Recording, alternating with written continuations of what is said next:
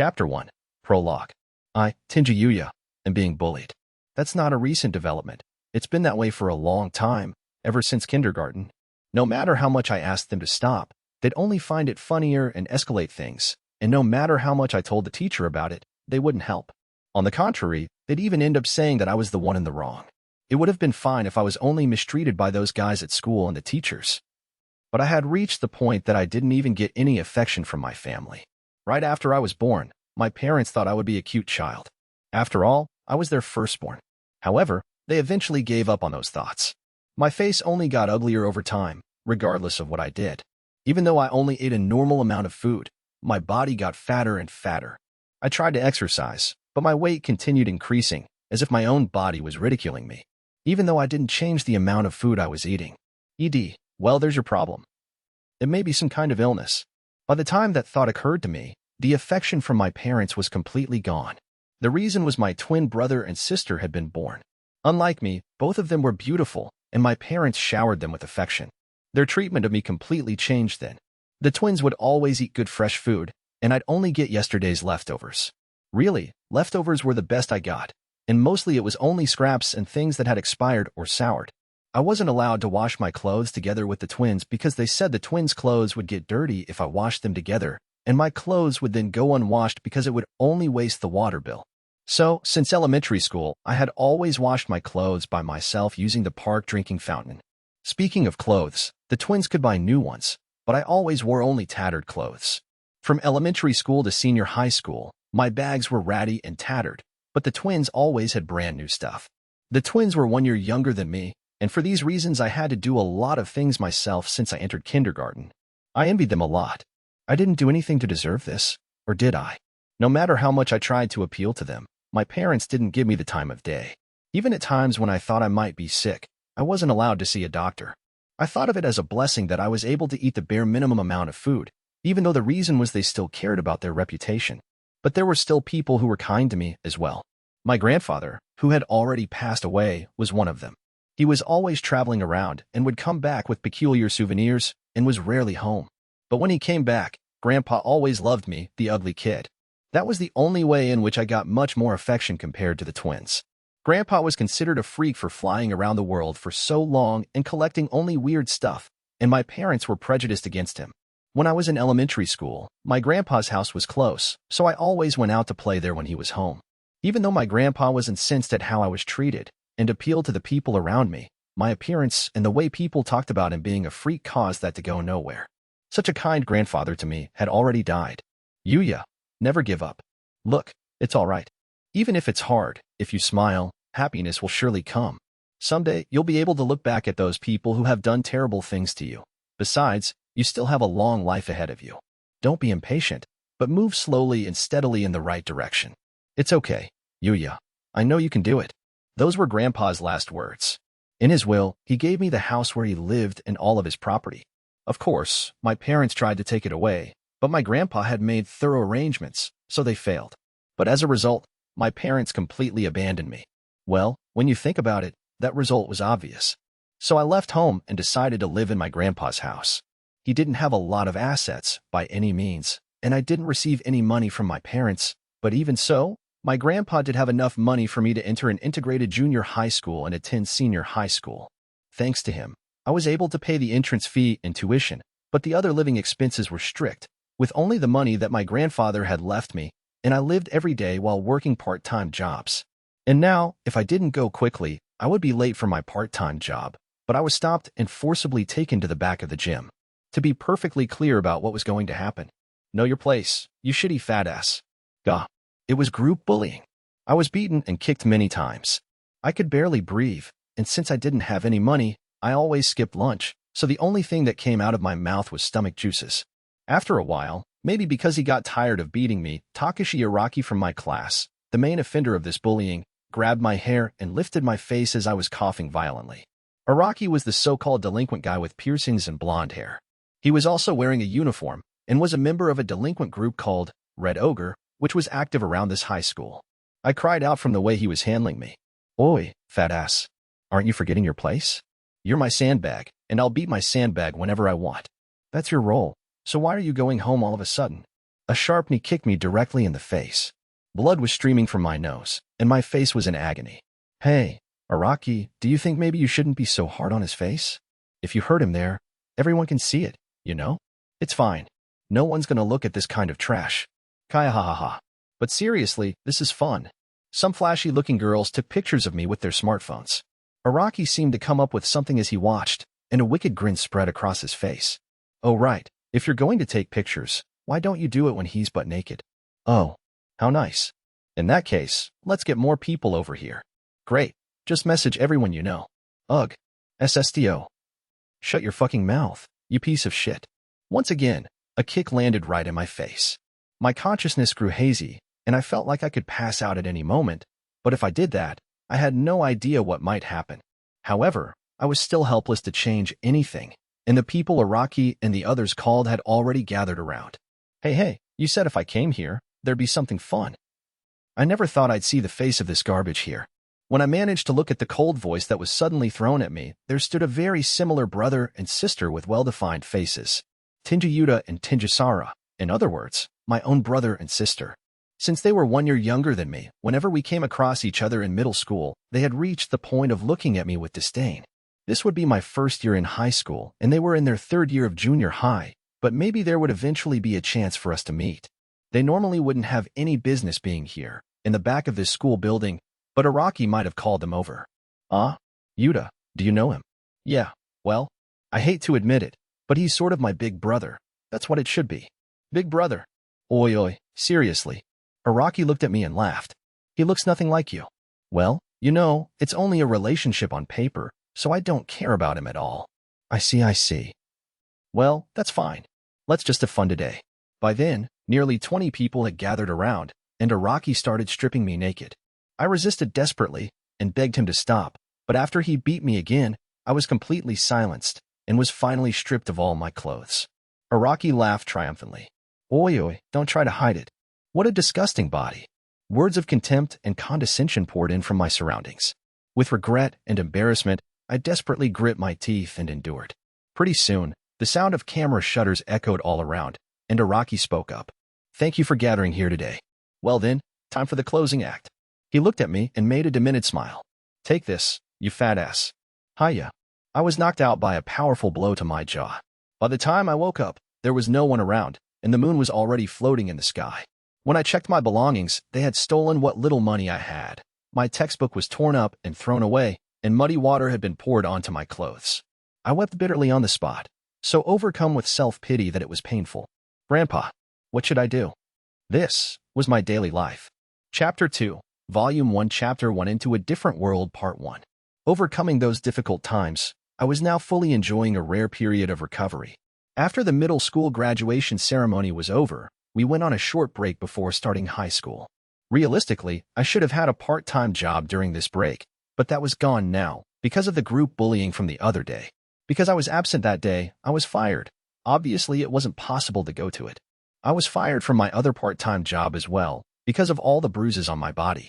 I thought it was unreasonable, and I was frustrated, but I couldn't do anything about it. I wondered if I should do muscle training during this break, even though I didn't think it would change anything.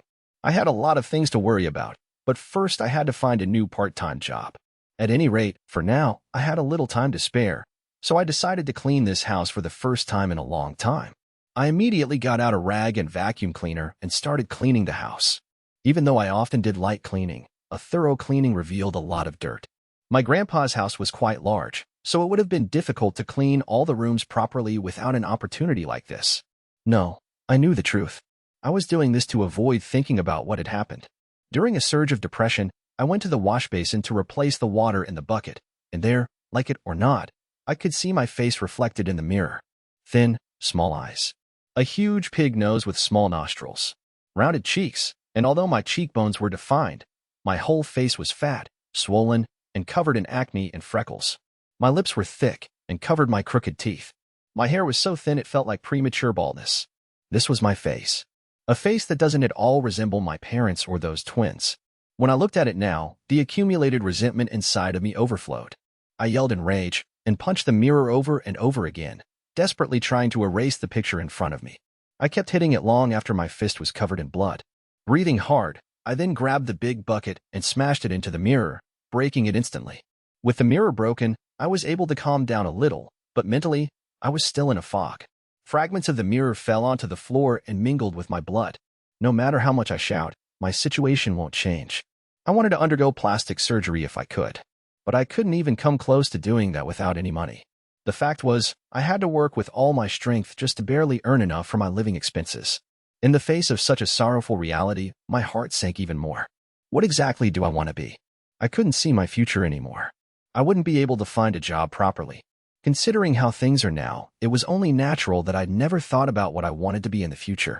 Dream? A dream? Huh? Even if I had a dream, it would be meaningless anyway. I don't have the ability or the will to make a dream come true. Fuck.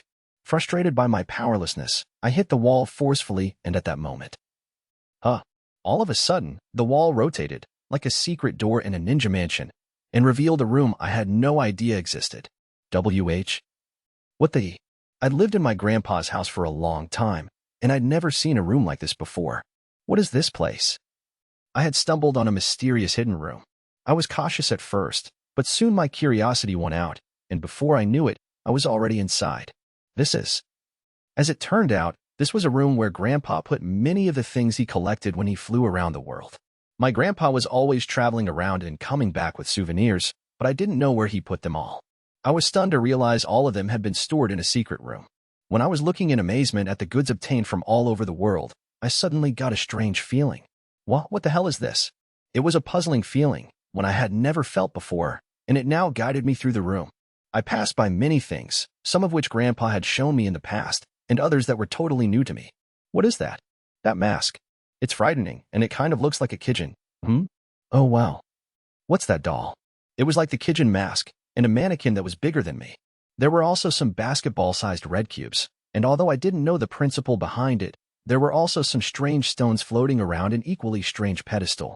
Apart from that, there was even a coffin that looked like an Egyptian sarcophagus, the kind that usually contained a mummified pharaoh. As I walked around, looking at the various objects and artifacts around me, I started to get that funny feeling again, like something was calling to me. I continued on, like being led by the hand. Grandpa collected all of this. In the past, he had often boasted about his collection, but I didn't realize how great it really was. Memories of a casually cheerful Grandpa resurfaced, and it was almost enough to make me cry again. It was Grandpa's collection of items, but it was full of things I had no idea what the uses were, so it was almost like junk now. If Grandpa was still alive, he would have taught me a lot once more. What should I do with all this? Even though I felt a bit uneasy, like something scary would happen if I even touched these items, my eyes were drawn to one particular item placed at the very back of the room. It was a door that existed as if it had been pulled out of the wall. There was a large owl carved on the middle of the wooden door, and trees carved on the edge of it. Did Grandpa bring this back, too? This door? If he brought this back, where would this door lead to? Well, it's just a door anyway, so I should only see the wall behind it if I open it. But the moment I saw the door, the strange feeling that I was having grew stronger. Could it be from this door? I couldn't recognize anything about the door in front of me, but it demanded my attention, and my eyes were glued to it. I wonder if this door was the thing calling me this whole time. Is there anything on this door? With that in mind, I reached for the door knob and opened it. It was an unfamiliar room. It's decorated similar to a log house, with a large wooden table and chairs, and a wooden closet. Weapons such as swords and axes were piled up like mountains. What ash? I felt like my head was about to explode upon seeing such an incomprehensible situation. Then, something like a translucent board suddenly appeared in front of me. Whoa. Since it appeared so suddenly, I cried out like a wimp and fell on my ass. However, the translucent board moved with me and remained at the same place in my vision. What is this? Feeling flustered, I focused on the translucent board and saw the text written on it. Skill, appraisal, has been acquired. Skill, endurance, has been acquired. Title, master of the door, has been acquired. Title, master of the house, has been acquired. Title, otherworlder, has been acquired. Title, person who visited a different world for the first time, has been acquired. There, something like a message from games was displayed. Appraisal? Endurance? More importantly, a different world? For now, I got up and went back to my house and checked around the door again. As I thought, there's nowhere to go? The only thing behind the door was just the wall of my house. Yet through the door was an unfamiliar room like in a log house, extending beyond the other side. Seriously, what is this thing? What the heck is this door? The moment I thought that, the translucent board that had disappeared suddenly appeared again. Door to another world, a door which suddenly appeared on Earth and leads to some other world. Even the gods do not know why these doors appear, or how. The destination is unknown, and once you cross to a different world, the location becomes fixed. Those who become the door's master can manipulate various functions. The door is indestructible. How? Suddenly, I know all this information about the door. No, wait. I understand it perfectly well, but it's still absurd. At this point, I finally calmed down and arrived at the answer. Perhaps it's the effect of this appraisal skill? No, but wait. I'm in the room at my house right now, not in that log house style room. So why is that thing still showing up? I don't really get it, but is there any way I can check the effect of the skills? The board appeared again when I muttered that and displayed the following. Appraisal, skills to appraise various things. Endurance, you have acquired great resistance to abnormal states, mental interference, or physical stress. There it is again. I understood it now. I was probably able to examine the door a little while ago because of this appraisal skill. Even so, this was too far detached from reality. If that's how it is, can I examine the titles, too? I muttered, roughly accepting my present circumstances, and the message appeared as expected. Master of the door, the master of the door leading to another world. You can use the menu function. Master of the house, the new master of the house where the wise man is said to have once lived. You have obtained ownership of this house. Otherworlder, a person from another world. You will be given a special growth boost, allowing you to obtain more experience than normal. It will also be easier for you to learn skills. Level cap has been removed. Person who visited a different world for the first time. The person who visited another world for the first time. A distinct title that makes it easier for you to invent skills and magic compared to the effect of similar titles such as Pioneer. The process of your growth will proceed in an ideal direction. In addition, you will be able to use Item Box. Oh, for some reason, despite how amazing it all sounded, it didn't affect me that much. Person who visited a different world for the first time seems to be a superior title compared to Pioneer, and it also apparently makes me able to use Item Box. What's Item Box? And which house is the master of the house description talking about? Then I noticed the part of the description of master of the door that mentioned a menu function. Menu function? What the heck is that? Oh, wow. Another message was displayed in front of me. This is door to another world. Owner, Tenjou Yuuya. Functions, money conversion transfer entry restriction. That was displayed. Money conversion? Can I convert something into money?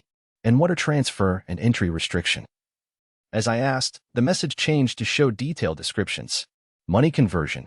Everything can be converted into money. Transfer. The door can be summoned to the owner's current location at any time. Entry restriction. Only those specified by the owner can pass through the door. It's more sophisticated than I expected. In other words, even if someone finds this place, they can't go any further. In addition, if someone were to try to steal this door, it would return to me. I honestly don't know how to use this money conversion, but, well, there's no downside from having it, so that's fine for now. Honestly, everything I've seen until now feels like something you'd see in a game, so there must be something like a status panel, right? I thought about it excitedly, and another message appeared. Tenjou Yuuya. Occupation, none. Level, 1. Magic, 1. Attack, 1. Defense, 1. Agility, 1. Intelligence, 1. Luck, 1. BP, 0. Skills, appraisal, endurance, item box. Titles, Master of the Door, Master of the House, Otherworlder, person who visited a different world for the first time. It's hopeless. This thing can't be serious. All of my stats are 1. Even in school, I never had grades this bad. Well, somehow I knew where that was coming from. Apart from that, what was this BP? And item box was added to my skill column for some reason. BP, abbreviation for bonus points. When leveling up, you will receive 10 BP and can assign them to any stat you like. If you are an Otherworlder, you will instead receive 20 BP. If you have the title Person Who Visited a Different World for the First Time, you will instead receive 100 BP. Item box. You can manipulate a special region of space that allows you to store and retrieve things as much as you like.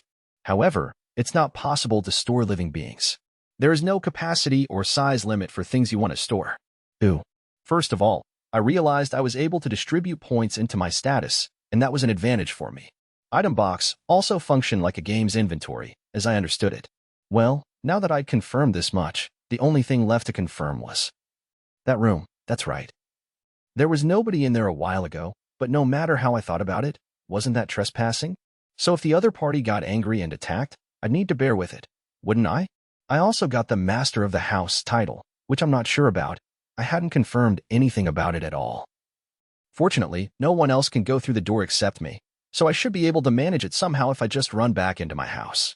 Let's take another look. I decided to go back to that room again. Chapter 3, Chapter 1, Part 2. There's no one here, right? I peeked timidly out the door to confirm my surroundings, but as I had hoped, there were no signs of people. I stepped into the room again, overwhelmed once more by the sensation of trees and wood all around me.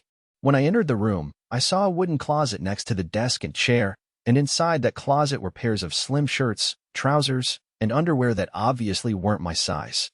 It was a bit disappointing, since it felt unexpectedly nice when I touched it. Oh, I didn't notice it until now, but there's a window in here. I approached the window and looked outside.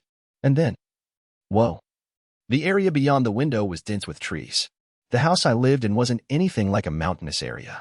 It was in a residential area, and normally you could see cars passing by, both in front and behind the lot. However, this cabin was completely surrounded by forest. As I thought, it's a different world.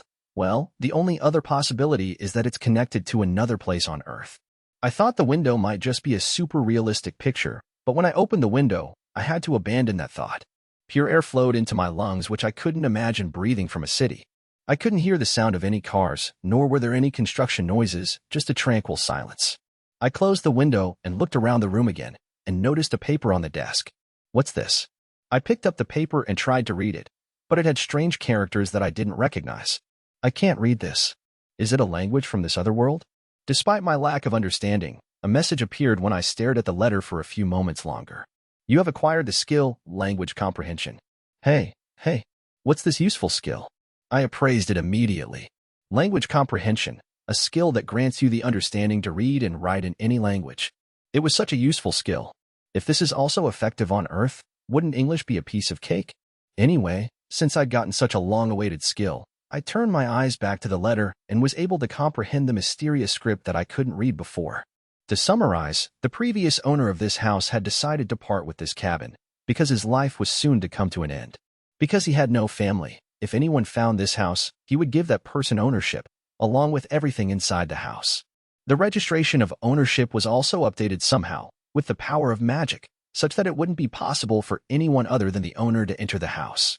This was probably because I got the title of Master of the House, so I became its owner. From the description of the title, I could understand that a wise man once lived here, but how amazing was he?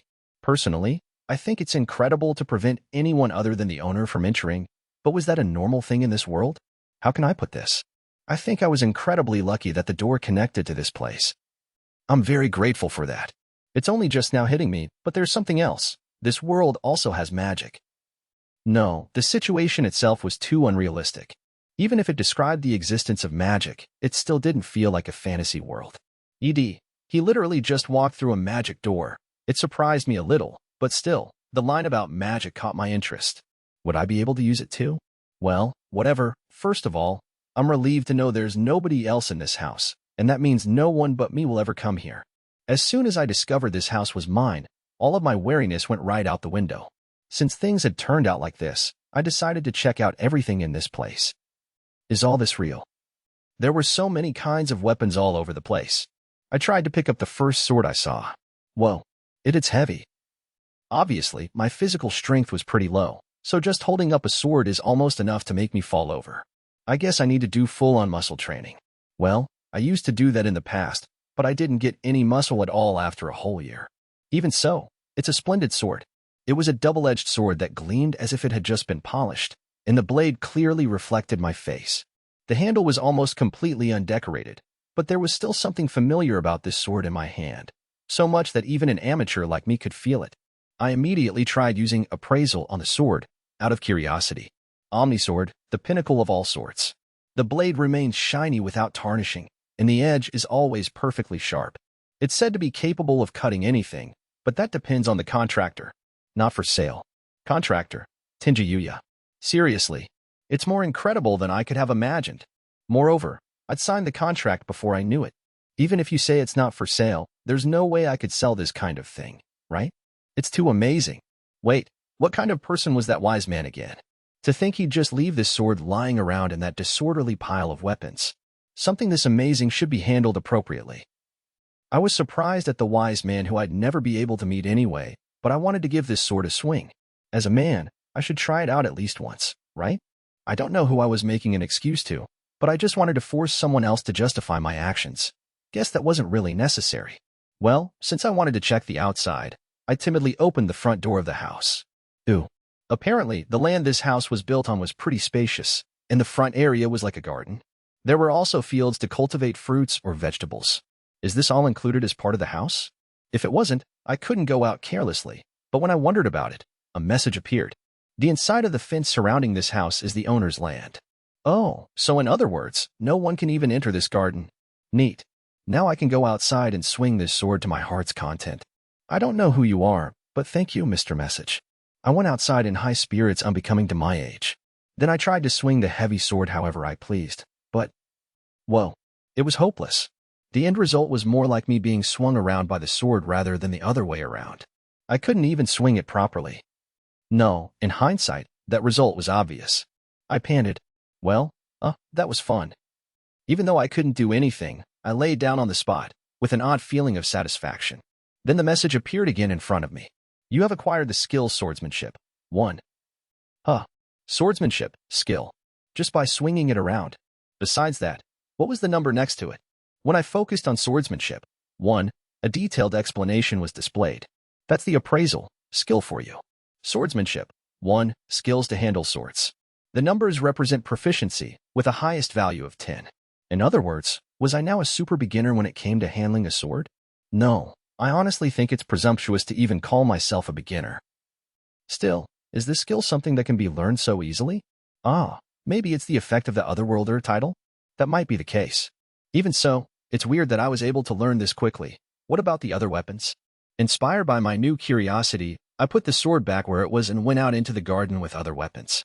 As a result of appraising them one by one, I started to get the sense that anything I picked up was going to be an amazing item.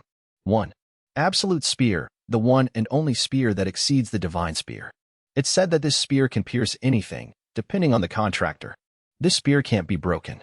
If you throw it, it will always hit the target and will return to your hand. Not for sale. Contractor, Tenjou Yuuya. TLN, the kanji is.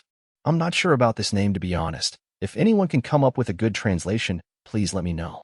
Death Scythe is a scythe that could even kill the god of death. It is said to be capable of cutting anything the contractor wants. Any existence cut by this scythe, no matter how small is it, will give a fatal wound. Not for sale. Contractor, Tenjou Yuuya. Infinity Gauntlet. Not only does this increase striking power, this gauntlet can also be used for protection. One blow is equal to infinite attacks. Not for sale. Contractor, Tenjou Yuuya. 2. Formless Bow, the ultimate bow without physical form. Depending on the contractor's will, it can produce an infinite number of arrows.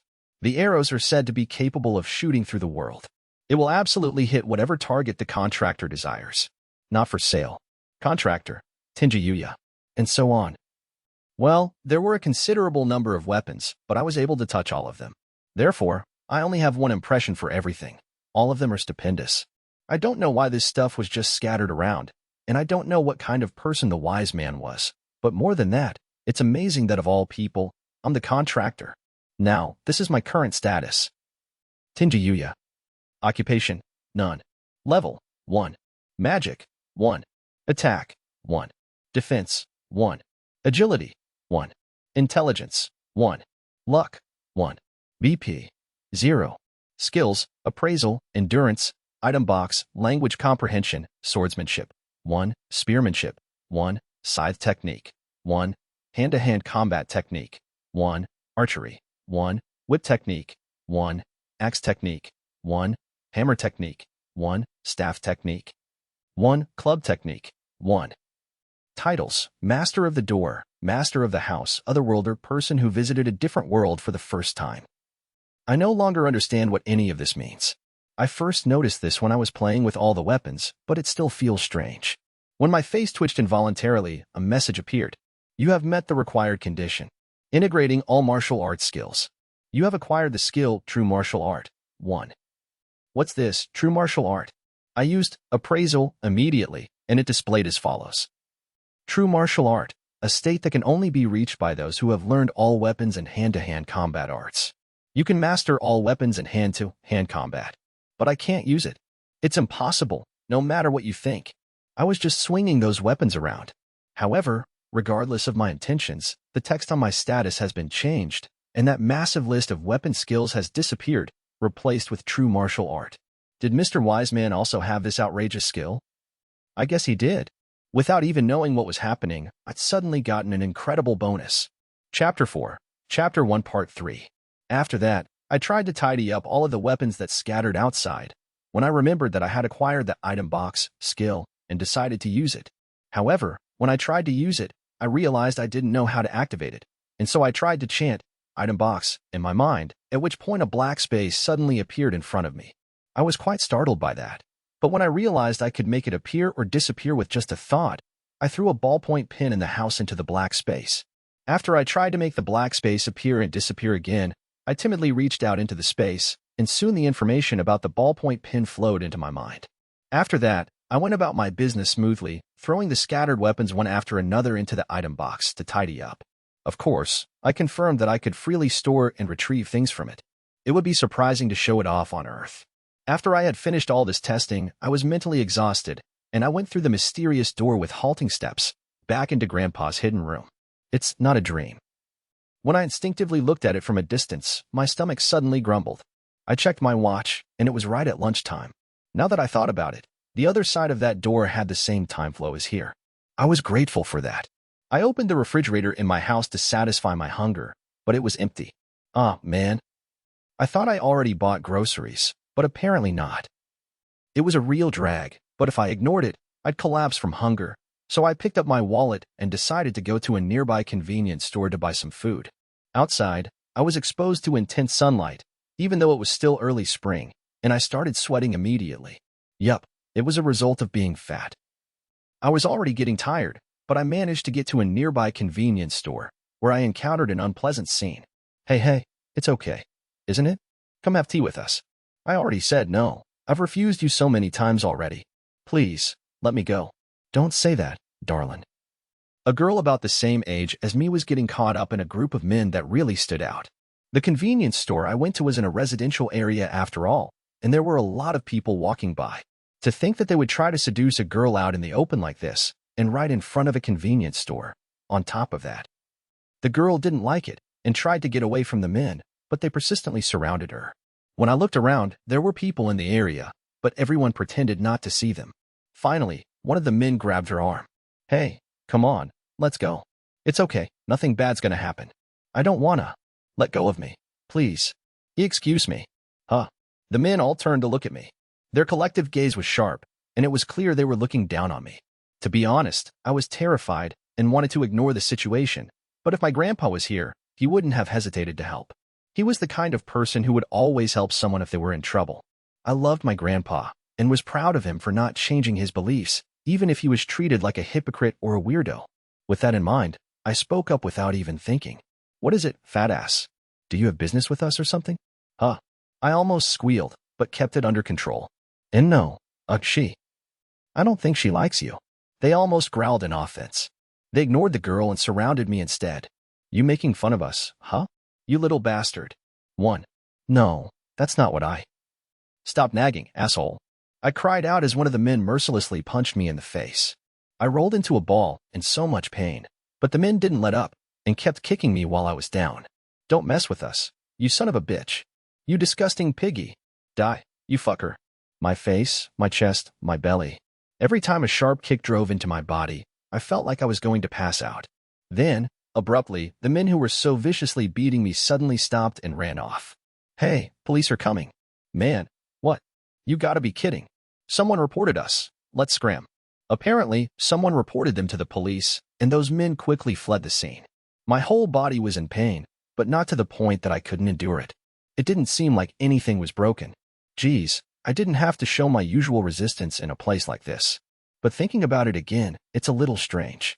Until now, I usually would have lost consciousness at a time like this, but now, I managed to stay awake, though just barely. Could it be that the endurance skill activated? I knew I was able to use appraisal at home before, but to think I could also use a skill on Earth as well. The girl who was being harassed earlier came running over and helped me get up. Are you all right? I'll call an ambulance right away. It's okay. It's okay. It's okay. So, I don't need an ambulance. But. No, really, it's okay. I was moved by the girl being so worried about an ugly person like me, so enduring the pain, I stood up. By all means, lean on my shoulder. I'll help you walk. And no, it's okay. It's okay already. But. 1. It's really okay now. Rather than that, you were getting harassed, weren't you? Please be careful from now on. I don't really know what I'm saying, but I got my distance from the girl who was worried about me. She just got attacked by a man, so she shouldn't want to be by a man's side, right? I think that would be a natural course of action. Well, it might not matter if she didn't even recognize me as a man or as a human. The police came rushing over while I was having those self-deprecating thoughts. The police officers were 2 women and 1 man, so the girl might be relieved with this. We just got a report. I was surrounded by a group of men, and this person helped me when I was in trouble. Therefore, the girl explained to the police in detail that I was the only one injured, so it didn't seem to matter that much. It was like a weird story that I was the only one to get hurt. After a short series of questions, the police officer apparently decided to send the girl home. Then they turned to me. We'll send you home, as well. Where do you live? And no, it's okay. I'll go home by myself. I came here to get groceries. I see. Well then, please be careful. When the police officers started to take the girl with them, she suddenly turned to me and bowed her head. Thank you for your help this time. Huh? No, don't worry about it. I couldn't do anything, after all. That's not true. In fact, you made me so happy. Thank you very much. I'll be sure to repay you for this. Please don't mind it. Well then, I'll take my leave. I don't usually talk to people, but I managed to say that much and cut off the conversation to part ways with her. I couldn't look her in the eye at all. In the first place, I rarely talk to women, and when I do, it's just a bunch of swearing directed at me.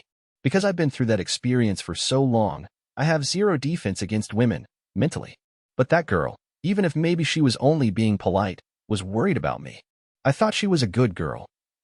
A girl like that deserves to be happy. Thinking like that, before I bought the other things I wanted, I stretched my legs a little more and went to the supermarket for the groceries, then stopped at the convenience store again on my way back, before finally going home. Chapter 5, Chapter 1, Part 4.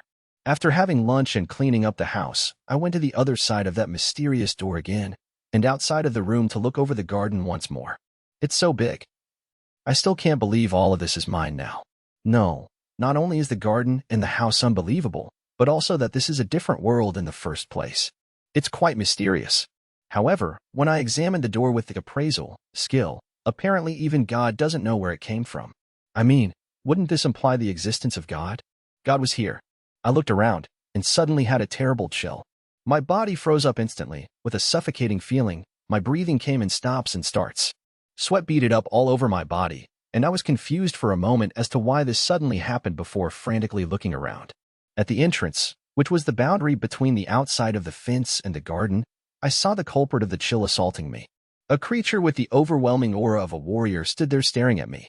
Its body was massive, in excess of 2 meters in height, and its skin was dark red, as if smeared with blood. Its bulging biceps were as thick as my fat torso, and its face resembled an Oni, a fictional existence, with the 2 splendid and sharp fangs growing from its lower jaw. In the face of that beast's imposing glare, what little part of my rational mind was left tried to activate appraisal. Bloody Ogre. Level, 300. Magic, 100. Attack, 5,000. Defense, 5,000. Agility, 1,000. Intelligence, 500. Luck, 100. I don't get it. What the hell are these ridiculous stats? All of mine are at 1. In the first place, isn't it weird to pit a level 1 like me against a level 300? My heart sank further looking at its name. Bloody Ogre. It reminded me of Araki, my bully. He belonged to a group with a similar name, Red Ogre.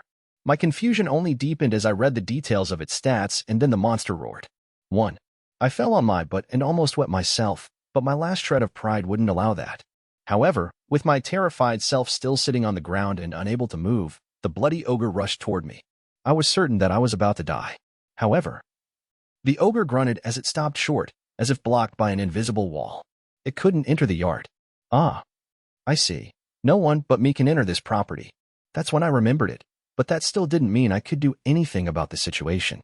In fact, the ogre was still banging his fist against an invisible wall at a frightening speed, in an effort to enter the yard. Its thunderous roar echoed through the surroundings. Just like I couldn't do anything against it, the ogre also couldn't do anything to this house and continued to uselessly attack it. Somehow, it didn't seem like there would be a problem if I just ignored it. In that way, the moment I relaxed a little, the bloody ogre also stopped attacking and reached for a nearby tree. After easily uprooting it, the monster threw it towards the house. I screamed in fear, in spite of myself. Even if living creatures can't enter, does that apply to other things? I was absolutely terrified by the bloody ogre's assault, but the defensive performance of this house exceeded my expectations, and even the tree it threw bounced off. It really can't do anything against this house. Both direct and indirect attacks are blocked. At any rate, I came to understand that the bloody ogre was no threat while I was here, but it still didn't give up and resumed its attacks. Even if I know it can't get to me, this wasn't very good for my mental health. Is there anything I can do? Suddenly a thought occurred to me. Can my attacks from inside leave the property? Right? All external attacks seem to be prevented, but what happens if something attacks from the inside out?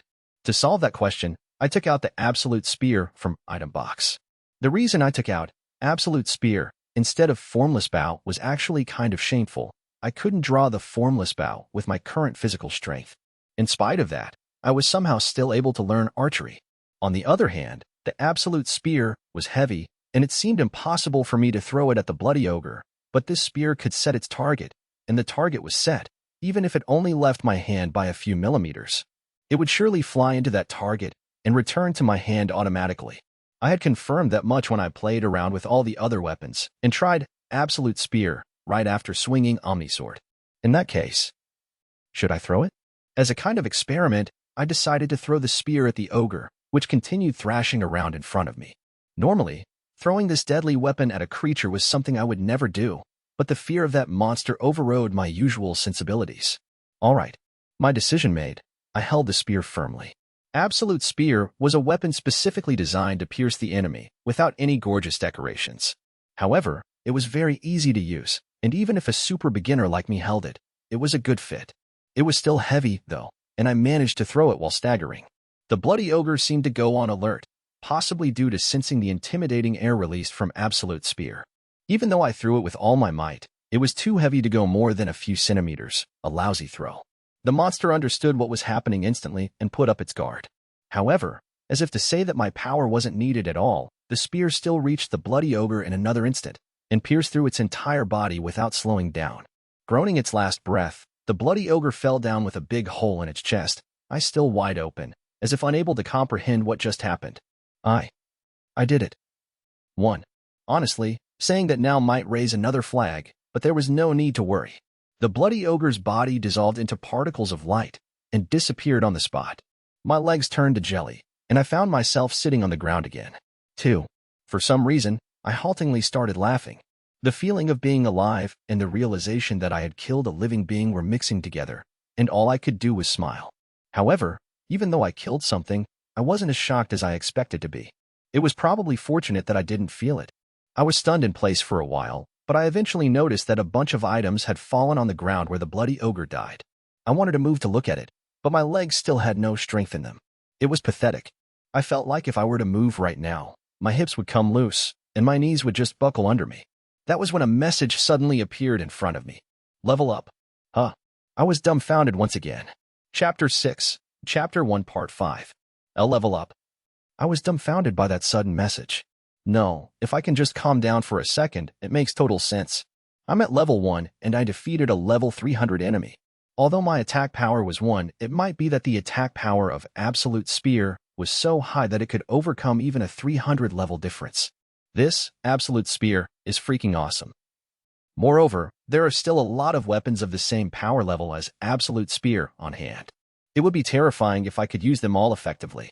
Anyway, it said I leveled up, so what's different? I displayed the status and checked the changes. Tenjou Yuuya. Occupation, none. Level, 100. Magic, 1000. Attack, 1000. Defense, 1000. Agility, 1000. Intelligence, 1000. Luck, 1000. BP, 10,000. Skills, appraisal, endurance, item box, language comprehension, true martial art, 1. Titles, Master of the Door, Master of the House, Otherworlder, person who visited a different world for the first time. No, that's too much. But the enemy was level 300, so is this normal? And for every level I gain, all of my stats go up by 10. I don't know if that's normal for this world's inhabitants. Even so, it was clear that my BP was very unusual compared to anyone else. I knew that for sure thanks to the description of person who visited a different world for the first time. I can sort out this BP as I please, right? I could do that, but I was more concerned at the moment about the stuff scattered around where the bloody ogre was. I went to check on that first. Still trembling, I walked over their step by hesitant step. What is this stuff? The items I found included some kind of palm-sized jewel that was a mysterious color and a splendid fong, similar to that which grew from the bloody ogre's mouth. There was also some dark red, sinister-looking armor. Well, for now, let's just take these. Thanks to it dying near the gate, I was able to collect them quickly. There weren't even that many items, but they had an indescribable aura. Like, they were intimidating. Anyway, even an amateur like me could tell these were amazing items. However, I wouldn't learn anything else just by looking at it, so I activated the appraisal skill. I was already starting to activate them like it was natural. Bloody War Demon's Great Fong, Fangs of the Bloody Ogre. Its fangs are not particularly massive, but when combined with the bloody ogre's bite force, it could easily penetrate the skin of any prey. If processed, it could be made into a sturdy and sharp weapon. Magic Stone, Rank B, a special or that can be obtained from magical beasts. The ranks are, in ascending order, F, E, D, C, B, A, S. The higher the rank, the more expensive a stone will be. Bloody War Demon's Body Armor, a drop from bloody ogres, made from their strong skin and muscle fibers. This armor can't be scratched by typical attacks. The wearer's attack power is modified. Bloody War Demon's Gauntlet, a drop from bloody ogres, made from their strong skin and muscle fibers. This gauntlet can't be scratched by typical attacks. The wearer's attack power is modified. Bloody War Demon's Waist Armor, a drop from bloody ogres, made from their strong skin and muscle fibers. This gauntlet can't be scratched by typical attacks. The wearer's agility is modified. 1. Bloody War Demon's Leg Armor, a drop from bloody ogres, made from their strong skin and muscle fibers. This leg armor can't be scratched by typical attacks. The wearer's agility is modified. The items were overwhelmingly fantastical. Magic stones and fangs. Where can I, an ordinary person, use these? No, wait. I couldn't even use armor on modern Earth. I didn't know how to wear it in the first place. The weapons might still have a use, and for magic stones, I could only see that their rank was indicated. Moreover, the size of the armor didn't fit me, being a fat guy, and it's not possible to equip it. Seriously, how am I supposed to use these? That said, the body armor was somewhat shaped like the bloody ogre's abdominal muscles, and overall, the gauntlet was somewhat thorny. The waist armor looked just as sharp as the body armor and the gauntlet, and the red cloak was attached. Even the leg armor was very cool, with the feeling that its design was adjusted to match the wearer's legs. I managed to collect all this, but I'm not sure how to use it. I got the feeling that it might not have been good to keep postponing the allocation of BP. With that in mind, I decided to go ahead and distribute the BP this time. I can't use magic even if I raise it, and I'd like to increase my attack power anyway. I originally liked physical combat styles in games, so I just increased my attack power. Actually, since I never owned or even played any forms of entertainment like video games, this was just my own delusion. At any rate, that amount of magic was enough, since I couldn't use it anyway, and above all, since I was constantly getting bullied, I felt it was a good idea to also raise my defenses. But even luck. Originally, luck, unlike physical strength, wouldn't go up no matter how hard you tried, but actually, it was now increasing by the same amount as everything else when I leveled up. When I thought about that, I was itching to assign even more points to luck. This makes me so excited. In the first place, to me, who had never played a game, this situation was becoming more and more like a game. Of course, I was afraid to face that killing intent from before, but this strange situation was still fascinating. Well, my level increased, and my attack power increased, but there were no other changes in particular. I don't really care that much. Actually, it just feels good that I could put points into my stats like in games. I thought optimistically and assigned the BP as I wanted. And the results? Tenjou Yuuya, Occupation, none. Level, 100. Magic, 1,500. Attack, 3,000. Defense, 3,000. Agility, 3,000. Intelligence, 1,500. Luck, 4,000. BP, 0. Skills, appraisal, endurance, item box, language comprehension, true martial art, 1. Title, Master of the Door, Master of the House, Otherworlder, person who visited a different world for the first time. That's how it was. Magic was something I couldn't use, and intelligence, while it would be nice if my pure knowledge would also increase because of it, if I thought about it like in games, it would only increase the power of magic, so that's why I didn't allocate much to it. Instead, I tried to improve the balance by raising attack, defense, and agility. I'm not sure, but it seems unlikely for me to have good luck even if I make a great effort, so that's why I assigned most of the remaining points into luck. Anyway, that's what I decided. Nothing's happened, huh? After all, the display was just like in a game, so I didn't think it would affect my body, right? Well, yeah. Anyway, I'm tired. Since so many things happened today, let's go home. Wait, this was originally inside my house. While having stupid thoughts like that, I put in a great deal of effort into moving my body, which was no longer disabled from fear like before, and approached the door to another world. Suddenly a message appeared in front of me. Items can be converted into money.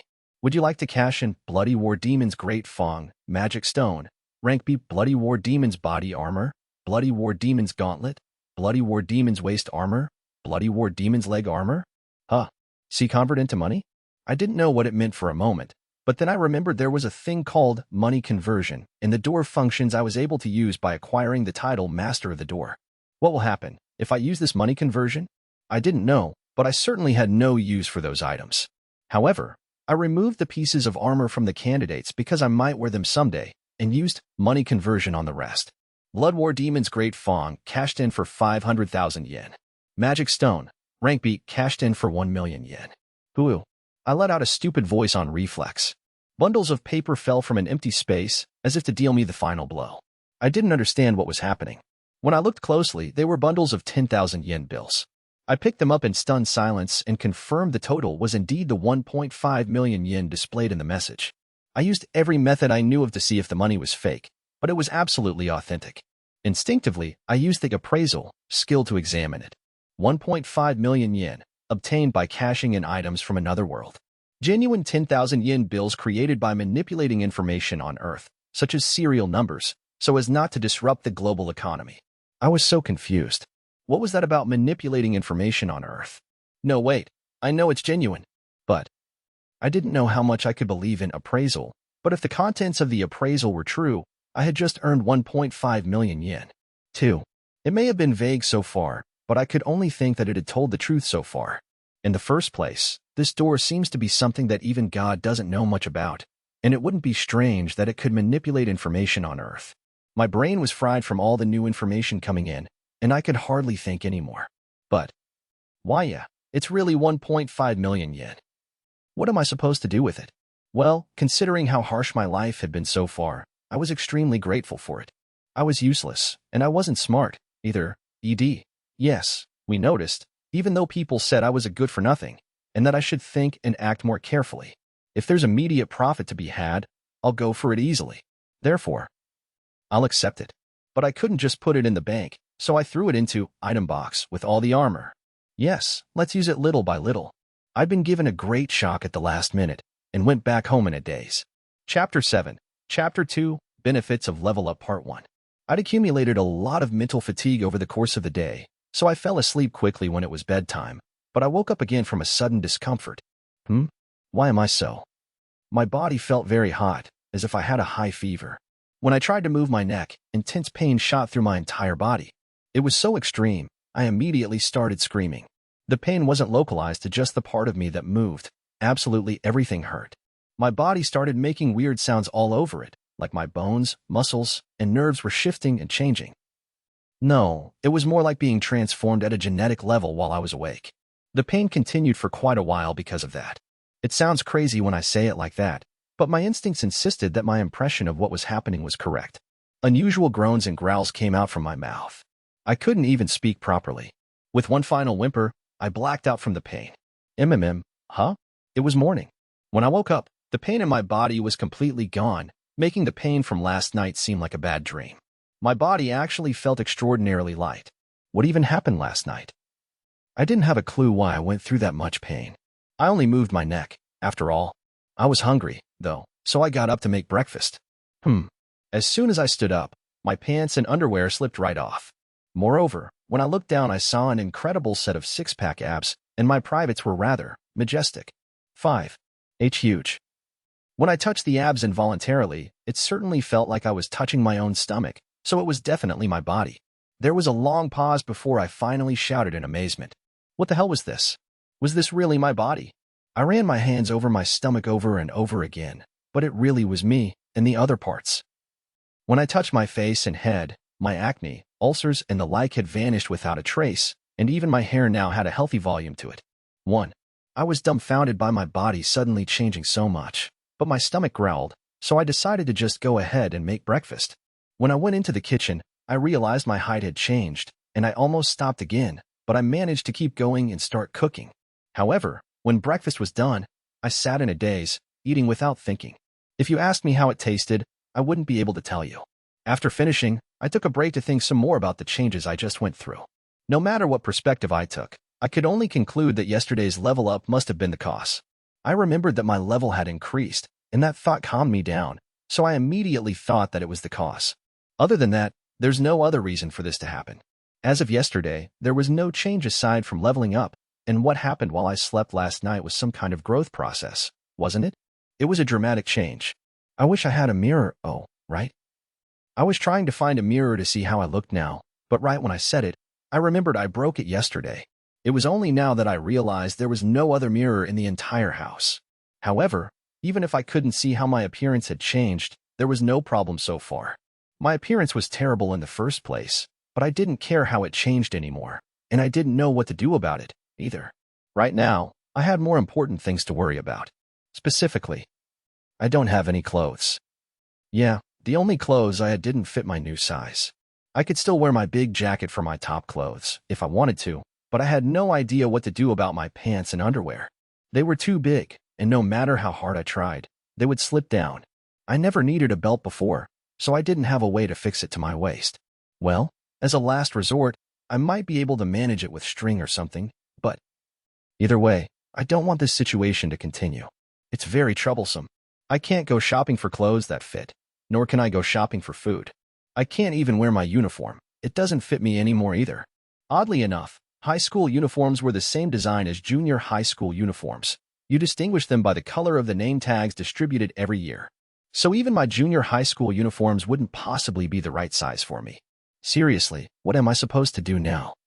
I really started to worry, but then I remembered something. Oh yeah, now that I think about it, there were some clothes in that other house's closet, right? The house in the other world had a closet, in which there were some clothes and underwear that were too small to wear at the time. I guess I'll just wear that then. Since I had no other choice, I immediately went through the otherworld door into the other house and opened the closet. Some clothes and underwear were still inside, including a white shirt and black pants. They were simple clothes, but somewhat modern looking. I'm saved. I can just wear these for now, right? It doesn't mean anything, but for some reason I thought to appraise them. Royal silk shirt, a very soft shirt made of the highest quality royal silk. Automatically adjusts size according to the body shape of the wearer. Maintains a comfortable temperature for the wearer. Immune to dirt. Contains an auto-repair function. Contractor, Tenjou Yuuya. Royal silk pants, very soft pants made of the highest quality royal silk. Automatically adjusts size according to the body shape of the wearer. Maintains a comfortable temperature for the wearer. Immune to dirt. Contains an auto-repair function. Contractor, Tenjou Yuuya. You're kidding, right? What kind of broken ability is this? Clothes shouldn't be this incredible. When I first found this, I was still fat, but with that function, if I wanted to wear it, I still could have. Whether it's cold or hot, I'll be perfectly comfortable if I wear it, huh? That makes no sense. And it says it won't even get dirty? That would bring a huge amount of joy to the housewives of the world if that was typical. By the way, I didn't specifically pick these clothes because of the explanation. I just felt that they had a strangely elegant atmosphere. I really just felt it.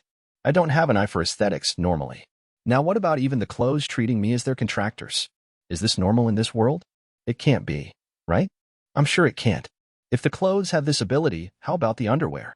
I thought about it and used appraisal on the underwear, but it was just an ordinary pair of comfortable underwear with no special effects on it. However, as usual, I had become its contractor as well. By the way, the underwear consisted of black boxers and other black underclothes. It really is perfectly useful, huh? No, I don't think that Mr. Wise Man used it practically like this, but it was a big help to me. In addition, when I looked in the closet again, there were even shoes and socks. The socks were comfortable, and its effect was that it wouldn't get stuffy. There was a golden spot on the back of it, so it was really cool. Again, I became its contractor. But the shoes were even more amazing. Dragon God's leather shoes made from the skin of a dragon god, the pinnacle of the dragon species. It ignores environmental effects or features.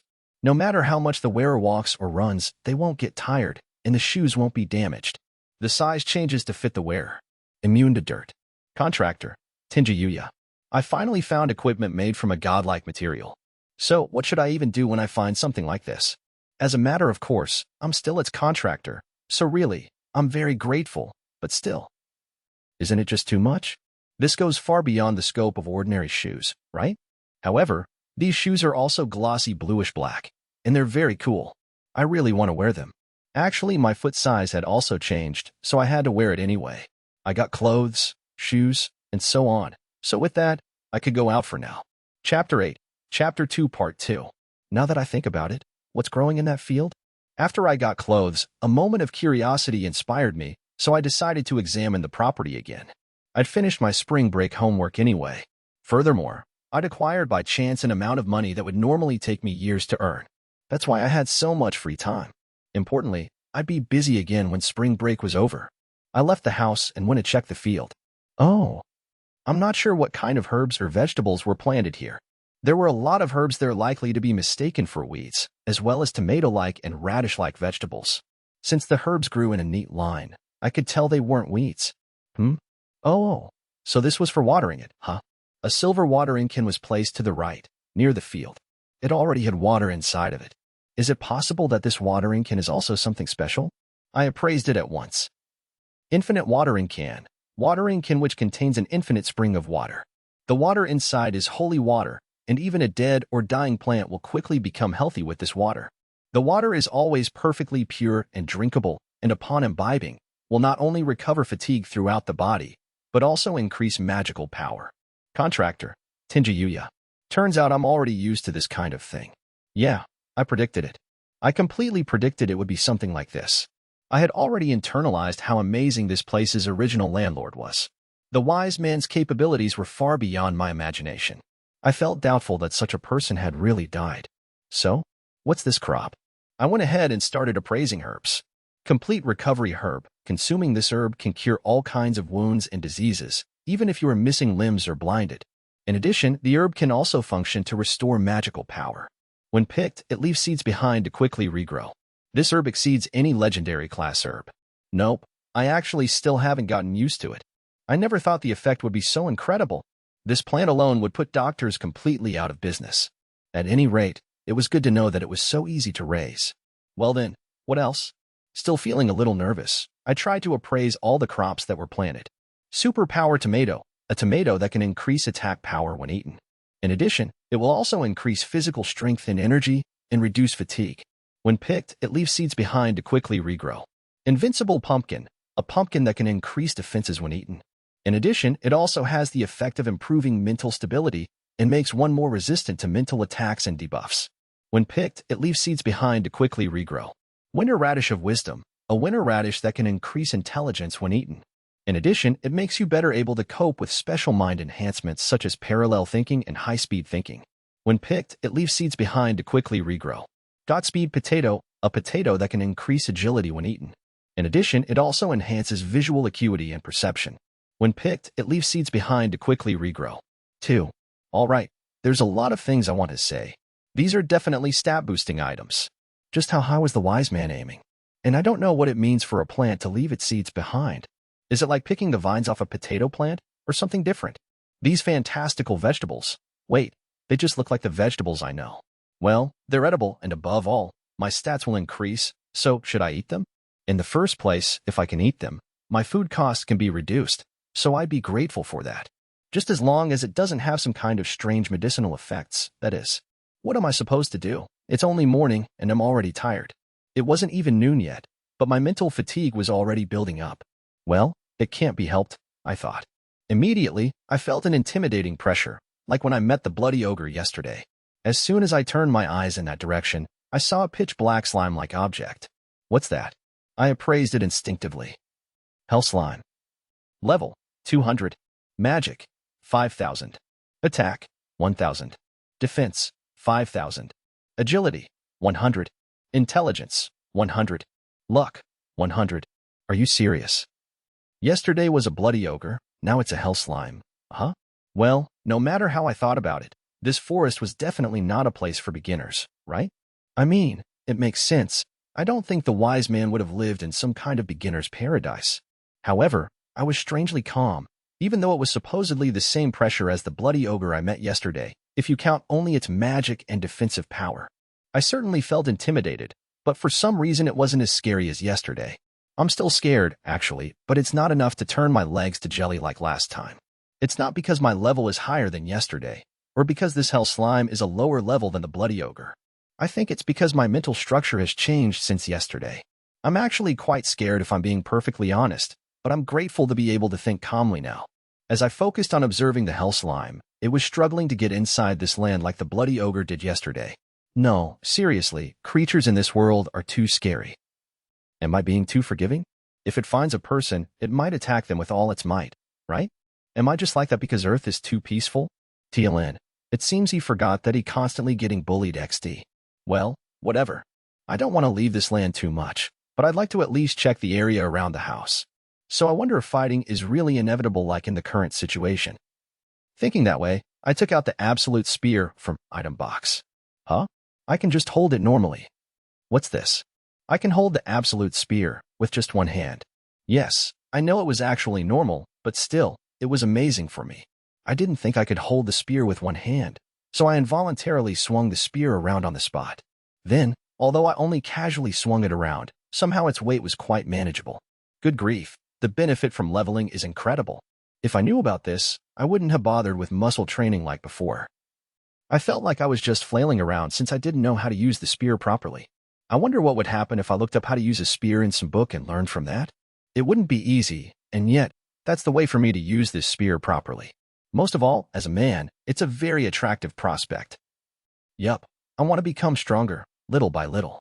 It's a bit late for little by little, my dude. For that, I have to deal with this first. I grabbed the spear again, and decided to throw it like yesterday, though last time couldn't even be called a throw. I completely dispelled my hesitation, brandished the spear, and threw it with one hand. No way. Immediately, the spear flew at a faster speed than I could have imagined, and there was a hole in the body of the hell slime before I knew it. 2. My power seemed to have been even greater than I thought, and I never would have expected it to fly even faster than the person who threw it could see. As a matter of course, I was dumbfounded when the spear came back. The hell slime's body quivered a little, like when the bloody ogre was defeated, and then it disappeared into particles of light. Once again, various objects appeared scattered where the creature was. Let's pick those up. It was still an unrealistic and bizarre situation, but I was curious about what dropped, so I immediately headed to the entrance. Wary of the surroundings, I quickly collected the dropped objects and appraised them. Hell Slime Core, the heart of the Hell Slime. It's filled with a huge amount of magical power and can be used in the process of creating armor. Hell Slime Jelly, a coffee-flavored jelly. Consuming it can increase magical power and defense. Magic Stone, rank C, a special or that can be obtained from magical beasts. Coffee Jelly. Really, I didn't think anything was close to coffee jelly among the things that I'd already gotten. On the contrary, it was a stat-boosting item, just like the crops of the field. There was also a magic stone this time, too. Is this another item that can be converted for a high price? It would be a lie to say I didn't expect it. My life was tough, so I wanted money if I could get it. I didn't know how to use the Hell Slime Core, so I wanted to cash it in if I could. I'll just bring back the Hell Slime Jelly. When I was appraising the items that dropped, I noticed I missed one. Oh, there was one more thing. It was a silver necklace, holding a fashionable crescent moon embedded with something like a black jewel. No way, it's an accessory. I don't know, since I'm not familiar with games, but is it normal for these accessories to drop? Or was that Hell Slime wearing it? If so, it must have been a fashionable slime. When I thought about it, the bloody ogre also dropped armor and stuff. I was too stunned to think about it at the time, but it seems normal to not only get materials, but equipment as well. For now, since it looked nothing like the other items I got from the Hell Slime, I appraised it. Black Moon Necklace, rare drop from Hell Slimes. It can increase various stats if worn at night. It also collects sunlight and converts it into magic power and constantly restores the wearer's magic power. Contractor, Tenjou Yuuya. It was a rare drop. Well, it didn't say anything about the slime being fashionable. Kind of disappointing. But the effect seems quite good. Even if it's only at night, it can increase stats and can also restore magic power. Though I don't know how to use magic power anyway. Since it was the first time I got a rare drop, and I'd never worn a necklace before, I decided to try equipping it. Does it look good on me? I wasn't asking anyone in particular, but only said it involuntarily. It wouldn't have been very suitable for me a couple days ago, but now that I'd lost a bit of weight, I wanted to believe it looked good on me. A message appeared while I was distracted with that. Level up. You have acquired the skill Presence Detection. No, wait a minute. Do I have to taste that severe pain again? It's true that the opponent's level was higher, and I can understand my level going up, but even if I recognize that, should I just accept it? I don't wanna. I still wanted to escape from reality, even if temporarily, so I checked the skill. Presence Detection makes it possible for you to detect presences. It was a very simple explanation. In other words, in a manga it would be something like, I know you're there. I'm just happy that this one was normal. Like I said before, when I collect items, I have to leave this protected land, so this could reduce my risk during that window of time. Satisfied with the new skill, I finally moved on to checking my status. Tenjou Yuuya. Occupation, none. Level, 150. Magic, 2000. Attack, 3500. Defense, 3500. Agility, 3500. Intelligence, 2000. Luck, 4500. BP, 5000. Skills, Appraisal, Endurance, Item Box, Language Comprehension, True Martial Arts, 1. Presence Detection. Title, Master of the Door, Master of the House, Otherworlder, person who visited a different world for the first time. It went up quite a bit. Or rather, isn't everything just too good? Is that a thing? Well, whatever. It's fine, since it's easy to think about. Okay. So, time to allocate BP. After thinking about it for a moment, I started spinning BP. This was the result. Tenjou Yuuya. Occupation, none. Level, 150. Magic, 2000. Attack, 4500. Defense, 4500. Agility, 4500. Intelligence, 2000. Luck, 6500. BP, 0. Skills, Appraisal, Endurance, Item Box, Language Comprehension, True Martial Arts, 1. Presence Detection. Title, Master of the Door, Master of the House, Otherworlder, person who visited a different world for the first time. Unlike last time, I didn't allocate BP into magic or intelligence. Instead, I allocated about 2000 to luck because there I'd gotten something like a rare drop item just now. It's pure speculation, but if my luck stat is high, I might get more of those rare drop items like before. And it kind of makes me happy to be lucky. Those were the morning's events, and by now it was noon, so I went back to my house at once. Once I got into the house, a message displayed asking whether to cash in the items again or not, and I decided to cash in Magic Stone, Rank C, and Hell Slime's Core. And then, Hell Slime's Core cashed in for 500,000 yen. Magic Stone, Rank C, cashed in for 500,000 yen. So, I ended up getting a large sum of money again, a total of 1 million yen. It was almost bewildering to think that I got 2.5 million yen in just 2 days, but I managed to get back home to have lunch. In addition, I immediately tried using the ingredients I got from the field that morning. The menu this time was Superpower Tomato Salad, Invincible Pumpkin and Winter Radish of Wisdom boiled in soy sauce, and meat and Godspeed potato stew. All these dishes were made with holy water from the infinite watering can. The idea for cooking these wasn't particularly different from tomatoes or potatoes from Earth. I was only nervous about the taste. However, that ended up being needless anxiety. Delicious. It was surprisingly delicious. My cooking skills were average, so this flavor could only be coming from the quality of the ingredients themselves. After finishing the meal, I checked my status, and there were various changes. Tenjou Yuuya. Occupation, none. Level, 150. Magic, 2500. Attack, 5000. Defense, 5000. Agility, 5000. Intelligence, 2,500. Luck, 7,000. BP, 0. Skills, appraisal, endurance, item box, language comprehension, true martial arts, 1. Presence detection, cooking, 1. Title, Master of the Door, Master of the House, Otherworlder, person who visited a different world for the first time. It really went up. My stat values had risen by 500. In addition, cooking had been added to the skill list. The reason for my stats increasing and for me to gain skills was all because I ate the ingredients from different worlds. Somehow, the food ingredients of the other world are a cheat. It's so enviable. No, wait. I'm the one who got the benefit of it just now. 1. I thought about what happened before, and the fact I'd gained the strength to handle those weapons. I decided to go to a nearby second-hand bookstore to find something about martial arts. I didn't want to go to the library because there were a lot of people, and every time I went there, I only got an unpleasant gazes from the people there. Since the second-hand bookstore I was going to now was small, it was perfect for me, because there wouldn't be any people. I finished preparing and left home immediately, going straight to the second-hand bookstore. There was no sign of people along the way, and even when I arrived at the bookstore, I was the only customer. Where was the martial arts section again? Whoa, amazing. I eventually found the shelf I was looking for, with a huge amount of books on martial arts in the martial way. 1. On top of that, there were a wide variety of books, not only about standard swordsmanship, but also about the spearmanship and pole arts I wanted, and even sickle and chain arts and assassination techniques. Where am I supposed to use assassination techniques? That's scary. I didn't know if the library had these kinds of books, but at this rate, I was sure there were a lot of old books there.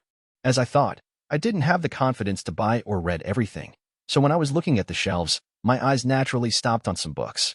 These books were all about those scattered weapons in schools and weren't consolidated, but somehow my instinct seems to whisper to choose them. Was that the influence of the true martial arts skill?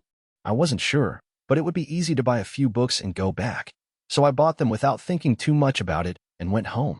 After that, I immediately read one of the books until I took a break for dinner, read it some more after dinner, and before I knew it, I got a new skill called fast reading and read the whole rest of the book. However, it was already late at night, so the actual battle would be tomorrow. After taking a bath, I prepared a futon and went to sleep. And then I experienced that terrible pain again and blacked out. Chapter 9, Chapter 3, Otherworlder Part 1. It's been 1 week. I realized yet again that my title and skills have ridiculous effects, specifically the Otherworlder and Person Who Visited a Different World for the First Time titles that I got when I first visited a new world. First of all, thanks to the Otherworlder title, I can level up easily, and it applies to all levels. Even skill levels go up at a rapid pace. I think. I can't say for sure since I don't know how it compares to other people. In spite of that, the Person Who Visited a Different World for the First Time title was even more insane. I already thought it was amazing when I first read its effects, but the higher my level gets, the more I realize how incredible it is. Anyhow, in terms of BP gained per level, the difference between me and normal inhabitants of that world is a factor of 10, and even for other Earthlings who might visit, it's a factor of 5. That alone was ludicrous. I'm indeed getting stronger because of the wise man's house and weapons, but I felt strongly that this title was giving me something more important. The title is fantastic, but the skills themselves are actually effective in my world, which is quite helpful. For example, the appraisal skill lets me easily obtain information on everything, such as finding the freshest vegetables at the supermarket, and the language comprehension skill lets me read, write, and even speak in various foreign languages. I mean it when I say I'm very grateful for that.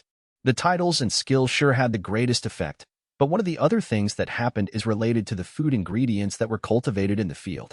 I've been eating food that increased my stats, but as soon as I reached a certain level, my stats stopped going up. Maybe there's a limit to how much they can raise my stats. To be honest, it was weird from the start that eating would make me stronger, so I didn't really feel bad about it. Even if it doesn't increase my stats, the flavor is just as tasty as ever. Oh, I also tried the Hellslime jelly, and it really was coffee jelly. Yup, that was tasty too. In addition, I also started testing things out with my body. While referring to the book from the second-hand bookstore, I started swinging weapons around properly, and since true martial arts became level 2 before I knew it, I found that the skill level would increase from my actions even if I didn't kill a monster. When I think that this is also thanks to the Otherworlder title, it brings me a greater understanding of this title's power. At level 2 of true martial arts, I didn't really feel any big change compared to level 1, but I felt that my weapon's handling had become slightly sharper. It's just a feeling, though. As I began to notice more and more things like this, I was actually starting to feel quite depressed. The beginning of the next academic year was approaching. If I became a high school student, it meant my environment would change as well. I had no choice. It would only give me anxiety. No, I'd actually be excited about my new life during a time I'd usually be anxious, but I didn't have the courage to make a high school debut in a high school where I already knew everyone from junior high. If I did, the bullying will only be more cruel than before. I wish I could just explore the other world from now on, but I can't say that. Sigh. I don't want it. Even though I said I don't want it, I still need to go to school. I wish I could be a good-for-nothing, but that would completely end my life. When I think about it that way, I can't not go to school. So, I went to visit a store selling uniforms to replace my current uniforms that no longer fit. It's not unusual to come to buy uniforms at this time of year because the new school year is about to start, but the people in the shop that sell uniforms stared at me. I wasn't leaving my fly open, was I? Well, as a result of taking the courage to go shopping, I was fortunate there were only a few people, so I didn't see anyone I knew. It was good. Anyway, today I'm determined to explore the surroundings of the house in the other world. It's scary to think that there's still a lot of things like bloody ogres and hell slimes, but more than that, curiosity has overcome my fear. I would never have gone out before, but after I leveled up, I'm not sure why, even I'm confident, but I still had a sense of adventure to act according to my curiosity. It may be dangerous from the perspective of others, but I was honestly happy about this change. It helped me think positively. This may be careless, but let's go. I was equipped with the Bloody War Demon series equipment, including the Blood War Demon's body armor and the Bloody War Demon's gauntlet, along with the clothes left by the wise man. When I put them on as a test, they were perfect for my body. This would have guaranteed some defense. By the way, when I wore it for the first time, my excitement went up considerably. It was really cool. Well, I'm a guy, after all, so it can't be helped. Because it's so cool. And just in case, of course, I'll also bring complete cure herb. This means I'll be fine unless I get killed instantly. Well, I might be too optimistic. I took a deep breath as I approached the entrance of the fence which marked the border between the garden where I've killed 2 monsters before and the outside. Weapon? Check. Armor? Check. Recovery grass? Check. 1. All right. When I decided to do so, I took a step out with my trembling legs. Step by step, I walked out of my land. And then, I managed to get out completely. The scenery outside should have been the same as when I saw it from inside the fence, but it looked more colorful in my eyes and I was stunned for a while. As I gradually began to feel it, I began to walk with a certain step. Even if I say to explore the surroundings this time, I don't have the courage to go too far away, so I will only explore at a distance where I still can see the house. Someday, I'll go farther away while considering the house as the mark. I held the absolute spear as my weapon and proceeded while watching my surroundings. It was the first time I saw the forest trees up close, but they all had leaves I'd never seen before. There were many flowers amidst a poisonous-looking rainbow of colors, and even flowers that emitted pale light. Looking at this really drives home the fact that it's a different world. While I was taking in the fantastical sights, I suddenly felt the presence of creatures. The presence detection skill must have been working. While steadying my breathing, I followed the presence of the creature and caught sight of it. It was a childlike creature with green skin, dressed in shabby armor, with sharp eyes, an aquiline nose, and some awfully sharp fangs lined up in its mouth. Actually, the bloody ogre was more terrible than this. While not being noticed by the creature, I tried to activate Appraisal, Goblin Elite. 1. Level, 120. Magic, 100. Attack, 1,500. Defense, 1,000. Agility, 1,500. Intelligence, 100. Luck, 100. I had somehow already guessed it was a goblin. But it wasn't a normal goblin, it was an elite. I guessed it was a high-class goblin. So enviable. TL. Because of his terrible life so far, he even envied a goblin. LOL. Anyway, how should I put it? I know I'm above it in terms of stats, but is this goblin really an enemy? Perhaps in this world goblins and humans are in a symbiotic relationship. If that's the case, I'm the one to blame if I launch an attack here first. A bloody ogre and hell slime were the first ones to point their killing intent at me, and most of all, they tried to break into my yard, so it was easy to tell they were enemies. This time, I don't really know. The bloody ogre was an enemy, and honestly, I feel the goblin is probably an enemy as well, but let's be careful here. I wanted to avoid unnecessary trouble and conflict if I could, so I quietly tried to escape. Crack. Then I stepped on the tree's branch under my feet and made a sound. When I timidly turned to look back at the goblin. Oh cool, our eyes met. The moment of silence continued. I couldn't bear to talk to it with a smile to act as friendly as possible. Hey. It babbled incoherent sounds at me. Right. As a matter of course, the goblin elite rushed in, wielding a shabby sword. Previously, I would have fallen on my butt, but now I could have seen the movement of the goblin elite closely and succeeded in evading it with plenty of room. The goblin elite looked a little surprised by my dodging movement, the tone of its babbling reflecting its emotional state, but it immediately attacked again in order to kill me. I understood now that the goblin was, as I expected, an enemy. If I knew it was an enemy, I wouldn't be in the wrong even if I killed it. So when I brandished the absolute spear, I remembered the contents of the book I bought. It did not actually say how to hold a spear. At the time, I wondered if I had already made a mistake in getting that book. But as I read on, the objective of the book was apparently to allow the reader to merely adjust their posture such that you can move more easily, with tips such as taking care to push it out while twisting when you thrust. That's the kind of thing that was written there. Well, you could summarize it as twist it while you thrust it. So in that sense, I appreciated it as a beginner. As I looked calmly at the attacking goblin elite, I could immediately see that the goblin elite was swinging its sword from one side. In other words, the head and lower body were full of gaps. Without overlooking it, I remained calm, using the length of the reach of the spear, twisting it not only with my arms but also with my whole body. Then, a spiral wind wrapped around the absolute spear and pierced the goblin elite's forehead precisely as intended. It managed to grunt with surprise. While I only pierced the goblin elite's forehead, the spiral wind wrapped around the spear was too powerful and blew up the goblin elite's head. When I pulled the spear back, the goblin elite's head had already disappeared. As its body staggered a few steps on the spot, it sprayed a tremendous amount of blood, before eventually disappearing into light particles. Phew. For the first time, I actually felt the sensation of taking a life through the spear, directly in my hand. But strangely, my mind was calm. In actual fact, it was a miserable sight that would make me want to empty the contents of my stomach onto the ground, but I was fine. Of course, there was still the feeling that I had taken a life, so I understood the importance of that.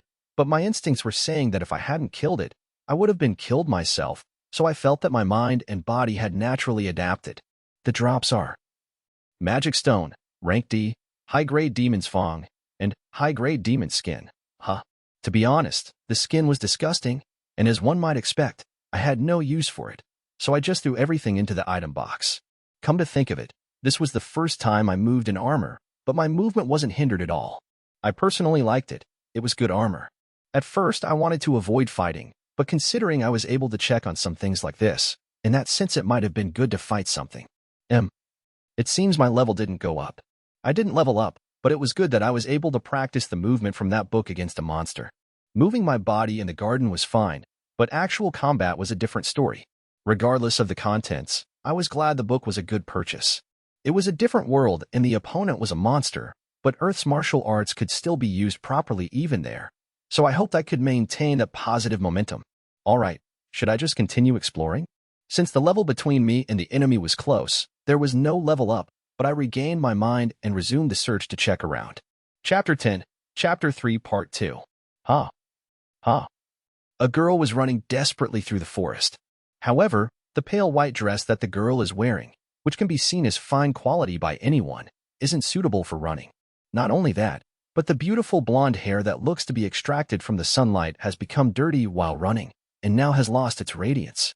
Several people who hid their faces behind a hood were chasing behind such a girl. The girl was running barefoot in the forest with a bad footing.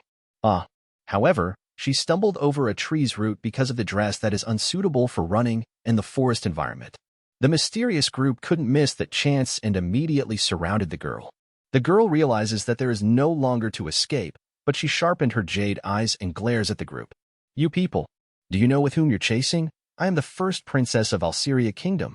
The mysterious group exchanged glances at the girl's bullish attitude while sneering. We know that, Lexia von Alceria. Then why? Why you said, saying such a ridiculous thing. As for what reason you're getting attacked. Should I make you remember with your body? That's. The girl Lexia became lost for words at what the assailant said. You're a hindrance, you know. You filthy mixed blood. My blood is not dirty. Don't talk back. Kya. One of the mysterious people magically created a mass of soil and shot it at her, who was resolutely appealing. Lexia instantly rolled over the ground, but his magic power was apparently high, and the impact caused more damage than expected. Yuuya, quit stalling for time. It'll be better if you just obediently die from the beginning. Your escort is pitiful, too, right? As a result of escorting you, they're getting attacked by us. They were desperate to let you escape, but aren't those knights dead by now? The mysterious group threw unpleasant words at Lexia, who was crouching in pain. Lexia was the first princess, but she was a child born between the present king and a concubine slave. More to say, her mother was not a human. She was a high elf, which has even better appearance among the excellent appearance of an elf. The king fell in love at the first sight with such a high elf slave and loved her as a concubine, and before long, Lexia was born. 1. However, soon after giving birth to Lexia, her mother died. The king was very sad and raised Lexia with a worthy of care. But one day, an incident occurred. High elf who originally possessed high magic and Lexia even as a half-human inherited their excellent appearance and magic, and one day her magical power went out of control. As a result, the first prince who was nearby was seriously injured. Fortunately, there were no after-effects left, and he had been healed completely. But Lexia was alienated by the queen, the mother of the first prince, and the nobles which on the first prince faction. Due to her origin of birth, she has been subjected to various types of harassment behind the king's back. She's grateful to her mother for giving birth to her, and she doesn't have a grudge against her father. However, the surroundings attack such Lexia mercilessly. Even if she's from the royal family, it will become misfortune depending on the circumstances. Lexia had been desperately living before such an unavoidable reality, but now she is about to be killed like this. She looks back on her life and tears fall involuntarily. If she had lived a more normal life. Yes, she had thought about it. Now, it will be silly to have an idle talk and be attacked by monsters. Go die quickly. Lexia could only sob, muffling her voice in this very miserable and helpless situation. One of the men of the mysterious group tried to shoot his magic mercilessly toward Lexia. It was at that moment. Gah! What? Goblin General! Suddenly, a monster attacked the mysterious group. With dark brown skin and golden eyes like those of reptiles. Bulging muscles, with a height as tall as an adult man, and wore a fine-quality armor on its body which gave off a very intimidating aura. Gushing nasal breath from its big aquiline nose, and then released a strong swing from its giant sword that was as tall as itself. The blow was tremendous, and the mysterious group that tried to unleash their magic at the Goblin General turned into a mass of meat in front of its giant sword. 1. The mysterious group cried miserably. Those who were about to kill Lexia were killed in an instant. Lexia's expression was tinged with fear by that fact, and she tried to run away in a hurry, but she doesn't have the strength to move her legs. While she was unable to move, the Goblin General had already annihilated the mysterious group with its overwhelming power. A large amount of blood and pieces of flesh were scattered all over the area, and the Goblin General was covered in blood. It was an absolute being that cannot be denied. Before that, Lexia's body has given up the will to live despite her intentions. No matter how much she tried to escape, her body won't listen at all. After it finished the slaughtering of those mysterious group, the Goblin General turned its eyes to Lexia, who was tinged with fear and despair. She was shot by a sharp glance, and finally, even her will to live was lost. The Goblin General calmly approached the stunned Lexia, and when it arrived in front of Lexia, it lifted up its giant sword. The Goblin General roared. She will die here without any suffering. With murky thoughts of death, she watched the sword that slaughtered the mysterious group. Dalawawaya. Gugya. Suddenly, something flew toward the Goblin General. However, the Goblin General sensed it just before the flying object collided and prevented it with the giant sword which had been swung up before. But it wasn't the only attack. Further impact striking the giant sword which had prevented the flying object. The impact is tremendous, and even the Goblin General who possessed a strong body can endure it and is greatly blown away. The Goblin General turned its gaze which was been filled with anger to the new intruder as it regained its posture. The Goblin General cried furiously. And when Lexia turned her gaze in the same direction as the Goblin General, "Are you all right?" she found out an elegant young man rushed over in a hurry, with glossy black hair and eyes that reminiscent of the night sky, which somehow brought up an atmosphere of a foreign country. Despite the desperate situation, Lexia for some reason felt a bit reassured the moment she saw the young man. Thus, because of that feeling of security, her thread of the tension has broken, and she fainted on the spot. Chapter 11. Chapter 3 Part 3. A few days after fighting the Goblin Elite, my exploration has progressed considerably, And after getting some useful skills along the way, I don't need to put any marks to lead back home anymore. In addition to new skills, fighting against new monsters has also improved my levels and combat skills. I cashed in on the items I got and got a good amount of money from it. And so, this is my current status. Tenjou Yuuya. Occupation, none. Level, 200. Magic, 5,000. Attack, 7,000. Defense, 7,000. Agility, 7,000. Intelligence, 4,500. Luck, 7,500. BP, 0. Skills, appraisal, endurance, item box, language comprehension, true martial art. 4. Presence detection, fast reading, cooking.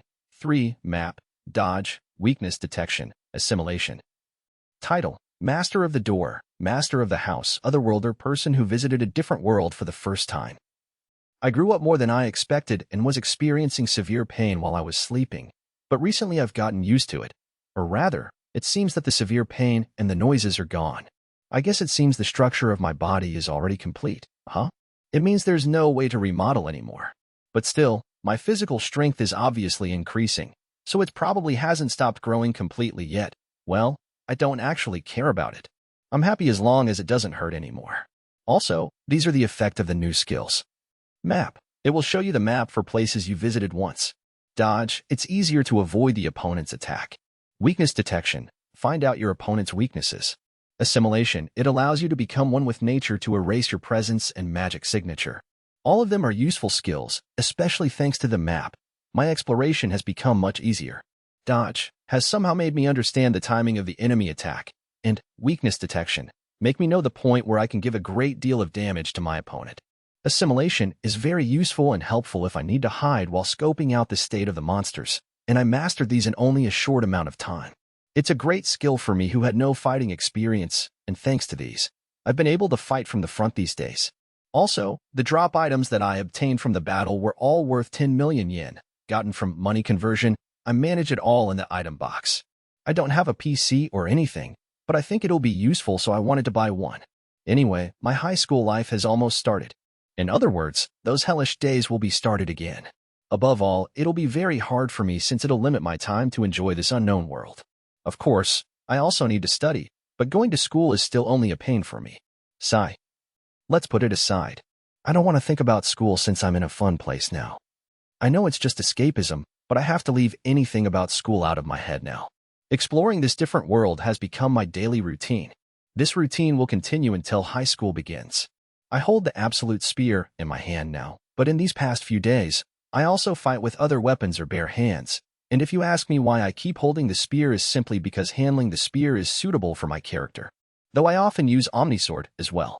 I wandered through the forest for a while now, but no monsters came out in particular. Nevertheless, I also appraised the strange mushrooms and nuts along the way and threw them into the item box. Sometimes I also cashed it in, and depending on the effects, I also ate it at home. I can choose the thing that I want to cash in. That's why I can also take it back to Earth. In a sense, this different worlds were food storage for me. By the way, I tried to eat the high-grade pig man's meat that I got when I defeated a bipedal pig monster called Orc Elite. It was very delicious. There's no problem to eat it according to appraisal anyway. That's why the drop item also becomes my food and financial source. I was glad that I didn't have to go shopping outside thanks to it. I don't want to waste my time to go outside, after all. And then, as I was walking through the forest while collecting things, I heard some violent noises. What is that? I was surprised by the loud sound and impact, so I proceeded in that direction carefully. What came into my view was a monster which more prominent than the Goblin Elite. It stood covered in blood. When I looked closely, there are scattered things like meat around the goblin that I don't know what meat it is. I lost my words involuntarily looking at this tragedy, but I quickly returned my mind and activated Appraisal. Goblin General. Level, 200. Magic, 1,000. Attack, 9,000. Defense, 3,000. Agility, 500. Intelligence, 500. Luck, 100. It seems to be the general after the elite. And it's a monster I that haven't seen yet in these past few days. Anyway, my status balance is better than it, but its attack power is dangerous. I don't know what caused it to rampage like that, but I think it's better to just wait and see. I want to fight against a monster who has a little more status and gain more fighting experience. So I decided to leave quietly. But what? I saw a girl about the same age as me sitting in the direction of the Goblin General. She's wearing a dress that looks like somehow from good quality, and I'm not sure why she is in the forest like this. But anyway, she's the first person I've ever met in this world. I was supposed to be happy, but not in this situation. When the Goblin General lifted its sword, I threw the absolute spear that I had in my hand. Dalawa-awaya. Gugya. The Goblin General instantly noticed it and prevented it with the sword it had waved at a tremendous speed. I ran with all my might in that opportunity. I put my whole weight in my leg and leaped into the Goblin General's sword. Doria. Go. The Goblin General flew away greatly because of my blow from full speed. After landed, I approached the girl while collecting absolute spear that came back to my hand. Are you all right? The moment I called her, she looked at me and looked surprised, and then she fell as if her thread had broken. Hey, is she dead? I was impatient, but when I looked again, she's still breathing, so she just fainted it seems. While relieved, I felt a tremendous sense of intimidation, and I quickly turned my eyes at that direction. The Goblin General is staring at me furiously. I held the absolute spear back and faced the Goblin General. We set up our weapons to each other and looked for a chance to attack. However, there seemed to be no gap in the Goblin General from my view, and I didn't seem to give any chance as well, and it seemed as though we didn't know how to attack each other. The Goblin General roared. It finally lost its temper, and the ground was crushed from the force of its step and dragged its huge sword from the side. When I saw the attack, my instinct told me that it can't be prevented, and then I held the girl who was lying down in a hurry and took a great distance. I put the girl down, and then attacked the Goblin General immediately. Gaia. But the Goblin General took my blow easily, and then reacting from that state, it swung its sword with a power that can blow away my very existence. Gah. I was sent flying by that power. But I managed to regain my posture in the air as I was about to hit the trees, and landed on the tree where I was blown. That was dangerous, hey. Cold sweat was flowing involuntarily on my body after feeling the power of the Goblin General.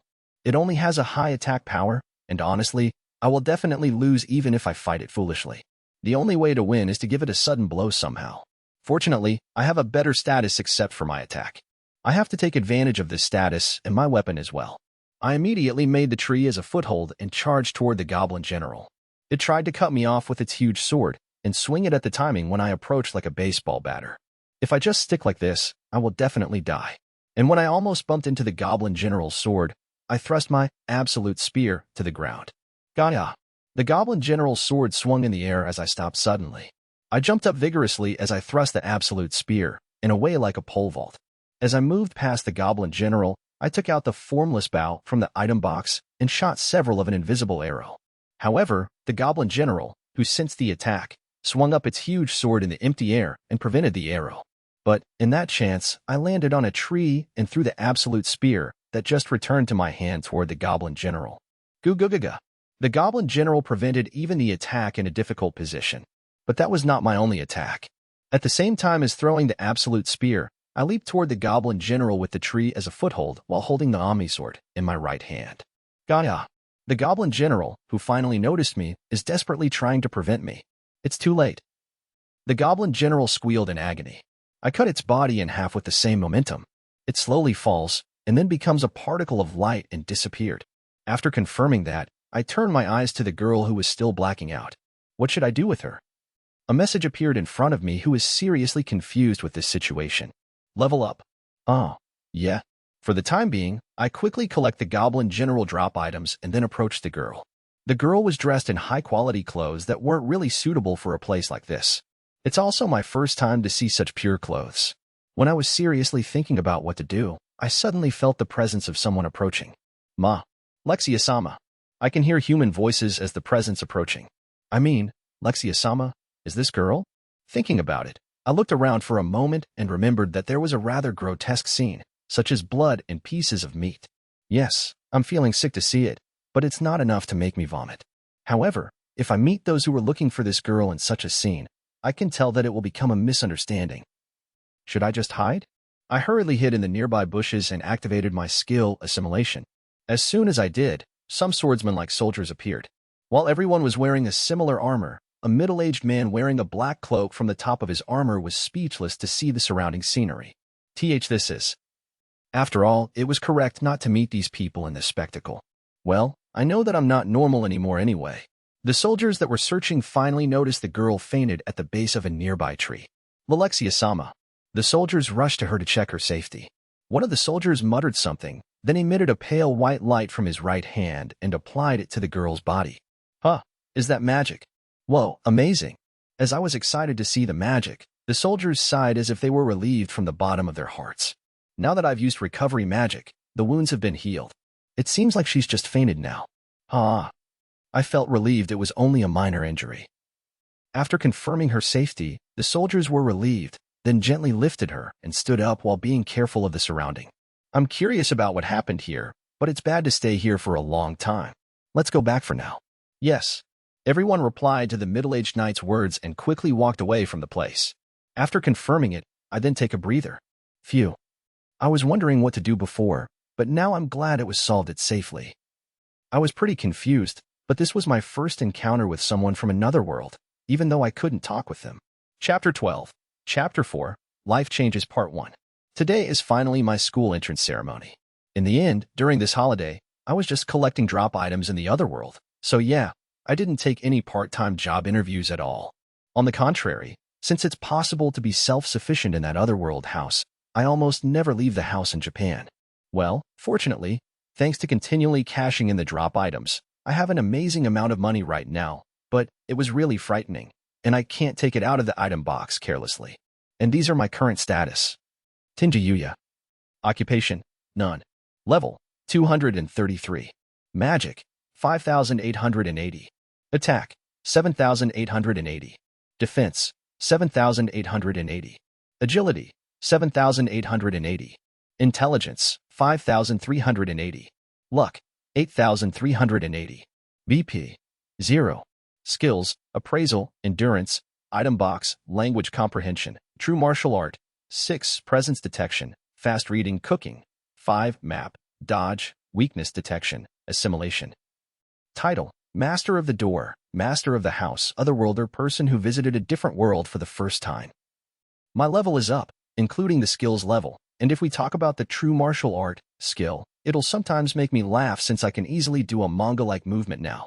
The book's contents I bought for this, True Martial Arts, was also usable in actual battle. Well, but I still can't use magic though. By the way, as for the Goblin General's drop items, I found out that it was an A-class monster since its magic stone was an A rank. Other than that, I didn't get any special or unusual items. But to think that an A-rank magic stone is worth 5 million yen, I was unable to stand up due to surprise because of it. I can't go back to that time even if I think back, and on the contrary, the entrance ceremony is just around the corner now. Sigh. It makes me depressed. However, I don't have the option of being absent from school. Moreover, it's an entrance ceremony. No matter how much I'm disturbed during the class, I have to pay for it, and most of all, I couldn't see the future, so I have to do my best to study. Yup, let's go. No matter how much I tried to inspire myself, in the end, my depression still didn't change, and I was leaving home in a newly bought uniform with a sinking mood. 1. Yeah, what now? Hey, that guy. Is he a transfer student? Whoa, his long legs. Or rather, isn't it really well-shaped? Is he some kind of model?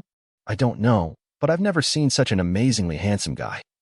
When I leave the home and go to the school with my depressed mood, I feel like I'm being watched. It's not like I'm being overly self-conscious though.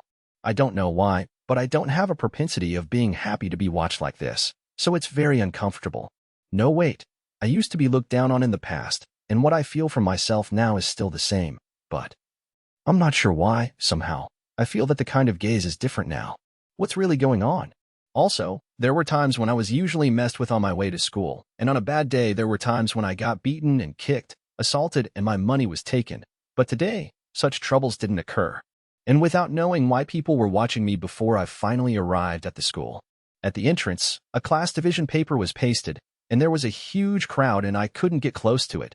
But surprisingly, after someone noticed me, they also looked surprised, and whether that surprise was contagious or not. There were no people in front of me anymore now. Geez, I'm not Moses, you know. 2. But if so many people are using it, I can't use it either without permission. So yeah, it's good for me if they give me the way to check it. As I checked the paper, there was a Rocky name in my class, the main offender of my bullying. Even though it was mostly the same as junior high school, still, I thought the class would change, too. Sigh. I don't like it. I couldn't wipe away my dismay, so I left the entrance and headed straight to the gym. The entrance ceremony will be held in the gym, and after that, we're supposed to be moved to the new classroom. When I arrived at the gym, the venue for the entrance ceremony, I was still receiving strange glances from the people on the surrounding, but strangely, no one was troubling me, and I was able to come to the entrance ceremony safely. No, it should be just normal. Anyway, after the end of the entrance ceremony, we're supposed to be given the explanation related to this high school by the homeroom teacher until lunch break, and the schedule would be ended after that. As I think of today's schedule, I get closer to the new classroom, and I just feel more and more depressed. Sigh. I really don't like it. When I entered the classroom, I was getting an uncertain gaze by the people in the class, and then I sat in an empty seat trying not to worry about it as much as possible. Then, Araki suddenly called me out as soon as I sat down in this new classroom. Hey, what is it? I tried to look at him timidly after he called me in a suspicious manner. Who are you? I haven't seen your face before. Are you a transfer student? But, I'm Tenjou Yuuya, you know. What Ash? Araki showed a stupid face which I had never seen before. However, it's not only Araki but for some reason, all of the people in the class have the same expression. Stop joking. No matter how I look at you, you're not like that shitty pig bastard, you know. You're a transfer student, aren't you? And no, as I said, I'm that person himself. No, it doesn't make sense, you know? Araki shouted. Although I was surprised by his voice, I felt that not only Araki but everyone in the class has thought the same thing, and everyone had their eyes wide open. Huh? Then what? You bastard. You want to say you've done some plastic surgery, huh? I don't have money for that kind of thing, you know? I just did my best to diet during the holiday. No, I just actually improved my level. But if I think about the battle with the monsters again, I think it's okay to say that I have worked hard, right?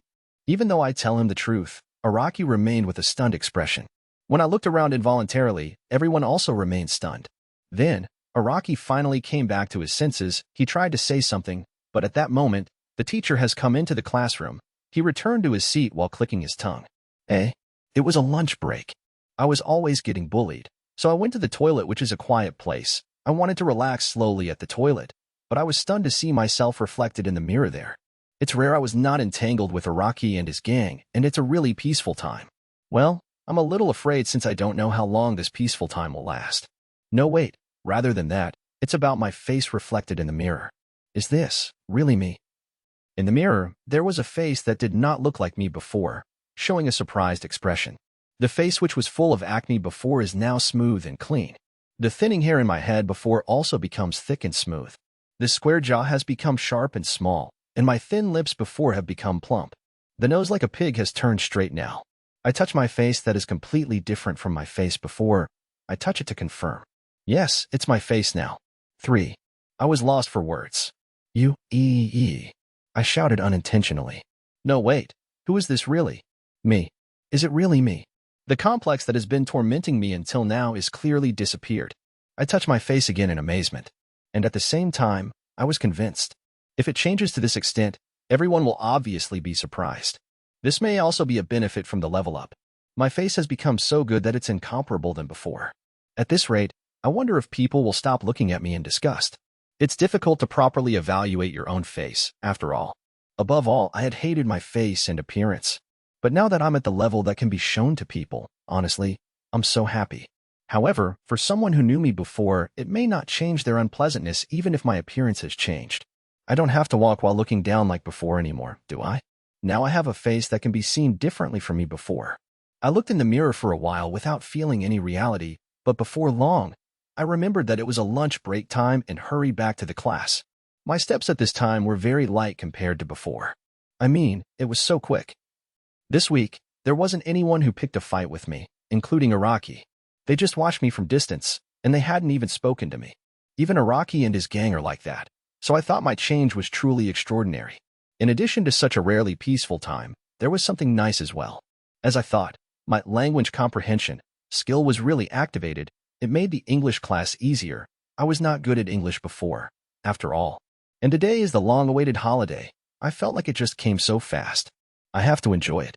Well, since I have to do washing too, it's also considerably wasted my time. But it's just the same clothes all the time.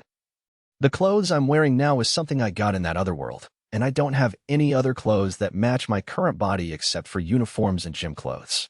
I'm not interested in fashion anyway, and I don't have a good sense of it in the first place, but it's not good to just wear the same clothes all the time. Although I'm washed my former clothes, it doesn't change the way it looks, so it'll still look dirty from other people's views. But I've never liked going out to town either.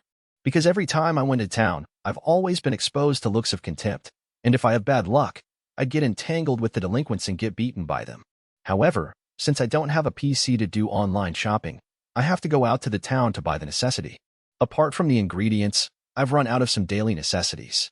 I reluctantly got out of the house while sighing. I wouldn't leave if not for necessities anyway. I absolutely need to buy daily necessity now. Apart from that, should I buy some clothes, too?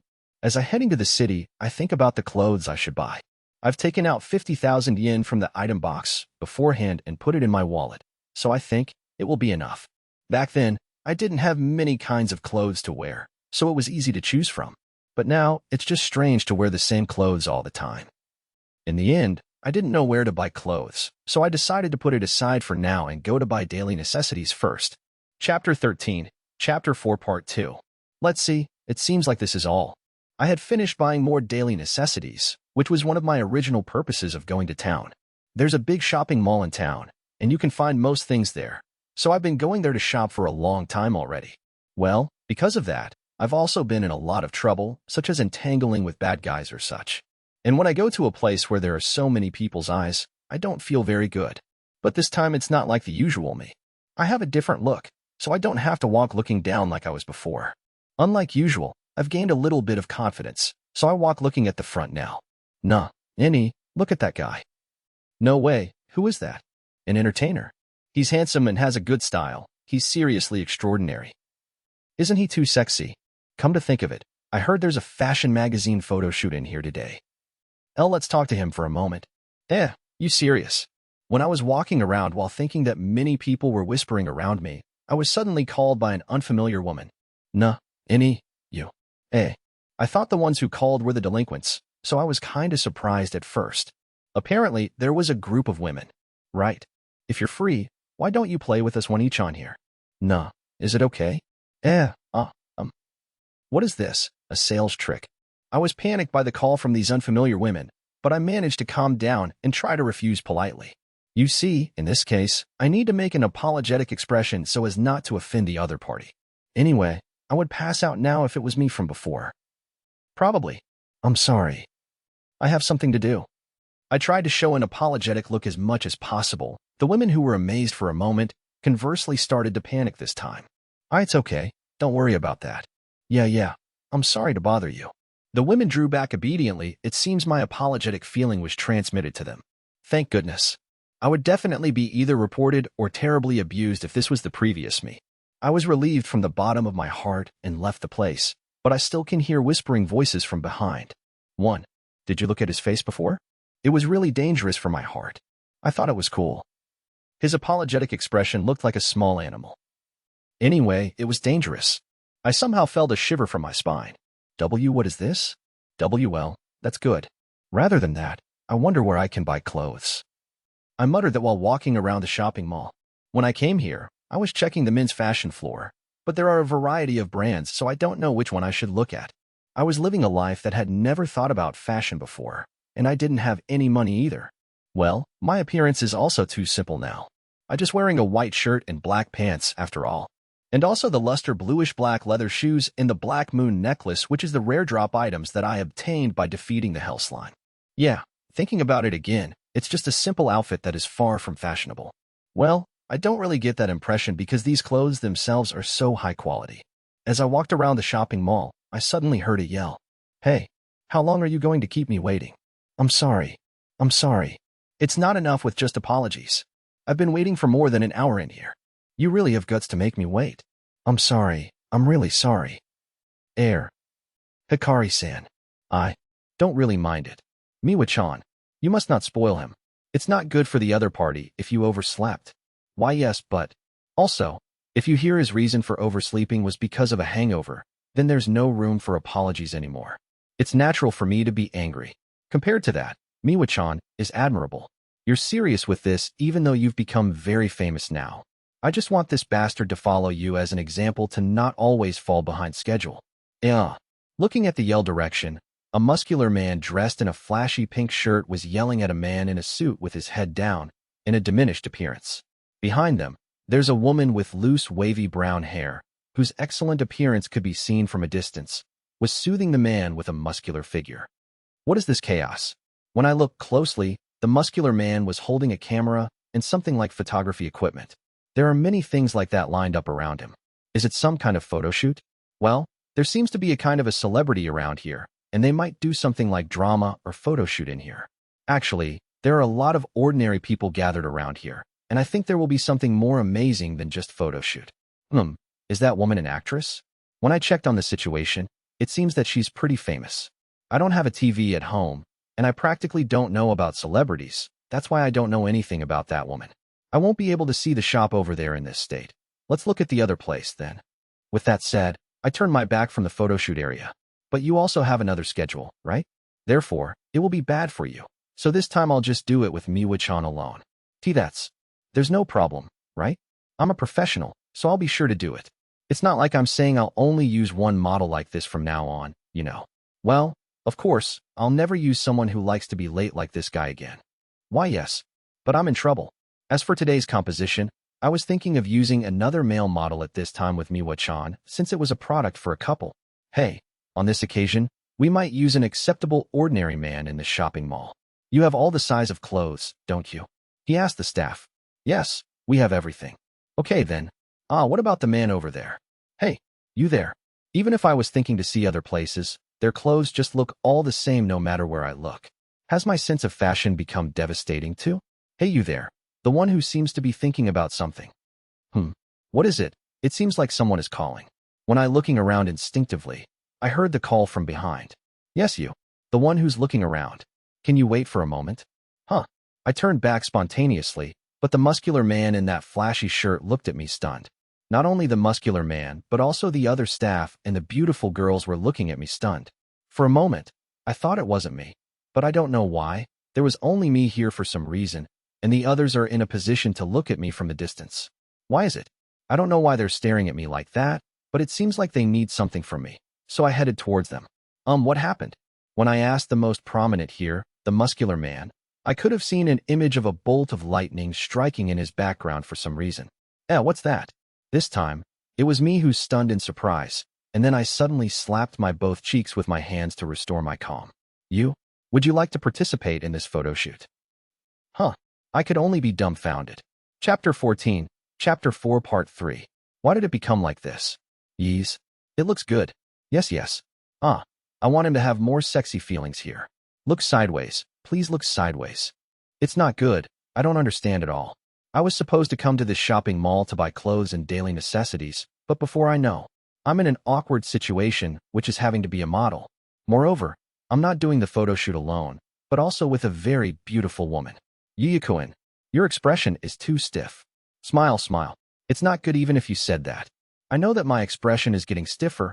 I was thinking about what should I do, and there's a woman model that will do the photo shoot with me this time. Miwa-san smiled looking at me.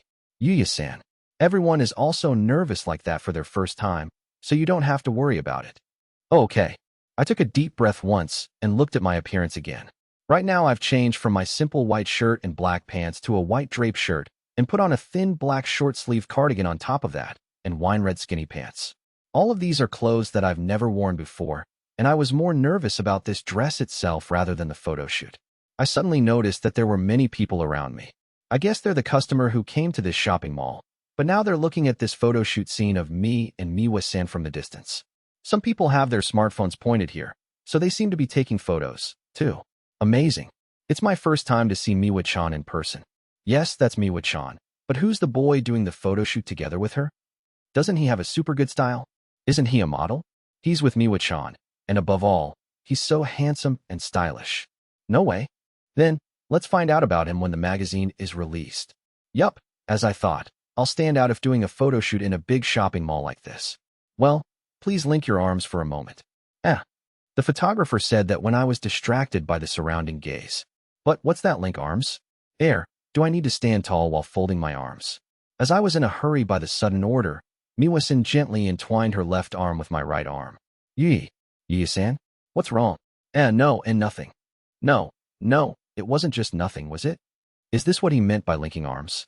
I surely thought that I just need to fold my arms at that moment.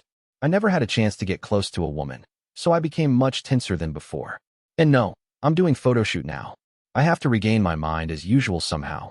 This photo shoot seems to be for couples, so of course, it's impossible for me to do that kind of movement. I can't afford to be so panicked at this moment. To begin with, I can't even imagine a movement like that. Nevertheless, I've calmer than before. Considering this far, it's good she's not noticed it yet. No shit, she noticed. Oh my, Yuuya-kun, your expression much more stiffer than before. Is that so? It's just normal, you know? Yeah, I mean, you're a little unusual. Hikari-san smiled bitterly. It can't be helped, you know? Because, Miwa-san's chest. Yuuya-san, it's hitting me. It's nothing. Yes, I said that unintentionally, but Miwa-san's chest is on my arm. It's on my arm. Is Miwa-san not aware of it? I thought so when glancing at her, but she's just made an expression like a professional who's doing a photo shoot now. This is not a matter of noticing or not. Looking at Miwa-san's serious, yet natural expression, I became much more calmer. Let's just put it aside. I have to concentrate on this photo shoot now. After diverting my mind, Hikari-san also gave instructions for various other poses. Yes, then Miwa-chan, please hug on to Yuya's neck. Phew. Yes. Despite my being surprised again, Miwa-san posed her arms around my neck without hesitation. It's not good. Unlike the previous arm, I could feel a lot of things all over my body now. Although I have diverted my mind, eventually my expression and body become much stiffer than a little while ago. Then I tried to calm down while doing other poses, but I was still stiff, after all, so I had to take a break. Sigh. Thank you very much for your work. You too. Thank you very much. Can I sit next to you? Yes. It's okay. Miwa-san talked to me as she sat on a bench in this shopping mall and took a breather. When Miwa-san sat next to me, I uttered what I thought honestly. Miwa-san, that's amazing. Miwa-san was surprised to hear my sudden compliment. I've never worn this kind of clothes before, and on the contrary, I lived a life that had never thought about fashion. So, when I looked at models in the magazine, I never thought anything in particular. I just experienced it in a short period of time today, and I came to understand how hard it was. It's because you're just not used to it yet. At first, I was just a failure, and often getting scolded. Even so, I think it's difficult for me. I didn't think it would require an expression too, not just a pose alone. Hikari-san is famous because of his particular focus on facial expressions in the modeling industry. Hikari-san was the muscular man wearing that flashy shirt, and he was also a photographer. He doesn't look like that at all. Sigh, but I don't know how to do that. As when doing the photo shoot, I was reminded of my useless when I saw Miwa-san, who is not that old, was able to play an active role so far. I think it's also changing my mental little by little, but it's still a long way to go. Apparently, she seemed to see my uneasy expression, and she kindly told me, Yuuya-san, I think you don't need to rush it. Just take it slowly at its own pace. Be more confident. And I also thought that I was having fun today, because I was able to do a photo shoot with Yuuya-san like this, so I'd be happy if you would think so too. Of course, it's not just about the photo shoot. It's about enjoying everything. Don't you think so? Enjoying, Until recently, I couldn't afford to have fun. I was so desperate to live, and it was painful and was unbearable every day. But now it's different. After I found the door that connects to the other world, can I enjoy it? Yes, of course. When I turned to Miwa-san, she gave me a gentle smile. I noticed that it was a natural smile. Shudder. I heard a strange voice from the distance, but I have no idea what that is. Chapter 15, Chapter 4, Part 4. Thanks. You've been really helpful. And no problem, I'm glad that I could help, but, was it really good? After the break, the photo shoot session didn't resume for some reason. On the contrary, Hikari-san thanked us with a satisfied face. No, wait, if the pro in business said that it was good, it's safe to say that there will be nothing to worry about, right? But, I wonder which photos will be used. I didn't know since I haven't seen it yet. When I thought of that, Hikari-san suddenly gave me a big paper bag. Here, take this. What is it? This is... I looked at the contents. There was a lot of clothes in it. I really want to give you money, but since you're an amateur, it's a bit tough on the office for that. Therefore, I'll give you these clothes instead as thanks. Please be assured, it's all fitted to your size. I've also carefully selected clothes that look good on you. There's no need for this. It was a good experience for me, too. It's okay, just accept it. Basically, there will be some kind of reward for those who work. This is common sense in society, you know. Why, yes. If that's the case. Thank you very much. When I thanked him, Hikari-san nodded with a smile. He's a good person. As I thought so about Hikari-san, Miwa-san also talked to me. Yuuya-san, thank you very much for your time today. No, it is me who should say so. It was a really valuable experience for me, and above all, I think that being able to do this with a professional who worked earnestly will be a good thing for me in the future. I told her that with a smile. Miwa-san seemed surprised for a moment, but not long after, she's also smiled. That was good then. If there's an opportunity for us to meet again, please treat me well at the time. Yes, me too. I'll be cheering on you, Miwa-san. Then, when I tried to leave this place with a peaceful atmosphere. Sup? I'm late. A cool man walked toward us. A blonde hair styled in wax and stylish piercings on his ears. He was also well dressed, and his atmosphere somehow felt something like Miwa-san's. But at the same time, I also felt something completely different from Miwa-san, but I didn't know what it was. I was not sure who he was, but looking at Hikari-san, who had been smiling a little while ago, now has a vein bulging on his forehead. This damned kid. His tone is really back to being a man. Making Hikari-san leaked out his manly tone. Who on earth is that guy? Miwa-san. Who's that guy? I asked Miwa-san. He's a male model who was supposed to have a photo shoot with me today. I was convinced just by Miwa-san's explanation. I thought there was an atmosphere that was somehow close to Miwa-san's. Was it because they're in the same profession? I was convinced by that. And then the man noticed Miwa-san's presence and approached her while grinning. Miwa-chan, you have a photo shoot with me today, right? How is it? It makes you happy, aren't you? Well, let's finish this session quickly, and then we'll go to eat some delicious food together. When the man put his hand on Miwa-san's shoulder, she was puzzled, and I felt that she didn't know what to do from her expression. Hey, no worries. Excuse me. I tried to cut in. When I called out, the man looked at me annoyingly. Who are you? Don't talk to me. You're annoying, get out of here. Thereupon, even though I only called him, I was somehow abused. Why?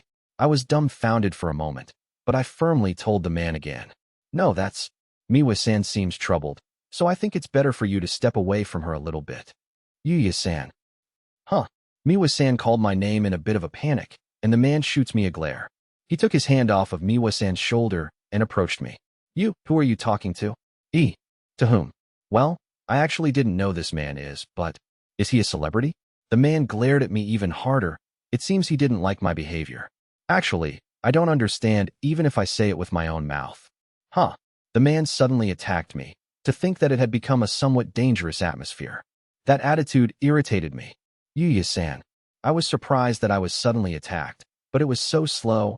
It was incomparable to Goblin Elite or Goblin General's attacks.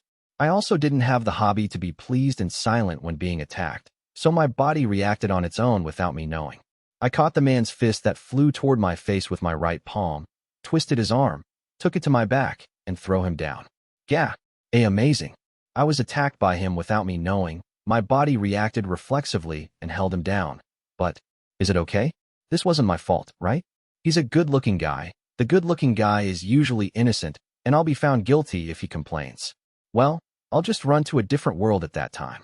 When I was thinking about silly things in my mind, the man who had been held to the ground shouted at me. I was trained in boxing. How can you do that so easily? I don't know either. In the first place, I don't know if this man has practiced boxing or not just by looking at his punch. Or rather, everyone's punch just looks the same for me, since they're all slow compared to the Goblin General.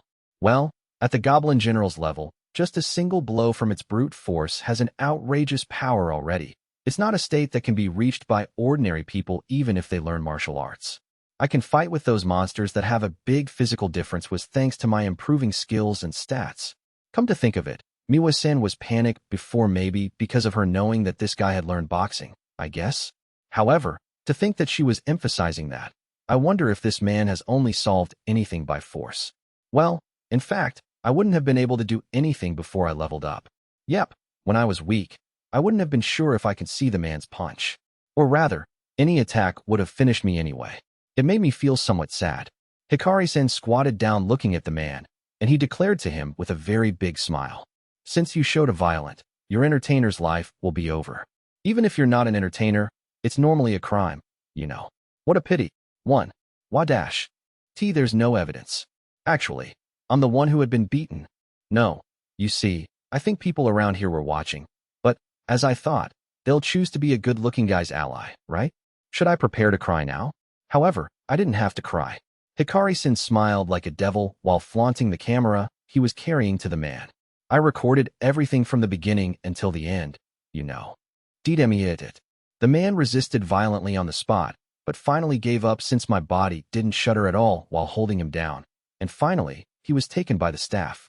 Geez, I didn't think it'd be ended like this at first. But Yuuya-kun is very strong, isn't he? Even though that guy's looked like that, he was actually pretty good at boxing.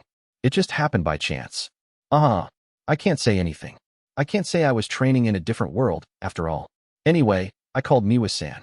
Miwa-san, were you alright? Thank you very much. Miwa-san was a little surprised when I called her, and she lowered her head. Her cheeks were beet red. It's just like that, don't mind it.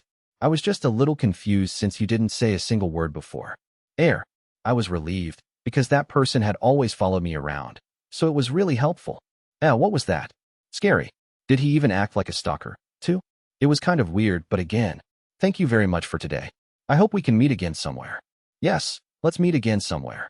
Yuuya-kun, thanks for today. As I left the place, I recalled what had happened today. I was suddenly asked to be a model. I was wondering about what to do, but it turned out to be a good experience. I was truly glad. As for the clothes, I got clothes that were chosen directly by a professional in the field, so the result was splendid. Anyway, I don't know what will happen to that guy, but the entertainment world is actually quite frightening. I couldn't help but think so. I wonder who he is. After Yuuya left, Hikari let out a sigh of admiration. A good-looking boy with such great style? I've been in the entertainment world for a long time already, but I've never seen someone like him before.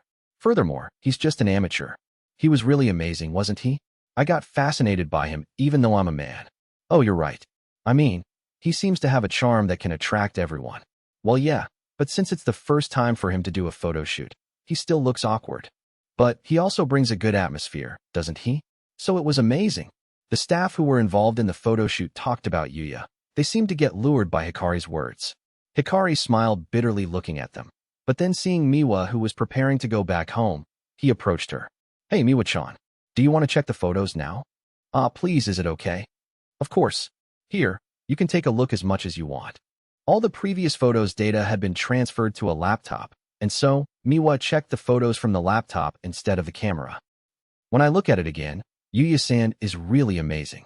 It's inevitable that his expression is still stiff since he isn't a pro after all, but I feel like I can't take my eyes off him, to the point that such a thing isn't important anymore. Right?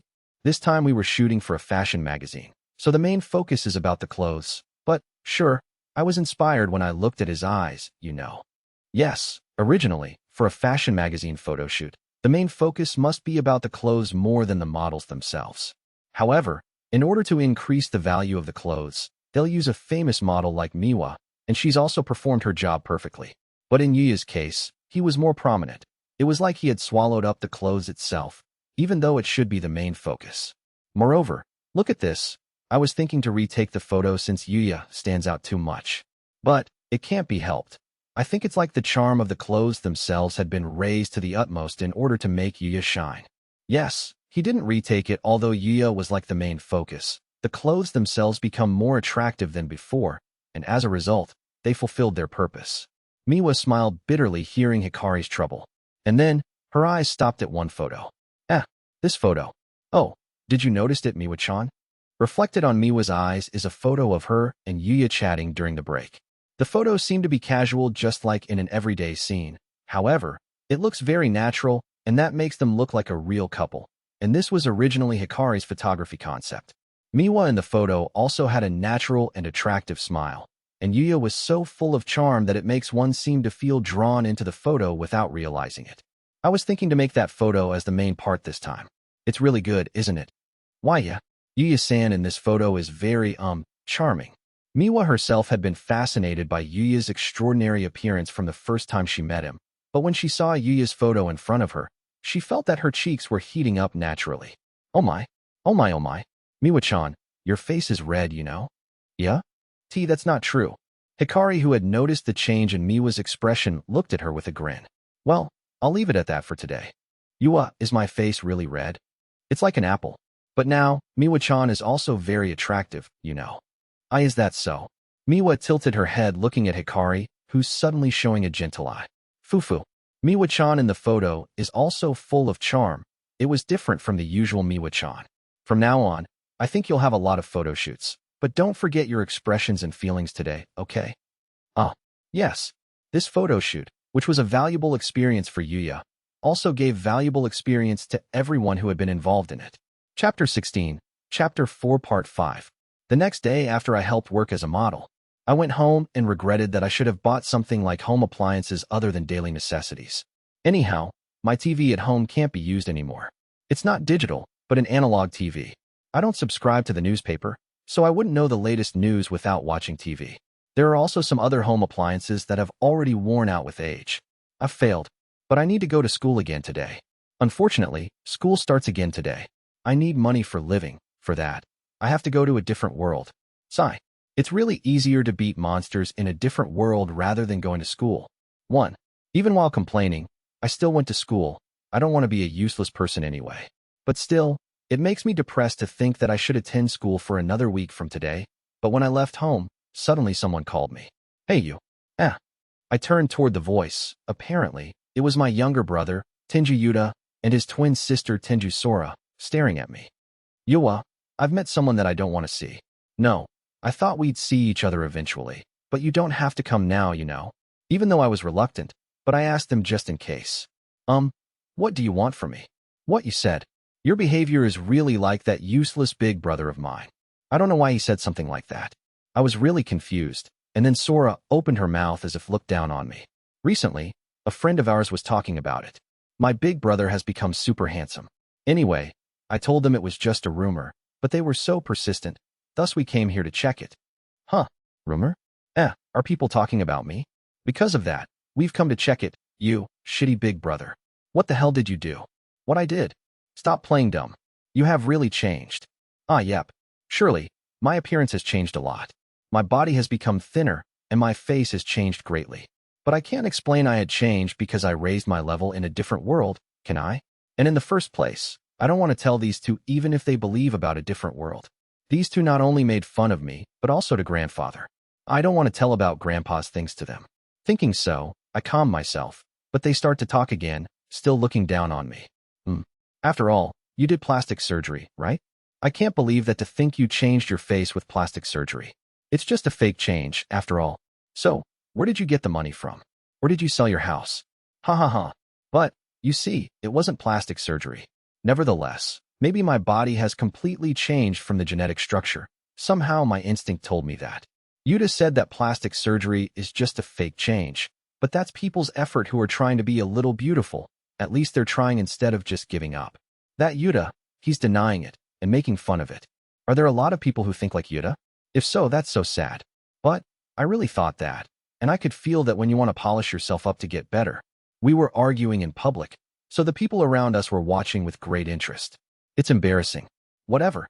Either way, there's a part of you, shitty brother, that can't win against us. Yeah, you're an idiot. And even if you think about the future, you don't have a future anyway. You can't study, you're also bad at sport. After all, you're an inferior being. They completely made fun of me, and I wasn't able to retort because everything they said was true. I could do nothing but be silent. Thereupon, the curious students who were just silently watching at our dispute until now suddenly became noisy. What is it? Yuuya and Sora also noticed the commotion. They tilted their heads out of curiosity, and suddenly a limousine stopped near us. Wadash. A long limousine that is usually driven by those rich people came out of all of a sudden. The three of us were lost for words looking at it.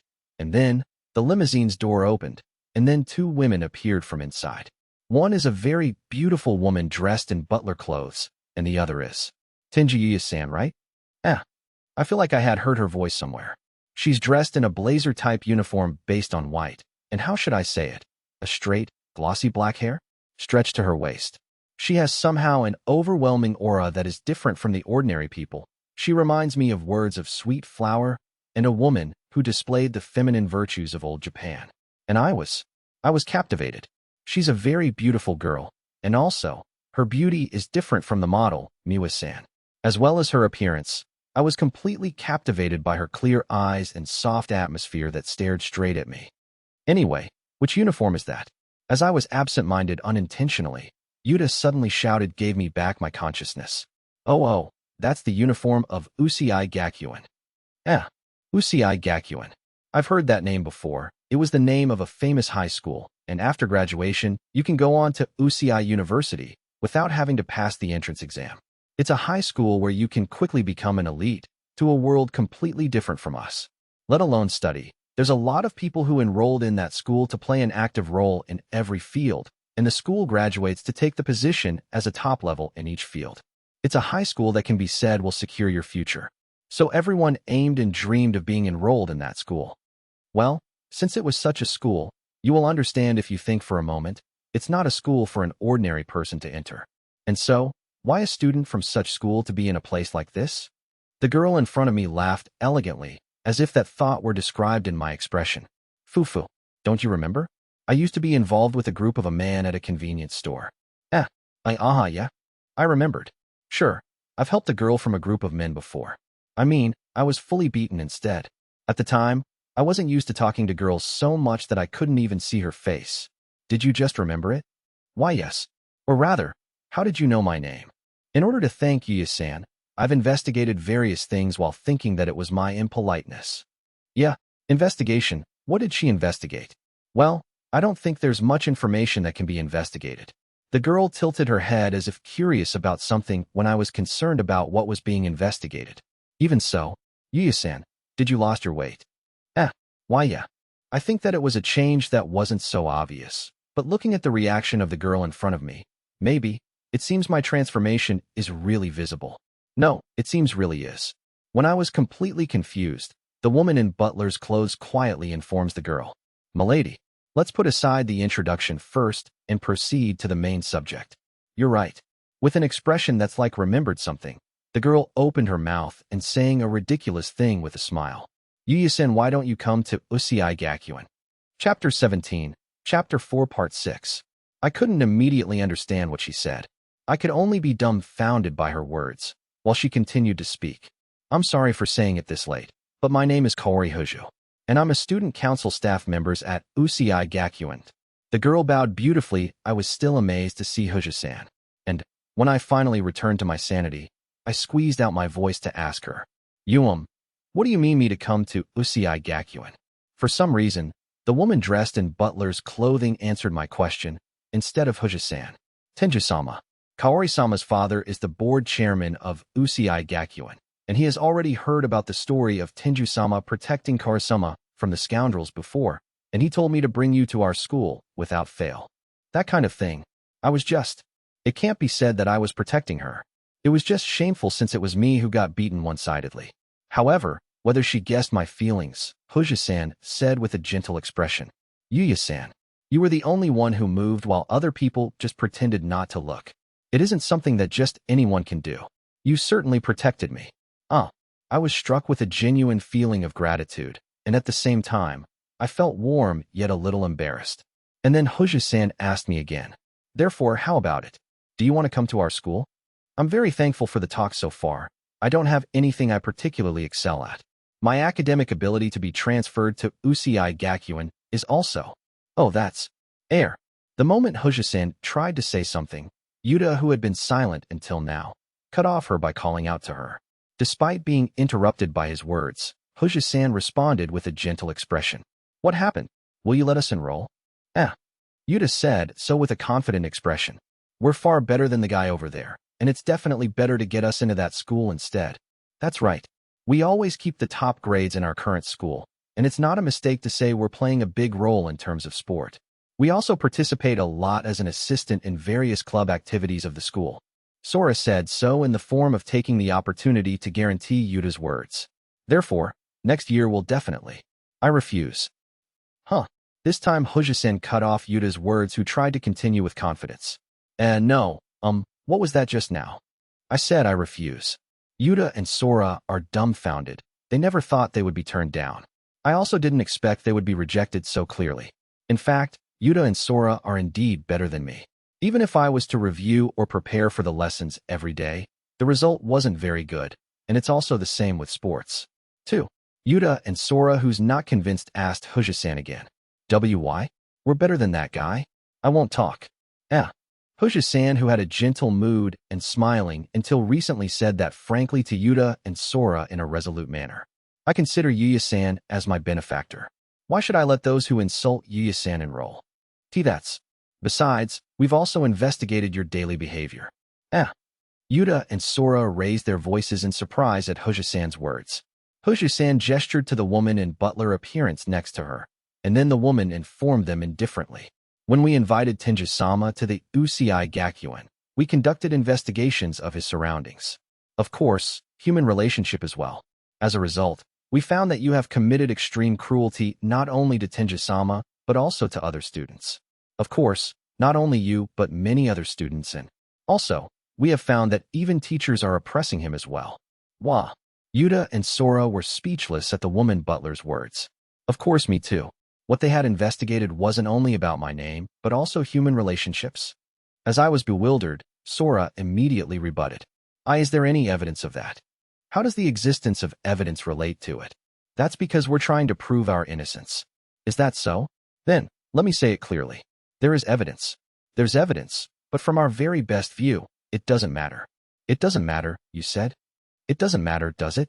We just want to invite Tenjou-sama to the Uchiha Gakuen.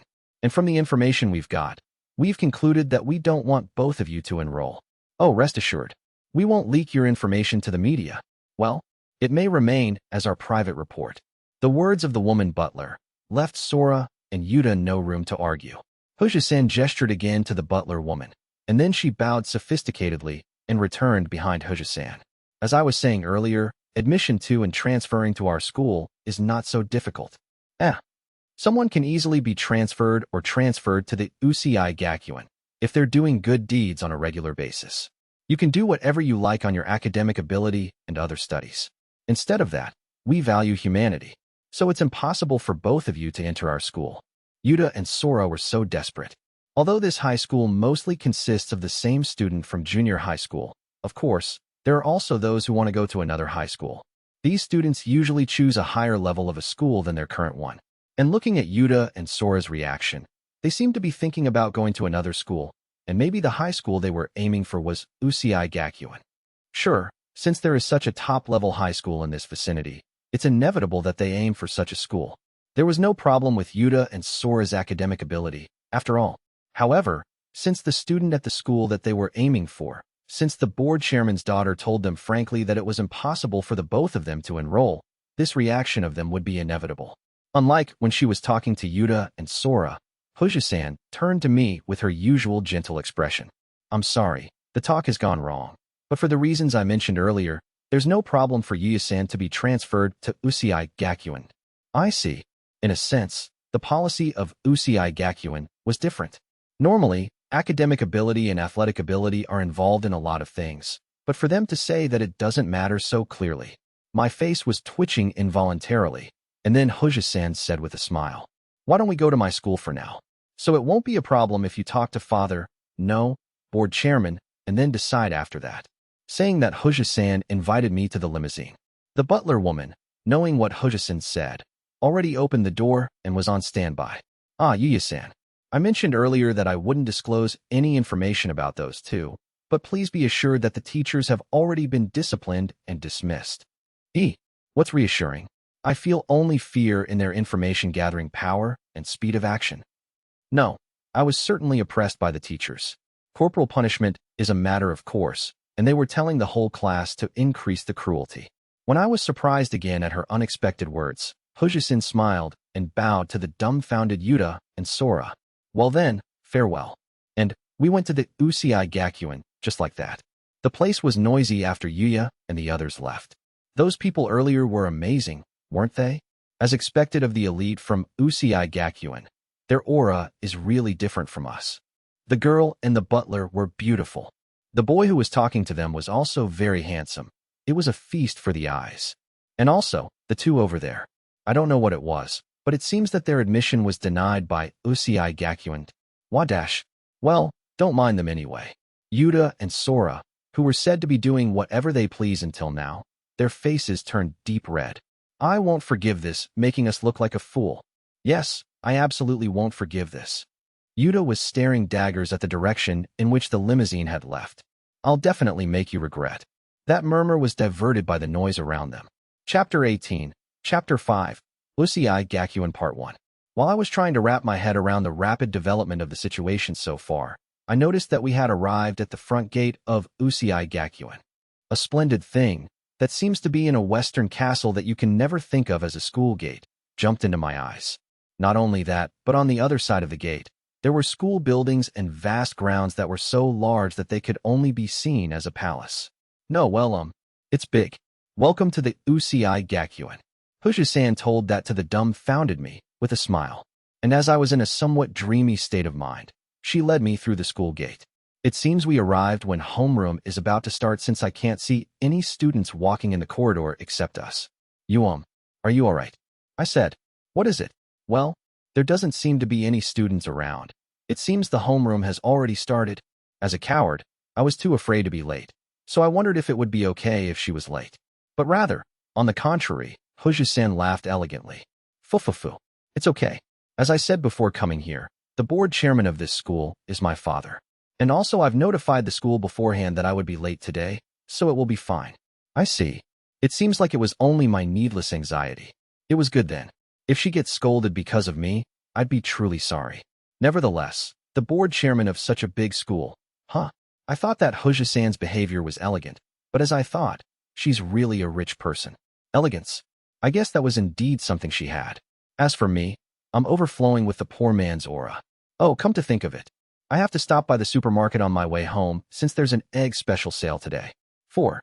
When I was following Fujisan while thinking about such a commoner's thought, we arrived in front of the door written as the chairman's office before I knew it. Fujisan knocked on the door, then I heard an elegant man's voice from the inside. 1. Come in. Excuse me. Excuse me. I answered with all of the strength in my body and entered the room following Fujisan. Inside, there was a leather sofa, a suited light brown table, a desk to do the duty, which everyone could see them as good quality, and then a cool middle-aged man sitting in the back of the desk. That man must be Fujisan's father. When I look at him closely, I can feel they look alike somehow. The man looked surprised for a moment when he saw me as I entered the room, but he immediately greeted me with a gentle look. I'm glad you came. I'm Tsukasa Hoju, the chairman of this Usui Gakuen. Tenjou Yuuya. I've heard about you from my daughter, Kaori. Thank you for saving my daughter. After the polite greeting, he bowed his head. I was flustered and quickly told him to raise it. Please raise your head. I wasn't that big of a help. No matter what you think, you had certainly taken action at the time. That's something to be proud of. That's right, Yuya-san. Once again, thank you very much. When they told me that, it left me a shameful impression. I understand. Thank you. They raised their head since I've accepted their gratitude. And I asked them something that was bothering me. Come to think of it, why was Fujisan alone at that time? Don't she have an escort or? Yuya-san, you don't need to be so formal to call me Fujisan like that. Please just call me Kaori. Honorific or title of honor is unnecessary, you know? But my daughter says she's good with it. And since you're in the same age, you don't need to be so respectful, do you? Well, I guess you're right. I answered so while thinking that it was awesome, Fujisan. No, Kaori smiled. Now Yuya-kun, about your question earlier, I want Kaori to live a normal life, and she hasn't had an escort since she was young. That's what I wanted personally. I won't be able to be independent if there is always an escort with me, and I don't need them to find a job too, right? But because of that one case before, I need to bring her with me now, Kaori said while looking at the woman in butler's appearance. I was feeling sorry too, but she's still my daughter. She's important to me. I see. Rich people have their own troubles too. Especially, a poor man like me is unlikely to be kidnapped because there won't be a ransom or shit. But if you're rich, you're at risk. No, I think kidnapping is really dangerous. It was a seducer at that time, but still, they're also in the same bad team as Araki and others belong to, and the security around there can't be said as good, too. After talking like that, we finally entered the main subject. Well now, I've had Yuya-kun to come this way, but you've heard the reason, haven't you? Why yes, I was asked to transfer to this UCI Gakuen. The chairman nodded when I answered that. That's right. For me, I'd like you to enroll in this UCI Gakuen. How about it? Of course, this is also my expression of gratitude for saving my daughter, so you don't have to worry about the tuition. Even so, you didn't have to go that far. I already told you, didn't I? She's my important daughter. This much is cheap. The chairman says that while laughing. Kaori's cheeks turned red shyly hearing that. They're a good father and daughter. It's really a big difference from my house. So what would you do? Is it okay for me to go to the same school as the geniuses? UCI Gakuen is a school that's so famous that no one doesn't know about this school in Japan. That's why most of the people who play an active part in Japan and the world are from this school. In other words, a small part of the chosen existence. A school where the only genius can attend. But I don't have any special skills to be in such a school. 1. The chairman spoke in a gentle tone, asked me who looks down. Yuuya-kun, what kind of person do you think genius refers to? Someone that can do anything. That's right. And I think genius is someone who works on things and finds the right answer and the right effort in a shorter time than others. On the other hand, you are with other people. If you make an effort, you're going to get closer to the truth. Of course, apart from genius, there will be different talents. But it's not something you can decide from a young age like you. Try a lot of things, have fun. It's still not too late to try. And this school was built because I want those young people to have a lot of experience. So you don't have to despise yourself. From now on, you just need to face yourself slowly. The chairman's words have soaked into my heart. Nobody ever told me like that except grandfather. No matter what I did, I was compared to Yuta and Sora, and whatever I did, I was labeled incompetent, and after my grandfather died, I could only accept it. That's why I was shaken, because there's still someone who told me like that. The chairman suggested one thing when various feelings swirled up in me and made me confused. Well, you must be troubled when being told various things so suddenly. So how about experiencing it?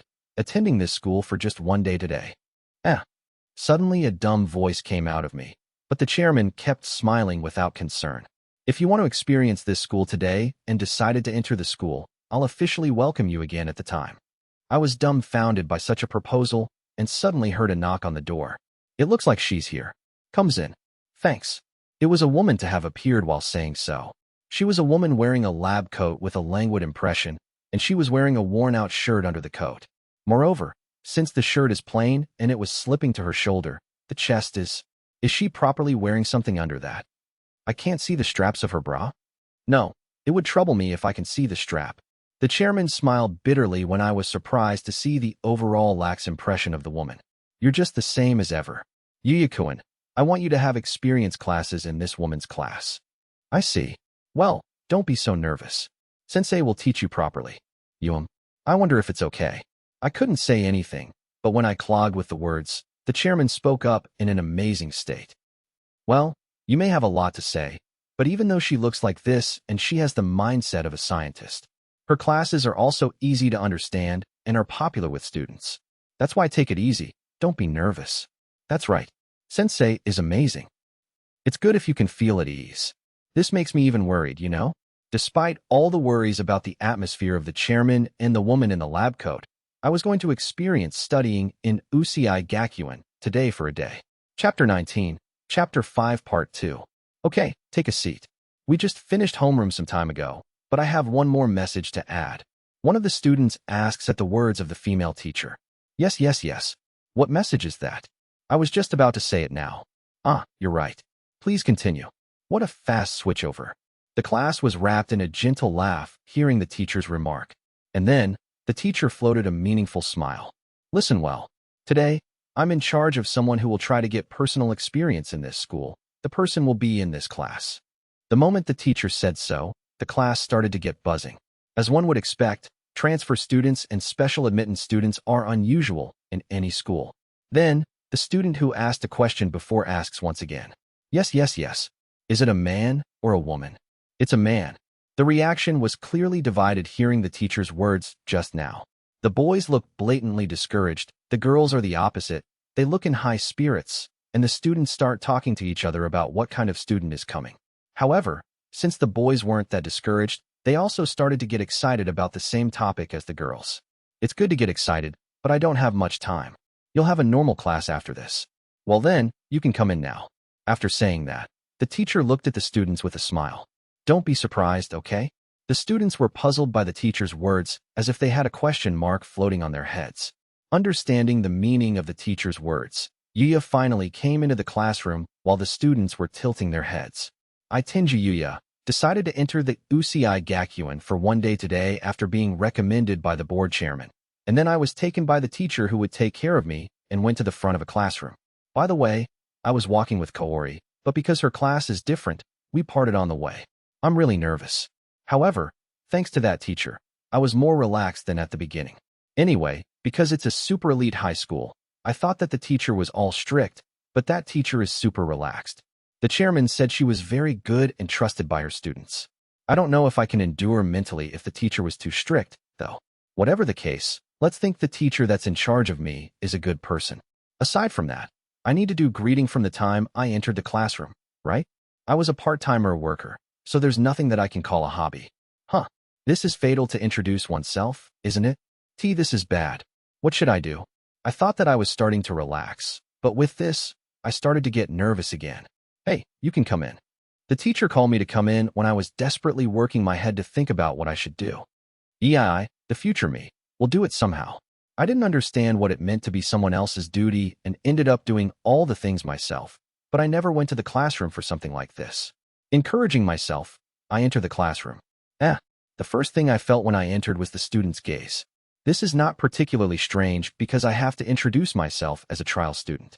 However, I wasn't sure what the big surprise that followed after. I stand in front of the blackboard, wondering why everyone in the class was dumbfounded with round eyes. Okay, then, lightly introduce yourself. Why yes, my name is Tenjou Yuuya. This time, I'll participate in this class as a trial student. Nice to meet you. I said that and bowed my head. And the moment I raised my head, no reaction is returned with everyone still being dumbfounded. Can I cry now? I was about to cry involuntarily, but the teacher who laughed strangely for some reason sent out a rescue boat. 1. Kukuku. Hey, do you want to be like that forever? Tenjou is troubled. All right, Tenjou. You sit at the very back of that window. Why yes. Under the teacher's direction, I sat down at the designated seat and greeted the student next to me. Nice to meet you. Yeah. Nice to meet you too. The student next to my seat was a female student who somehow got a cool impression with a shortcut hairstyle. She had a choker around her neck, but isn't this kind of accessory they're prohibited? Either way, it's a scene that I can't see in my school except for the delinquents. Accessories are forbidden, and of course, you can't dye your hair either. However, a lot of students have dyed their hair in this class, and they also wear fashionable accessories. When I was thinking about such a thing, the teacher clapped her hands. Hey, everyone come back now. The class is about to start. She said so, but it was only a minute after, everyone started to move in earnest. After that, I mixed with other students to experience the class. I thought that I wouldn't able to follow the class speed, but it was nothing like that. The class speed was no different from my school. 1. However, the content was quite amazing. I was supposed to be taking classes with the same content that I learned in my school, but the clarity is different. I thought it would be boring, but I enjoyed it normally. They devised various ideas for teaching, such as using manga and games as figures of speech. And what I felt after taking the class was the sense of distance between the teacher and the students. The sense of distance is exquisite at this school. Even though they were on good terms, they had a clear line drawn between the teacher and the student, and I was surprised by them who could do it well. After such a morning lesson, I am now in the middle of my lunch break. Oh, Hayuta-san. Thank you for the textbook. 1. Don't worry about it. Even though I was going to take classes, I had no textbooks, and the cool impression girl Yukine Hayuta-san, who's sitting next to me, helped me by showing her textbook. Hayuta-san has a shortcut hairstyle with a light blue mesh, which was given a cool impression on her, and her long eyes always look half open and sleepy. She wore her school uniform fashionably, just like a casual fashion combined with a choker. She looks like a member of a musical band somehow. At first glance, Hayuta-san has a difficult atmosphere to talk to, but she was very kind when I tried to talk with courage. When I thanked Hayuta-san, the other students called out to me. Hey, there's something I want to ask. Which high school did you attend? Are you learning something? What about club activities? Hey, do you have a girlfriend? Could it be that you're an entertainer? The question from pure curiosity was something I had never experienced before, and I was at a loss of how to respond. After all, transfer students, and special admittance students are the subjects of concern. Though I'm actually a trial student. I don't detest it, but I was confused because I didn't know what to do, and then a boy student calmed everyone up. Hey, you're troubling Tenjou, you know? It's still lunchtime, so let's calm down for now, okay? The boy student was a handsome man with a rather short dyed brown hair and a friendly smile. He's much more handsome than my little brother or the male model who came in at the photo shoot the other day. Although he had his hair dyed, I didn't get the impression that he's a delinquent, and on the contrary, I got the impression that he was a refreshing sportsman. As he spoke up, everyone who asked me a question apologized. I'm sorry. I didn't intend to do bad things. I'll ask about you again after school. Yes. Everyone apologized, and each of them started to move for lunch. Looking at them, the boy student called me. I'm sorry. They're just interested in you, including me. Yes. Thank you. I'm Ryo Igarashi. Ryo is fine. Is it okay if I call you Yuuya, too? Best regards. The boy student Ryo said, so with a refreshing smile. Whoa, his smile is dazzling. I was squinted my eyes unintentionally. Ryo tilted his head curiously. What's wrong? No. It's just dazzling. What's that? Saying something strange. Ryo smiled even more dazzlingly. Yep, my eyes are going to collapse. Too. Yeah? You don't know where's the cafeteria of this school is, do you? Want to go with me? Oh, is that okay? Yeah. You're not going to say no, are you? Let's go then. What's with this Eichmann? I feel like I'm about to fall in love, but I can't fall in love with a guy. I'll take your word then. Yes. Can I call another friend? It's okay. I answered so, and Ryo called his friend. I'm Shingo Kurata. And nice to meet you. Yuuya-kun. It was a boy student who wore glasses and looked timid somehow. Yep, I feel a sense of intimacy with him. However, it's kind of an interesting combination. I thought that Ryo's friend would be a sportsman, but Shingo-kun has an indoor impression. I had such a question, but the mystery was solved immediately. Hey Shingo, did you see Super Heavy Machinery God Robo yesterday? I saw it. Is that so? It was the hottest thing right now. Hey, let me know if there are any other interesting anime or tokusatsu. Why yes, of course. Apparently, Ryo had been taught the recommended anime from Shingo-kun. I mean, he's an Eichmann and a person who has a fondness of subculture. Geez, but I think it's good. When I was looking away, Ryo spoke to me. Oh, do you watch anime Yuuya? I started watching it recently, but it's really interesting. Ryo is a good boy. I was able to realize it in this short time. Chapter 20, Chapter 5 Part 3. This is the cafeteria of the Usui Gakuin. I was speechless. Ryo brought me to a very large space with a style that was completely different from the cafeteria I knew. Many round tables and simple chairs arranged like the terrace of a coffee shop. Students enjoy eating and chatting at each table. My school also has a cafeteria, but it's a common cafeteria that you can find everywhere, and it wasn't this clean either. I was stunned by the sight in front of me, and then Ryo called out with a laugh. Ha ha ha. Everyone will be surprised at first. But that's not all, you know? Here, look at this. The next thing Ryo showed me was the menu table. And when I read it, I was dumbfounded once again. First of all, the variety was overwhelming. Japanese, Chinese, and Western foods are commonplace. In addition to that, there were Spain and Russian cuisine, too. There was international cuisine from all over the world that you can't usually eat unless you go to the specialty restaurant. Moreover, dishes for each religion were prepared as well. It seems that the dishes here are made by the chefs who worked at a 3-star restaurant. 3 stars. I opened my eyes hearing Shingo-kun's words. No. Even if I can pay for it now, I can't just eat such high-class dishes all the time. I thought that then Ryo smiled broadly as if he could read what I thought. Shall I surprise you more? The food here, all of them, is only for 500 yen. I really had no choice but to be speechless. Is this heaven? You can eat 3-star dishes with just 1 coin? I don't know what it means anymore. Well, even though it's only 500 yen, there are certainly students who live alone and are financially hard up, and so there is a thing called students' daily lunch prepared for such students. Daily lunch. Yeah, you can't choose the content since it was changed daily, but the price is, it's free.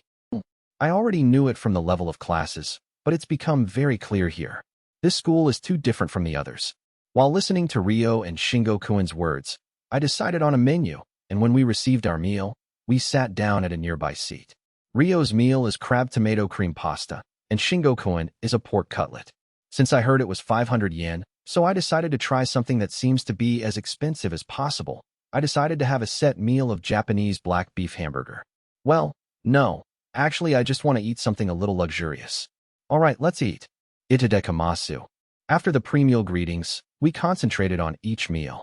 I put the hamburger in my mouth and was frozen by the excessive delicacy. Hey, what on earth is this? The juices are splashing inside my mouth. It feels so soft. Delicious. T/N. He said, Nakuju ga dobitet. Kuchi no naka de fuitet. You am I. The hamburger was delicious enough to deprive me of my vocabulary. Ryo and Shingo-kun were laughing while eating their own foods as they watched me eating innocently. Hey, take a look. Who is that man? A transfer student? So cool. When I was eating, I suddenly noticed that my surroundings were noisy. What happened? It seems to be noisy. It was because you're here, you know? Because I'm here? Oh, it's because my uniform was different. Looks like I became too conspicuous. What is it? No, it's nothing.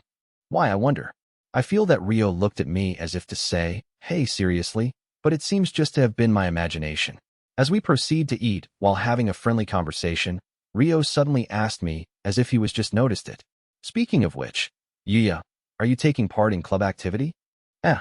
This school is very strong in every club, but they're focusing more on sports. Oh, I see.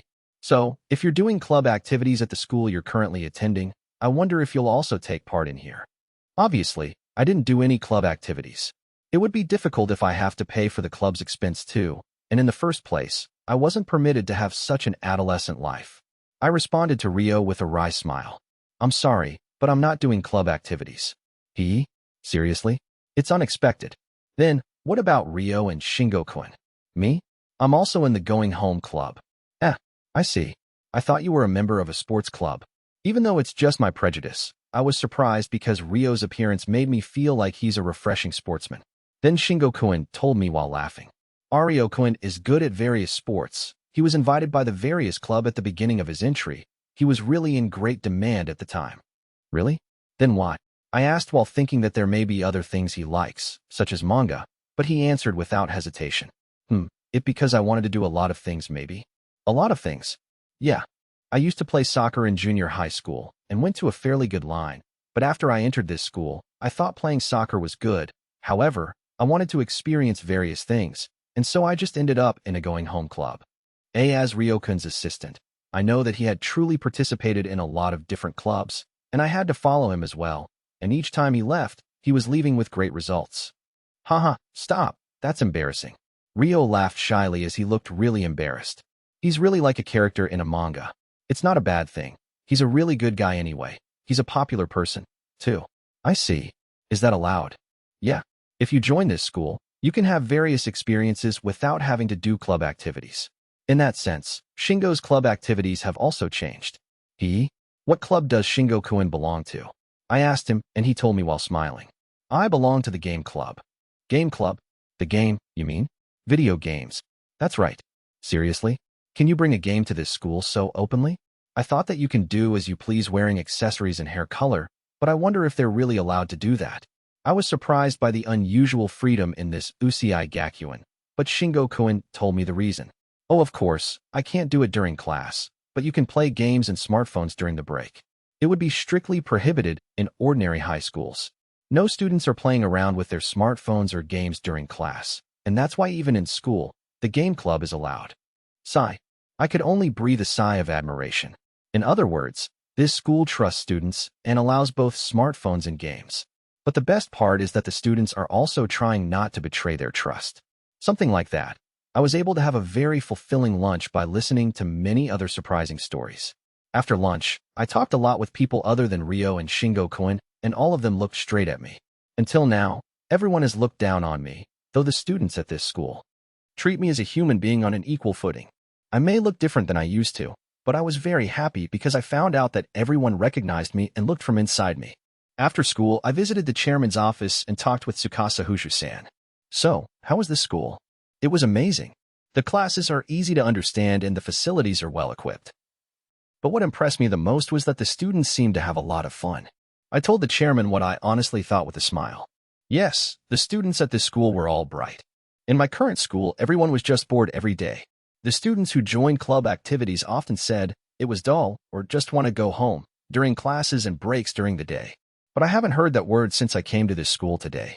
No, I'm not saying that it won't happen, but I still haven't heard of it. Everyone seems to have fun and enjoys this school from the bottom of their heart. I was able to feel it strongly by today's experience. And everyone recognized and accepted this me who was always being bullied. That's what I was really happy about. Not only is everyone enjoying themselves, but they also acknowledge me and see me properly as a person. To be honest, I really want to be here, at this school. But when he heard my words, the chairman nodded in satisfaction. Is that so? I'm glad if you said that. So, how's it? Why don't you go to this school? Is it really okay for me to be here? Am I really worth attending this school? I haven't found anything I'm good at or proud of. There's a better child than me who doesn't know anything. Thinking so, the chairman gently said as if he had read what was in my mind. Yuuya-kun, your value is what you decide, and you can also decide for others. Eh? And now you know that it's worth it to go to this school, don't you? That's what you think, right? I put a little time thinking of it and answer, yes. But I think you're worthy to attend this school. Ah. Hearing his words, I looked straight at the chairman. It's okay. If you haven't found your value yet and want to find it at this school. You have time anyway. I can only be silent. The chairman's words came straight into my chest. And then, I'm just like this, but if you don't mind, please let me attend this school. Of course. We welcome you. I was officially attending this Usui Gakuen. Chapter 21, Chapter 5, Part 4. I'll excuse myself. Thank you for your hard work today. After receiving my uniform, I left the chairman's office. Apparently, Kaori was waiting in front of it holding her bag. It looks like you decided to attend this school. I'm not confident in myself yet, but I still wanted to go to this school. My father and I are delighted if you think like that. I was feeling kind of embarrassed by Kaori's gentle smile, so I forced myself to change the subject. See, come to think of it, why are you here? Ah, do you have any business with the chairman? No, I actually wanted to do something for Yuuya-san. Oh, me? I was surprised by her unexpected reply. She wanted to do something for me. What is that actually? This, Usui Gakuen, is in the opposite direction from the high school where Yuuya-san attended before, isn't it? Well, if so, you weren't familiar with the surrounding area of this school yet, were you? Sure, I didn't often go out because of my appearance. I basically just buy the things I need on my way home from school. Therefore, I rarely went in the opposite direction from the school I attended. Since we have this chance, I was wondering if I could show you around, Yuuya-san. And, besides, I want to thank you again, personally. You've already done it, didn't you? And most of all, it's already more than enough to get me to go to this school. Really, I got more than I should have. If I have to receive anything more. Well, I think that, Kaori opened her mouth again after she feels a little about something. I mean, it's because I do want to hang out with Yuuya-san. Do you not want to? It's embarrassing, but I didn't have a chance to hang out with guys. Why? It's unavoidable, but I think everyone is a little restrained because of my household and also because of my father's work. However, I thought Yuuya-san could be my first one to get close with. Kaori said so with lonely expression. I see. I thought it was nice to be rich, but it looks like there are still some problems that I don't understand. Kaori looked at me, anxiously. Seeing her figure like that, the feeling I unilaterally decided that we're from a different dimension is suddenly crumbled. We're all human, after all. I also confided to Kaori while being embarrassed. I was also embarrassed since I've never hung out with a girl either. So, if you don't mind me like this. Can you show me around? Yes. There are a lot of delicious things around the school, so let's go. It was a good feeling to see Kaori's sparkling eyes. I hear that after school, students hang out together at the coffee shops and restaurants around here. Is that true? Yeah. There were many shops lined up along this straight wide road. Vehicles are prohibited here, and not only students from Usui Gakuen, but also students of other schools can be seen as well. In the middle of the road, street trees and street lights were standing at equal intervals. It was such a stylish place. Yes, there are also some shops that sometimes get interviews on TV. I see there are many famous shops for young women. While looking at the surrounding shops, I suddenly asked her what I was curious about. Now that I think about it, how did Kaori know it was me at that time? Even if I say it myself, but I think I look really different from the time I was badly beaten by those delinquents, however. Is that so? But you have the same eyes as when you helped me, so I immediately knew that it was you, you know? Eyes? Yes. I'm surprised at Kaori, who declared so with a smile. Yuuya-san's appearance may have changed, but is straight, gentle eyes haven't changed. That's why I immediately realized that it was you, Yuuya-san. Straight and gentle eyes. I don't know if I have such eyes, but Kaori seemed to think me like that. Even though my outward appearance has changed surprisingly, it appears that rather than on my transformation, Kaori looked more into my unchanging eyes. From Kaori's speech, she seemed to be looking at me. Personally, I was pleased. As we went on with the conversation, Kaori found something. Yuuya-san, why don't we go there?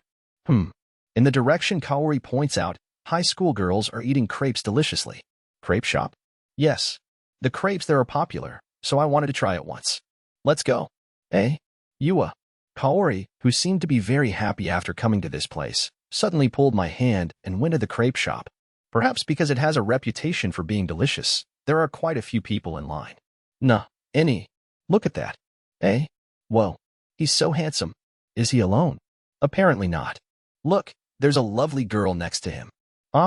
You're right. A couple of a handsome man and a beautiful girl. Huh? I'm so jealous. Yeah, the girl is neat and clean, and the boy is cool. Oh no, it's so enviable, but more than that, it feels like a feast for my eyes. There are only sweet shops here, and there are many women lined up. Oh, it's not strange for a man to line up here, right? I'm anxious about this. When I was lined up worriedly, Kaori just realized that I was here. I am sorry. I just pulled your hand in reflex. I'm also sorry. As our face turned bright red, we released our hands vigorously. Kaori and I were utterly unconscious of it, so we suddenly got embarrassed. The surroundings were also watching us in such a state. Hey, what is it? Aren't those two too cute? I know, right? I was honored to see that. H holding a girl's hand. You. It's so embarrassing. Was it okay? She wouldn't hate me, would she? Up to this moment, if my hand touching a girl even for a bit, they will be so disgusted, and also the things I touch would be treated as filth. Oh, it makes me want to cry when I remembered that.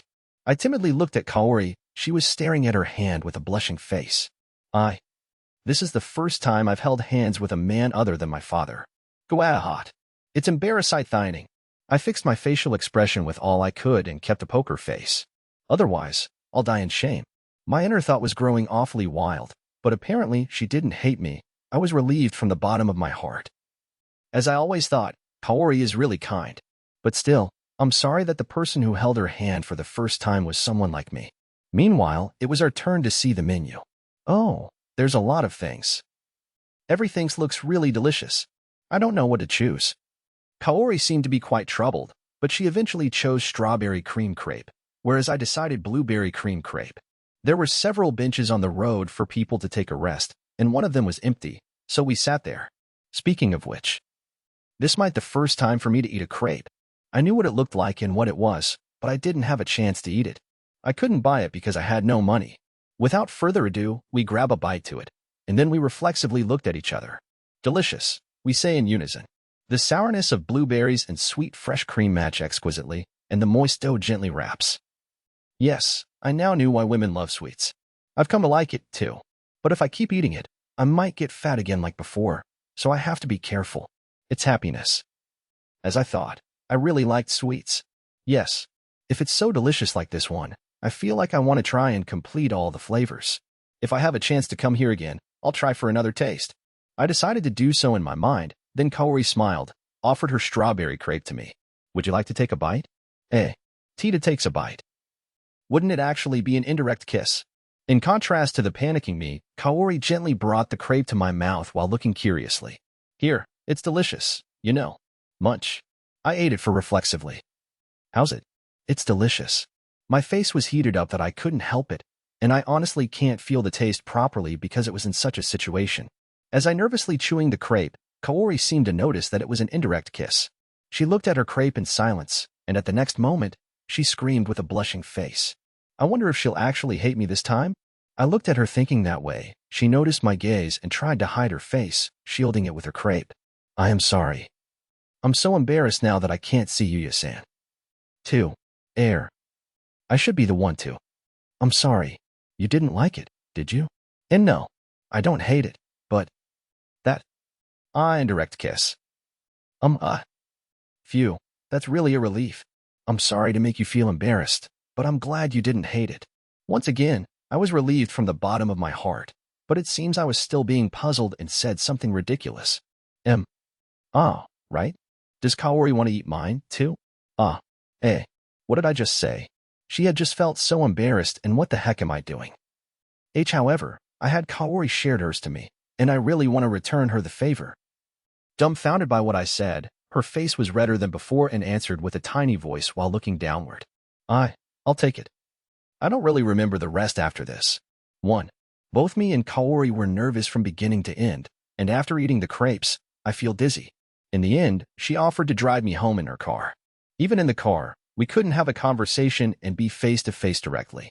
The woman in the butler's clothes who was with Kaori when inviting me to Issei Gakuen looked at our state with a warm and gentle gaze. Even until we left, the people around us were actually looking at us with friendly eyes. Hey, what? It's nice to be young, huh? Yeah, it's amusing to be young. They were so cute, right? Yeah, they were so cute. Sigh. That was priceless, everyone says simultaneously. 1. We didn't realize that such a conversation was taking place. Chapter 22, Chapter 5, Part 5.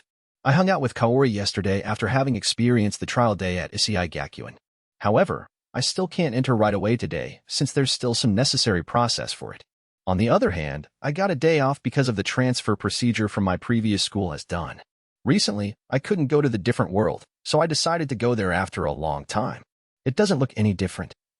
Although it's been a while, there was no particular change in the house or garden in the other world. By the way, to work in the different world, I wear a set of Blood War demon armor over my shirt and trousers made of royal silk. My plan for today was to explore the hinterland of the forest, which I haven't explored much of yet. So, I need to prepare recovery medicine for it as well. I have learned the skill map now, so I don't need to be afraid of getting lost. I went out to the fence of the house cautiously and began to explore the forest. I have been exploring the direction straight out of the fence until now. So today, I'm planning to explore the other side of this house. Come to think of it, it seems that the path I've been exploring until now is leading to the outside of this forest since I met that girl and those soldiers from that direction. Yeah, it seems that way since the forest is getting denser in the direction I am going now. Not only with the presence detection skill, but I also proceeded while being wary with everything, and then I noticed the reaction of one living being. I activated my assimilation skill, and when I approached the reaction while holding my breath, a huge bear killing its prey and eating it comes to my sight. The bear has 3 atrocious horns growing on its forehead and deep crimson fur, in addition to jaws and fangs that easily crush the flesh and bones of the creatures it killed. In terms of size, it's 2 times larger than me. I activated the appraisal skill to look at its status. Devil Bear. Level, 450. Magic, 4,500. Attack, 10,500. Defense, 6,000. Agility, 2,000. Intelligence, 3,500. Luck, 500. Finally, I met an enemy that has stats more than 10,000. I'm more balanced if comparing the stats between us, but despite that, its attack power that has over 10,000 is still troublesome. Can I kill it? I can't think of that in peaceful Japan, but since I came to this world, I've had that dangerous thought circuit in me. However, I didn't think that thought circuit was scary because I felt it was necessary in order to live in this world. When I spend time on Earth, I don't have that kind of thing anyway, so I reckon that feeling is only limited in this different world. In the end, I decided to attack the devil bear. I'll eventually fight with it anyway, and I don't know how strong the monsters in this hinterland is, nor I know where this devil bear's caste is, so I want to measure a standard of the strength of the monsters here. I immediately took out Formless Bow from the item box. This Formless Bow is a bow without a shape. In other words, it's invisible to the eye. However, I could recognize it since I got a feeling I firmly held the bow. Furthermore, I could also generate an invisible arrow, depending on my will. I attached an invisible arrow to the bow and aimed it quietly at the devil bear while holding my breath. And then, Galalahe! It was a bullseye. The invisible arrow pierced in the devil bear's left eye. The devil bear screamed in agony by the sudden attack. However, as one would expect from the monsters in the hinterland of the forest, it immediately noticed me, who was supposed to hiding from the direction where the arrow flew and stared daggers at me. It seems the bows could only go this far. Well then, the next will be this. I took out the absolute spear, which I had been using the most. I approached the devil bear straight away to give it a sharp blow. Good. However, the devil bear uses its sharp claws to meet my absolute spear, right from the front. As a result, I was blown away by its attack power. I managed to regain my posture in the air, and as soon as I landed, I took distance. Sure enough, the devil bear seems to have planned to chase me but turned vigilant due to our range. The two of us have remained vigilant to each other, but the devil bear seems to lose its patience and is the first one to move. Gururu. Gawawa. What? The devil bear is spouting a scorching flame from its mouth. I quickly rolled over from the spot, trying to avoid it. No matter how I think about it now, it was magic, wasn't it? 1. The monsters that I've fought until now had never used magic, so I was more than surprised to see the devil bear's flames. You see, I also want to use magic like this devil bear and that soldier. I guess that's that, huh? Do I have to wait until I'm 30? I think I have the qualities to be a great wizard. 1. Oh my? My eyes are sweating now too. Thinking about such nonsense, I thought again about how to deal with the devil bear's magic. I feel I'd be just its magic's prey if I just approach it carelessly. When I was thinking about my plan, the devil bear spouted another flame, but this time, it made it in a spherical shape and shot it. I twisted my body and kept avoiding them, but if it stays like this, I'll just keep on slowly losing out. Whether it will be the devil bear's magic, or will it be my stamina which will be exhausted first? To be honest, this guy is a superior opponent, so I feel that it will be the later. So when it comes to this, I had no choice but to be careful to feint it and defeat it in an instant after all, right? I'm not good with tactics yet, so I can only think of such a simple thing. Yeah, it's no use to think about it. Let's try it anyway. I decided to do so and then ran toward the devil bear. Gaia. Hereupon, the devil bear was spreading the flame like a flamethrower as if it was saying that it wouldn't let me approach. Hey, what if there is a fire, huh? Fortunately, the devil bear's flame doesn't seem to burn down the trees, so it might be a unique flame. It's not worth worrying about. And I also understood that I couldn't get close to the fire, so I took a backstep just barely at the scope of the flame's range. Gwa-wah. The devil bear made a startling voice at my sudden movement. Ignoring it, I stepped backward and threw absolute spear, at the same time toward the devil bear. Get at it. At first, it seemed that this fellow was going to shoot the absolute spear down with its flames, but then decided that it was impossible because of the characteristics of the spear, and instead tried to counter it with its heinous claws. Now, since that fellow decided to oppose it with its claws, that meant that it wouldn't use its flames, right? I didn't miss that opportunity and closed the distance. Gah! The devil bear raised its voice in surprise as I approached it at a tremendous speed, but quickly tried to cut me with its sharp claws. Hawa! I thought I wouldn't be able to get close anymore if I take a distance here, so I throw a kick with all my might aimed at the devil bear's arm. Oryea! Guyu! I stepped on the ground with all my strength and used my whole body to kick it while remembering the contents of the book I had bought at the second-hand bookstore. As a result, the devil bear's arm was knocked away by my kick and destroyed its posture. I quickly slipped into the bosom of the devil bear, who became defenseless as it loses its stance. And then I equipped an infinity gauntlet on my arm. Yuyu, oh well. While using the kick's momentum, I throw an attack loaded with my full power at the devil bear's abdomen. Gaowawada. It's just one blow. However, it's combined with the effect of infinity gauntlet. The effect is when you hit something, the same powerful attack will repeatedly occur in the same place.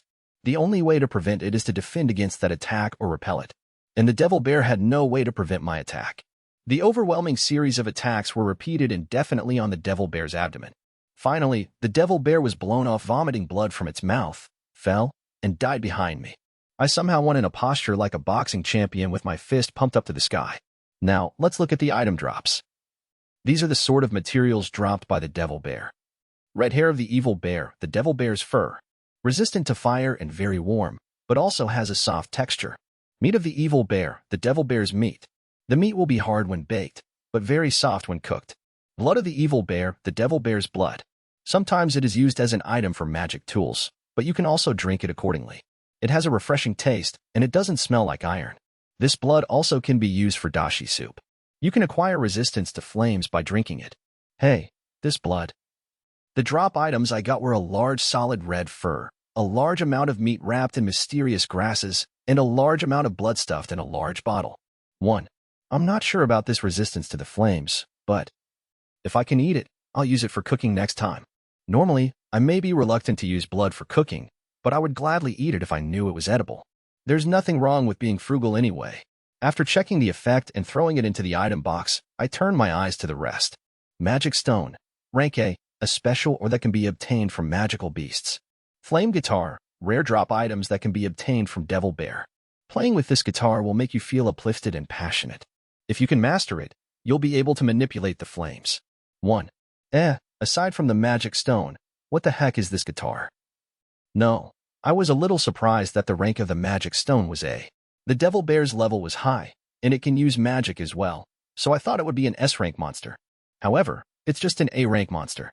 It has the same rank as Goblin General. Thinking it again, I can't even imagine what kind of monsters the S-rank one is. I guess that'd be okay. Now, I don't know whether this guitar is better than the magic stone. And this guitar also seemed to be a rare drop item, but why a guitar? It would be better to get accessories like the Black Moon necklace, the rare drop item that I got from the Hell Slime. However, besides, I've only used recorders and keyboard harmonica as musical instruments. I couldn't afford to touch other instruments for entertainment or hobbies, after all. And it's also written that I would be able to manipulate flames if I can master it. It seems that it's something different from using magic. What is it actually? Well, now I have a little extra room.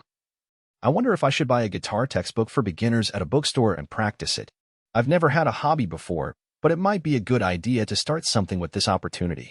When I thought so, a familiar message suddenly appeared in front of me. Level up. Oh, my level went up. Yep, the level will be easy to rise if you defeat enemies who have a status above you. And then I immediately checked my status. Tenjou Yuuya. Occupation, none. Level, 235. Magic, 5,900. Attack, 7,900. Defense, 7,900. Agility, 7,900. Intelligence, 5,400. Luck, 8,400. BP, 200. Skills, appraisal, endurance, item box, language comprehension, true martial art, 7, presence detection, fast reading, cooking, 5, map, dodge, weakness detection, assimilation. Title, Master of the Door, Master of the House, Otherworlder, person who visited a different world for the first time. I went up 2 levels. Not only my own level, but the level of true martial arts also went up. This is a good sign then. For now, there's not much BP that I got, so I just swung it all to my luck stats, and it's become 8,600 now. Yosh, then, should I go a little further? After checking various things, I stepped back into the forest again. At the time when Yuuya was exploring the forest, there's been a significant occurrence in the entertainment world on Earth. Hey, did you see that photo? I saw it. That one who's in the photo with Miwa-chan, right? Who's that boy? From which agency is he? I really have no idea about that. The time when Miwa did a photo shoot together with Yuuya in the shopping mall became a hot topic in the agency where she belongs.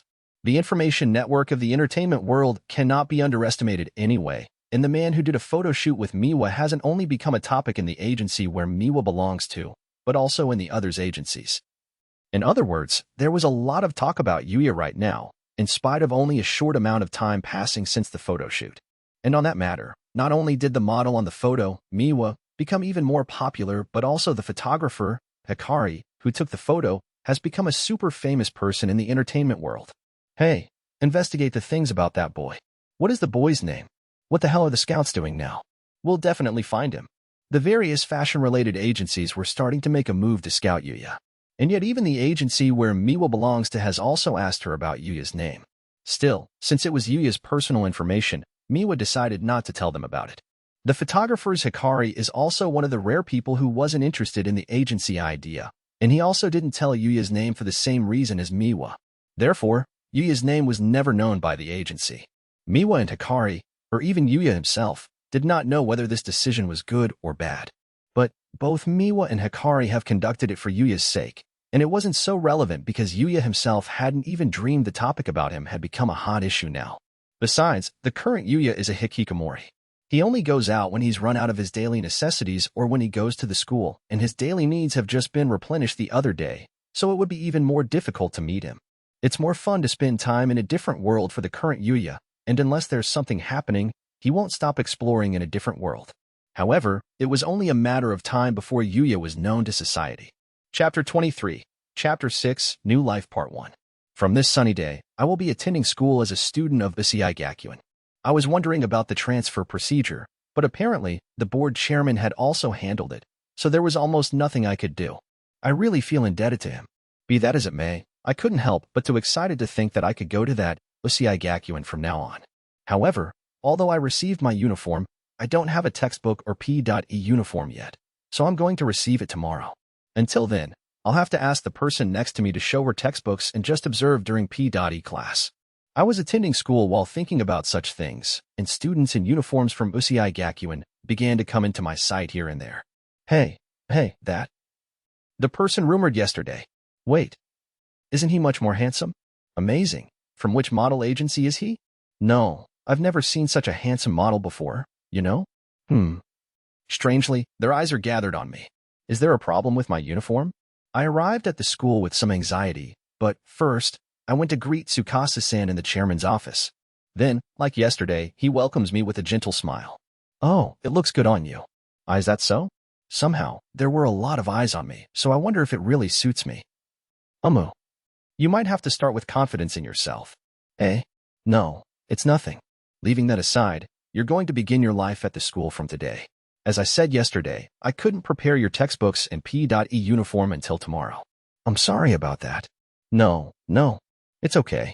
It saves me if you say that. I'll get it ready tomorrow morning. Yes, thank you very much.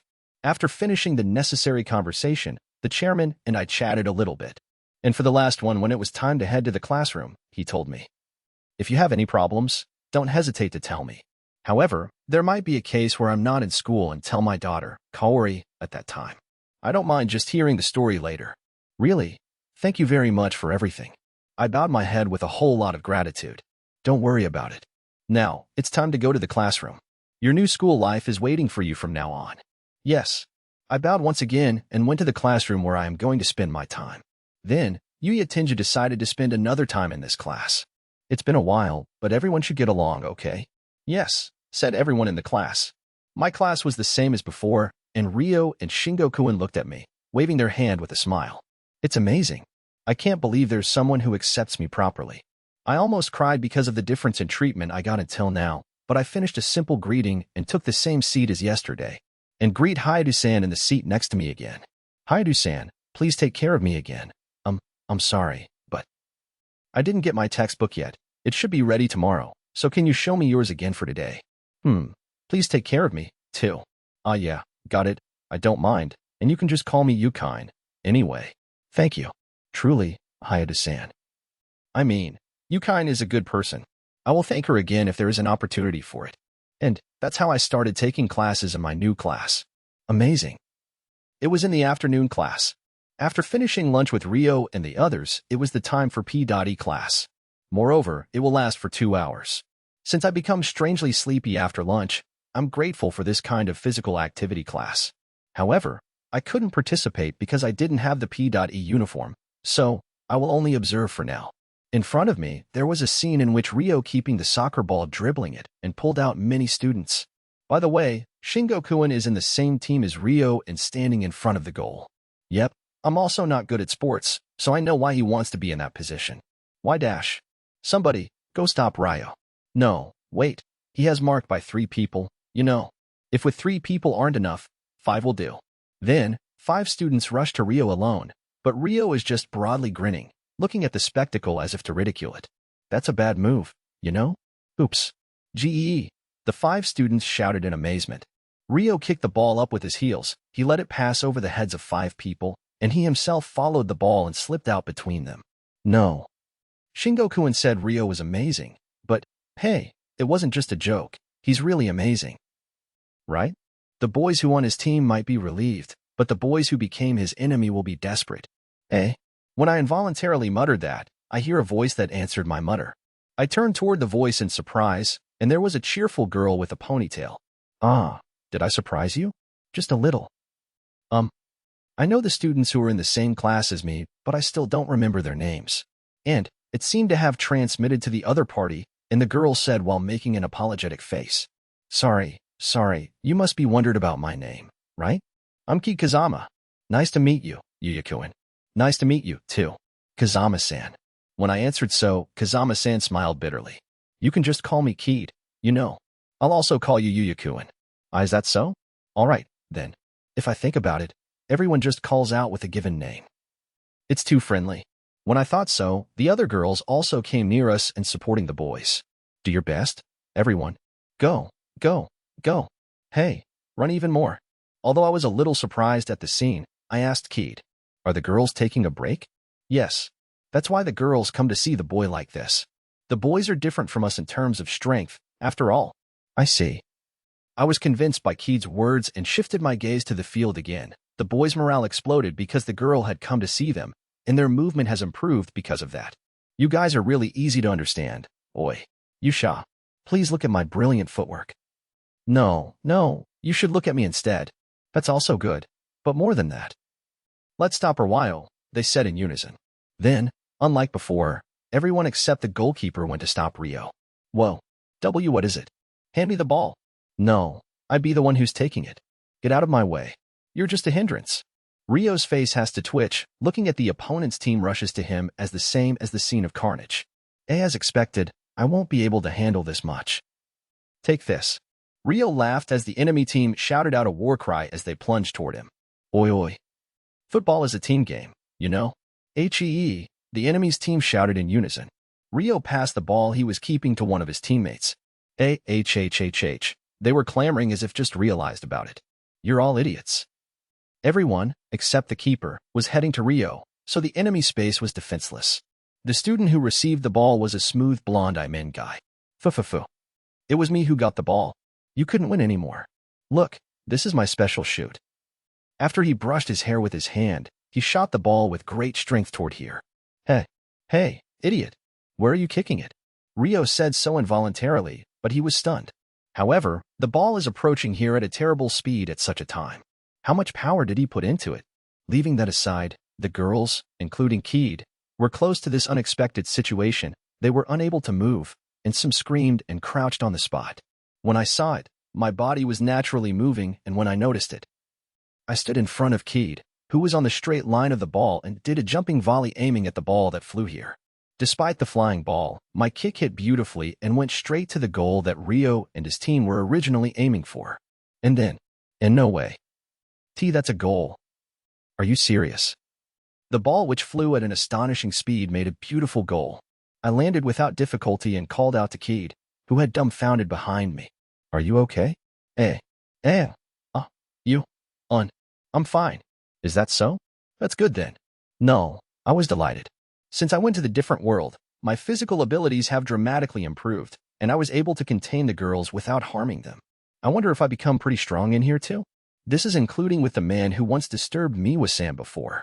Anyway, it was good. I still had the time to do that.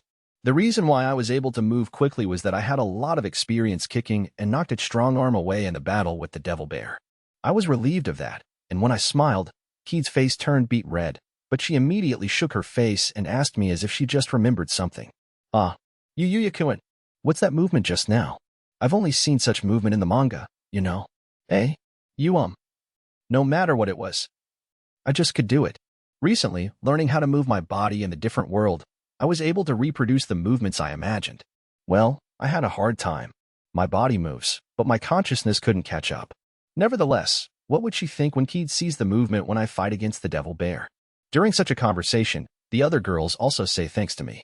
Then, Rio came to us. I'm sorry, were you all right? Yep, Yuuya-kun protected me. That's good then. Or rather, Yuuya, that was really amazing. Isn't it okay for you to join the club? Yuuya-kun, are you in the going home club? Well. Until now, I've barely been able to move because of that damn fat. Anyway, Yuuya-kun, you don't look so muscular, though. Keed. When I remember my old days, Keed touched my arm and stomach. Wow, that's amazing. I couldn't tell it from the top of your clothes, but when I touch it, you have a great muscle. I was surprised by how stiff it was. I wonder if it is right? I'm serious, you know. I'm training in the track and field club, but I really couldn't get any muscle. Look, it's soft, isn't it? Yuuya. I was ultimately off guard, and Keed guided my hand to touch her stomach. It's soft. No, it's not what I mean. Keid-san? This is. I think it's not a good idea to let a boy to touch your body. Sorry. I was doing it unconsciously. Keid hurriedly released my arm and pulled her head with her face turning red. No, I don't think you're doing it unconsciously. I think you're just a little defenseless. Ayano. 2.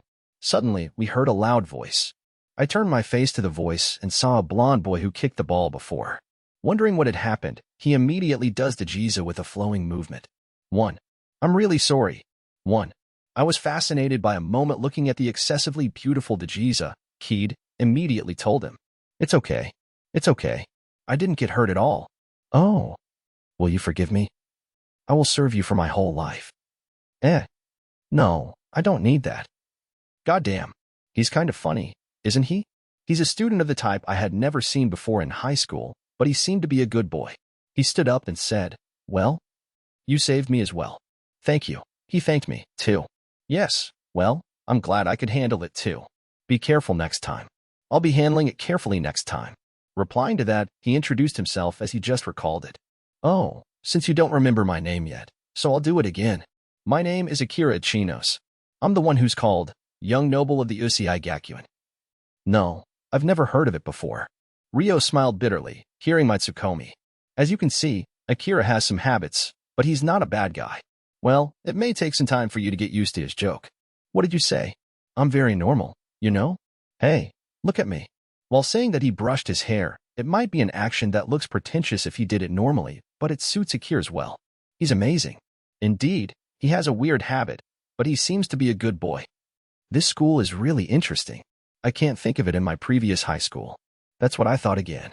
Chapter 24, Chapter 6, Part 2. After the physical education class, Keed and the other girls went to the changing room to change their clothes.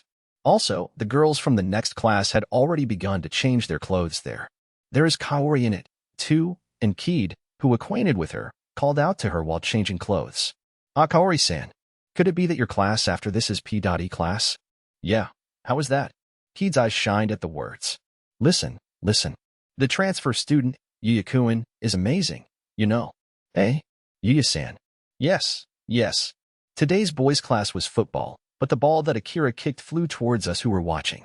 More precisely, the ball flew towards me. I thought, it will hit me. But Yuuya-kun kicked the ball back with an amazing movement. Moreover, the ball went straight to the goal. Wasn't it amazing? An amazing movement, you said? The confused Kaori asked Keed, who spoke with excitement. Then, Yukine, who dressed next to Keed, spoke up while taking off her P.E uniform. As Keed said, it's like in a manga or an anime. It was like a movement in such a world. Right. It was really amazing. Is that so? It was cool, you know. Yup. I mean, don't you feel that he's like a prince? Oh, I know that. I feel like that kind of atmosphere from Yuuya-kun, too. Following Keed and Yukine, other girls began to talk about Yuuya. By looking at the situation, Kaori knew that Yuuya was accustomed to the class and was relieved. And then, Keed blurted something out of the blue. I wonder if Yuuya-kun has a girlfriend. Why Yuuya-san has a girlfriend? Oh, no. I also don't know the truth, you know? It's just that he's so cool. Why you're right. Kaori, who was surprised hearing Keed's words, was relieved by the words that followed after, but this time she tilted her head in puzzlement as to why she was relieved after knowing that. If I don't hurry, the class will start. Really? Sorry to keep you here. No, don't worry about it. Do your best in physical education? After looking at the clock, Keed and the others realized that it had been quite a while, rushed to change their clothes, and immediately jumped out of the changing room. What is this feeling? Kaori murmured after Keed and the others came out of the room. She was just confused by the emotions she had never experienced before. Lexia-sama has returned safely. What?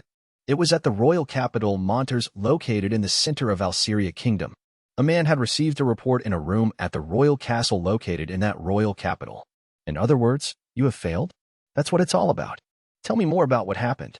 Yes, it went well until we separated Lexia-sama from the knights who escorted her, but the place where she ran to was the Great Devil's Nest. What? The man frowned at the words of the person wearing the hood. Great Devil's Nest. Why did she go into that land? It seems Lexia-sama herself didn't know that she went to the Great Devil's Nest, and the people who were on the task were also chasing her too far, and as a result, they're all dead. Fool. The monsters of that land are unusually strong. Wait, you mean Lexia survived? Yes. It seems that the escort knights who survived from the attacks of my brethren protected Lexia-sama. I don't understand. They all set their feet in the Great Devil's Nest, but why was only Lexia safe and my assassins were killed? Did a monster attack them? Or did the knights chase them in time and kill the assassins? My apologies, the information I got is only up to there. Sigh. Useless. The person wearing the hood told that apologetically. The man looked down on him and closed his eyes, but he immediately opened it up and turned a sharp glance at the hooded figure who was lowered his head in front of him. Could it be? Did they tell about my identity? I can't say for sure, but I don't think there's any concern about that. The man then sat on a luxurious chair and poured the glass of liquor that he had on his hand into his mouth, and then threw the glass to the person wearing the hood in front of him. You can't say, you said?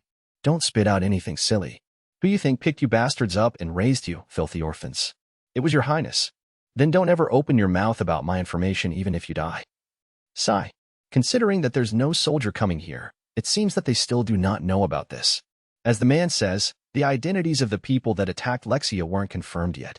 It was also because the Goblin General had disfigured them to the point that they cannot be recognized anymore. But above all, they did not divulge a single word of information about the man, who was their lord, to Lexia. But there's no doubt that this will make them more vigilant. Lexia's own strength is known, but the knights who follow her are also troublesome. Do you understand? Yes. This failure is bigger than you think. If my mistake is known, it will shake my position. The person wearing the hood can only be silent, hearing the man's words. Next, if you screw up your next mission, you won't be of use anymore. I'll keep that in mind. Good then, you can leave now. Huh. Then, the person wearing the hood disappeared from the place as if melting in the darkness. The man leans his back on the chair, then muttering something with a disputing mind. Dirty blood. Your presence in the royal family is a hindrance to me. I'll definitely kill you next time. The muttering had swallowed up in the darkness. The location has changed, and Lexia is resting in her own bed in the royal castle of Alceria Kingdom. On Lexia's side, a middle-aged knight Owen asked her with a worried expression. Excuse me, Lexia-sama. How is your condition? Yeah, I'm fine. After a mysterious group attacked Lexia, she returned safely to the royal capital and has reported the matter about the incident. Still, the king couldn't make a big move because there was not much information about the mysterious group. Are you really sure? Yes. I don't want my father to worry about it anymore. I'm safe like this, so that's enough. Owen realizes that there is no use to asking about her condition for more than this and decided to ask Lexia for another matter. Lexia-sama, could you tell me what had happened in that great devil's nest? I already said it when I woke up, didn't I? I have no idea about who that group was or who sent them. And it was the Goblin General who killed them all. That's strange. When we rushed there, we didn't see the Goblin General. And considering the situation, it's hard to believe that only Lexia-sama was being overlooked. Even if you say so. While saying that Lexia remembered something, the appearance of a certain young man crossed her mind, even though it's also a bit vague because of the shock and the fatigue that she received after attacked by the Goblin General. Come to think of it, I was saved by a man. A man, said Owen with a wondered expression on his face. Yes, he was about the same age as me. As Lexia-sama. He beat the Goblin General at an age that seemed to have just come of age. Owen was deeply surprised by Lexia's words. Even for Owen, he could barely subdue a Goblin elite alone, and it wasn't very unthinkable to defeat the Goblin General that is above it in terms of rank and power. Moreover, Owen is a talented person so that his name is not only known in this Alceria Kingdom but also other countries. Unlike in Japan, in this country, one could be recognized as an adult at the age of 15, and it is hard to believe that a young man of that age has a much higher ability than Owen. However, Lexia herself was aware of how far her words were from common sense, so she immediately tried to deny it. But it could be what I saw was only a mistake or illusion due to my despair. Yeah, maybe that. No, that's not true. Eh? Lexia, who never thought she would also be denied, let out her voice involuntarily. Actually, when we perceived Lexia-sama's presence, there was another presence near you. However, that presence was disappeared cleanly for some reason, so I thought that I misunderstood it. Well then, that man is real. Yes, I don't know who it is, but he certainly existed. So, how does he look? Well, let me see. A beautiful black hair and black eyes. I kind of feel like he was like a foreign aristocrat. Black hair and black eyes, huh? It's certainly rare in this Alceria Kingdom. Moreover, if he's a foreign noble, it might be a little troublesome. Troublesome? No, we can't find anything for now. Let's stop speculating things. It's not clear why that young man erased his presence, but I think there's no such thing as hostility or harm from him, and I think thus far, there's no need to be very vigilant about him. Owen couldn't welcome more people targeting Lexia. However, considering that he didn't kill Lexia under those circumstances, he thought it would be too early to conclude that he was an adversary, so he decided internally to take the same precautions as the other nobles. Not knowing about the decision Owen had made, Lexia looked out the window and sighed. I wonder who he was. If I could see him again. Lexia breathed out a small sigh again. He saved me, and I must thank him immediately. What Ash? Owen raised such a voice at Lexia's words and had a bad feeling at the same time. And yes, that feeling was right. I've decided. Let's go to the Great Devil's Nest once again. We may be able to meet that person again. Alexia-sama. That's dangerous. And you also just got attacked by assassins. It's fine. We're going to Great Devil's Nest, right? So, no one will come after me. The problem is with that Great Devil's Nest itself. You've just experienced it yourself, right? That's very dangerous. Yes, but if you come with me, I'll be fine, right? Even if I'm with you, the Great Devil's Nest is still a very dangerous place. First of all, what are you going to say to His Majesty? Owen is undoubtedly strong, but the story changes when it comes to whether his strength is acceptable in the Great Devil's Nest. He might be able to deal with it if a goblin elite attacked them, but if it were a goblin general, that would be impossible. Before that, he didn't think that the king would send out his beloved daughter, who was just attacked. It's okay. I'll convince father. And it is not good for the royal family to not express their gratitude after being saved. I want to meet him in person and say my gratitude. But I've already decided. To do so, and I'll go to my father right away. Please wait, Lexia-sama. In the end, Owen couldn't stop Lexia, and Lexia went to talk directly to her father, the king. Chapter 25, Chapter 6, Part 3. While the story progressed with Yuuya's ignorance, Japanese trends were all about a certain person. Hey, did you see this month's Cutie Beauty? I saw it. Who was the boy next to Miwa-chan? He looks like an ordinary person, but he's super cool, isn't he? Yes, a fashion magazine that uses the photo of the model Miwa and Yuuya has been released. There were many subscribers in the magazine in which Miwa, a model soaring in popularity, was listed in it. They were mostly young women, but their eyes were snatched away by Yuuya, who was in a two-shot photo with Miwa in that magazine. That photo shoot was probably done in a nearby shopping mall, but I wonder if he's a local person. He's like at the same age as us, most likely a high school student, too, right? If so, I'd be super jealous of the girls in the same school as him. I might become a fan. I mean, that smile is dangerous, right? The photographer's skill is good, too. The subscribers are not only people who don't know Yuuya, but of course, some people know him, too. This is Yuuya-kun. No way, are you serious? Is he the rumored special admittance student? Yes. He's in the same class as me, but he's super cool. He's so amazing at the P.E class the other day. Tell me about that in detail. I can't believe there's such a handsome guy exist. Honestly, he looks better than any idol or actor that I've seen on TV. Oh, I thought so too. No, you don't even have to compare it. It was well known to the people of the same Usui Gakuen, but the topic of Yuuya was also in a particular scene. Miwa-chan. Ah, Hikari-san. Good morning. The magazine with a photo of you and Yuuya-kun is selling greatly now, and it seems to be inundated with orders. Is that right? The topic of Yuuya came out again, even among Miwa and Hikari, who had taken the photo shoot with Yuuya. Yes, I've been a photographer for quite a long time, but this is the first time that a magazine that has my photo to be sell this well. Amazing, Yuuya-san. What are you talking about? Miwa-chan's popularity has also risen, right? The director was also laughing a lot when she suddenly got a lot of work to do. Ah ha ha ha ha. Miwa smiled bitterly as she imagined the director of the agency they belonged to. But Yuuya-kun is really amazing. Only one photo shoot of him has already made a lot of noise in society. How's it? Miwa-chan, why don't you attack Yuuya-kun now? That's impossible. Yuuya-san is indeed very kind, and he had helped me when that male model harassed me. But because he's so cool, he probably already has a girlfriend. I don't know that. But it's hard to find such a good boy, so if you get a chance, try to attack him. Miwa tried to react to Hikari's words, but he had gone away just like that, so she could only mumble. Geez, Hikari-san. But if Yuuya-san really doesn't have a girlfriend? The story was getting bigger and bigger without Yuuya knowing about it. What will happen to him when he goes to school tomorrow? He doesn't know yet. It's been a while since I started attending Usui Gakuen, but I felt a lot more gazes toward me than usual. There were a lot of girls who turned their glances at me, too. Well, wait. Isn't he that man in the magazine? No way. Isn't that Usui Gakuen's uniform? He looks cooler than in the photos. Thank God. I could see him here. Some people have pressed their hands together while looking at me for some reason. Is there someone behind me? What is that? Scary. T/N. pray posture. Then, one of the girls who was looking at me spoke to me. Ayano. Yes. Can we shake hands? Shake hands? What? What's with this situation? I was confused by this unreasonable situation. Then, the other girls who were looking at me also came to me all at once. Me too, please. Ah, you unfair. Can I take a picture? Please, become my friend. No, wait, I really don't know why. Perhaps they mistook me for someone? Other than that, I couldn't think of any other reason why strangers would ask me to shake hands, so I hurriedly turned it down.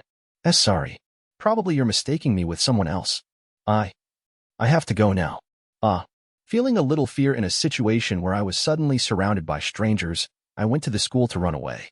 In the school, when I walked in the corridor, somehow many students also looked at me while whispering, so the doubt inside me only expanded. What's really going on here? Could it be my zipper is open? No, it would be strange to ask such a person to shake hands. I checked my pants, but there was nothing unusual about it. It would be the end if I were told that it was weird. In the end, I arrived in the classroom without knowing anything and sat down in my seat. But then, Keed came over to me in excitement. Yuuya-kun. Good morning. Good morning. You're already in full spirits in the morning, huh? Anything happened? I'm always like this, aren't I? Rather than that, look at this. Keed suddenly placed a magazine on my desk. Here. This page. It's Yuuya-kun who's in the picture with Miwa-chan, right? Yeah, it's me. The book has been released, huh? Some time ago, I had a photo shoot with a model, Miwa-san, at a shopping mall. But when was this picture taken? What's in the magazine was a photo of Miwa-san and I chatting happily on a bench. However, it's not a pose that instructed by Hikari-san. This scene was. I wonder if it was taken when I was talking about modeling with Miwa-san. So, that's why we didn't take any more shoot after that, huh? Anyway, I was laughing naturally in this photo, so in the end, I guess it was good, right? Other photos were also used, but the photos on the bench were the biggest. They were used in 2 facing pages. He let out a small breath as she was convinced while looking at the magazine alone. So, it's really Yuuya-kun, huh? This photo is so good. Really? Thank you. But the photographer's skill was excellent. And Miwa-san is amazing, too. No. It's because Yuuya-kun is in the photo with that Miwa-san. That's why the photo looks amazing. Keed says so, but if she looked at the scene of the photo shoot, she wouldn't be able to say so. My face and body were so tense. Then, Keed suddenly pointed at one photo while pouting her cheeks. But, isn't this a little too close? The photo that Keed pointed to was the one pose that Miwa-san hugged me.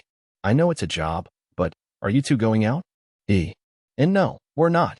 I see. You aren't dating yet, huh? I hurriedly denied it, but looking at Keed, why did she look somewhat relieved?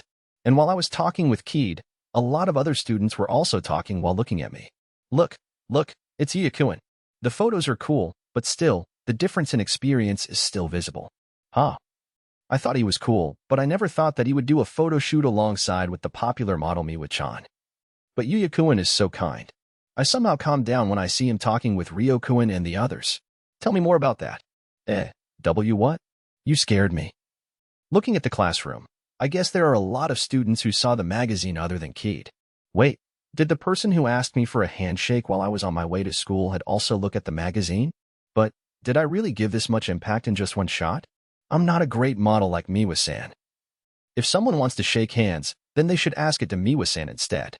While I had that thought, Ryo and Shingo-kun entered the class, and as soon as they found me, they rushed at me with high speed. Hey, Yuuya, I knew that you were amazing. Amazing. Yeah, you were featured on TV. I could only let out a dumb voice hearing Ryo's words. Me? On TV? No, stop joking. I don't remember being on TV. It's true, you know. Who was the man in the photo with Miwa-san, a model whose popularity is skyrocketing? Seriously, I'm serious. Here, look. Ryo showed me some of the news posted on the video site with his smartphone. Anyway, who is the man in the photo with Miwa-chan? He's just like a supernova that suddenly appears. Yes, his appearance is good, but that aura that can be seen even from the photo is a little different from idols and actors. That elegance isn't something that everyone can bring out. I can't believe it's just an ordinary person, let alone a rookie. It's strange that there hasn't been any fuss about him until now. The people in the industries also wish to bring him, don't they? That's amazing, isn't it? I was mute in amazement, seeing the video.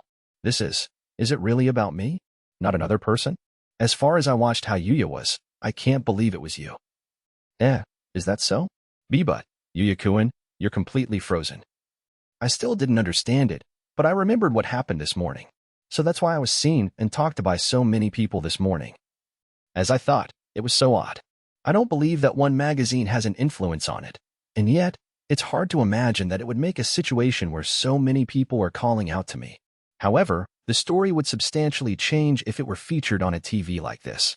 As I watched the video on the smartphone completely dumbfounded, Keed told me excitedly, "It's amazing. Yuuya-kun has become a hot topic among the girls right now. I don't know why people get excited by the topic of me like that. After all, I am nothing. I'm not an active idol either. In the first place, why me?" The moment I said so, the three people floated an expression as if the emptiness had pierced them. What's wrong?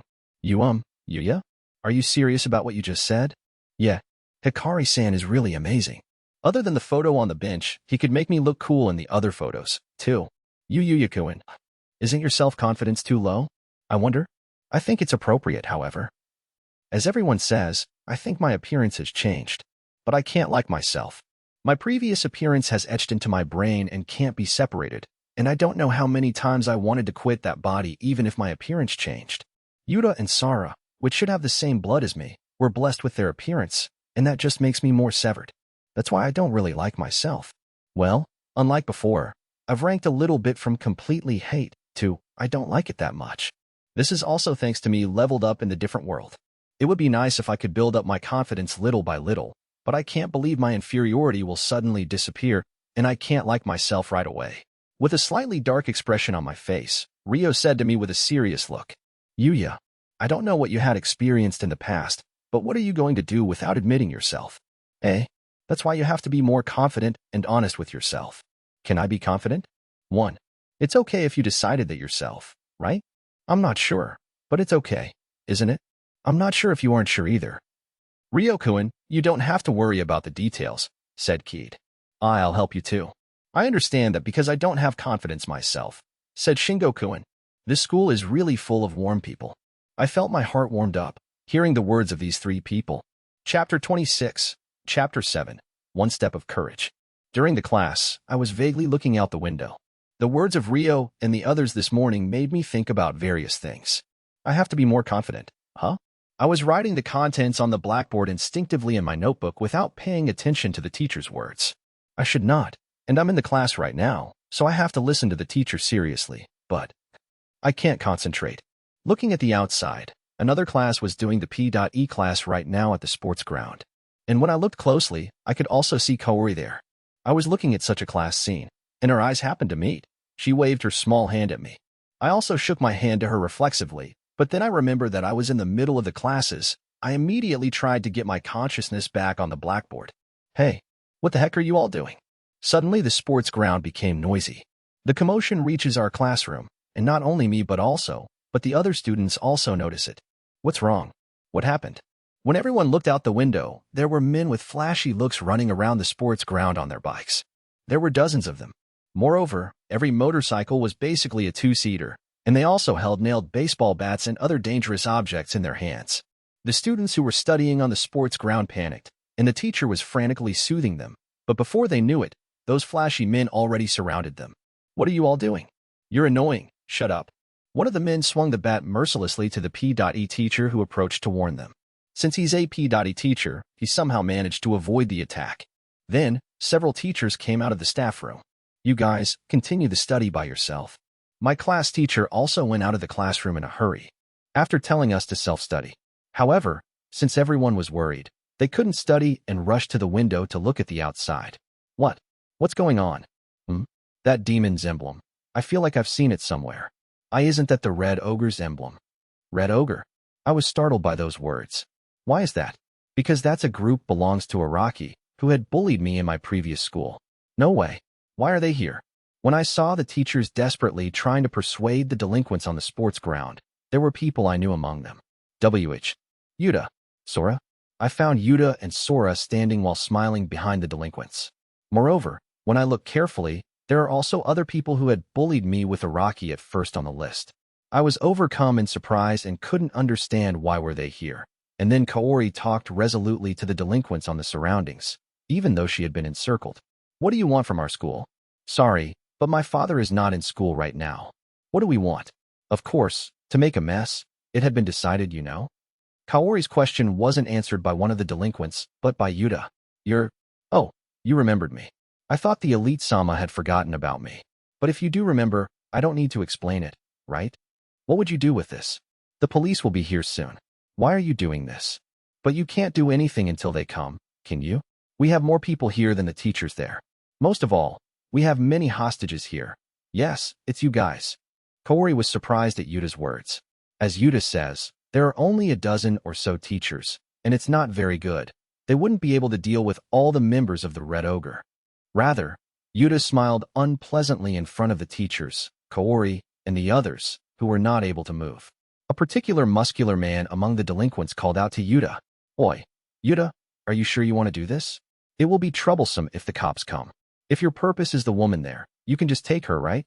Yeah, but if he's really here, I've also had some business with my shitty big brother, but that's fine. Well then, let's just take that person back. Yeah, let's do it flashy when we get back. A man with a glint in his eye began to close the distance to catch Kaori. The teachers tried to stop him, but the other delinquents restrained them.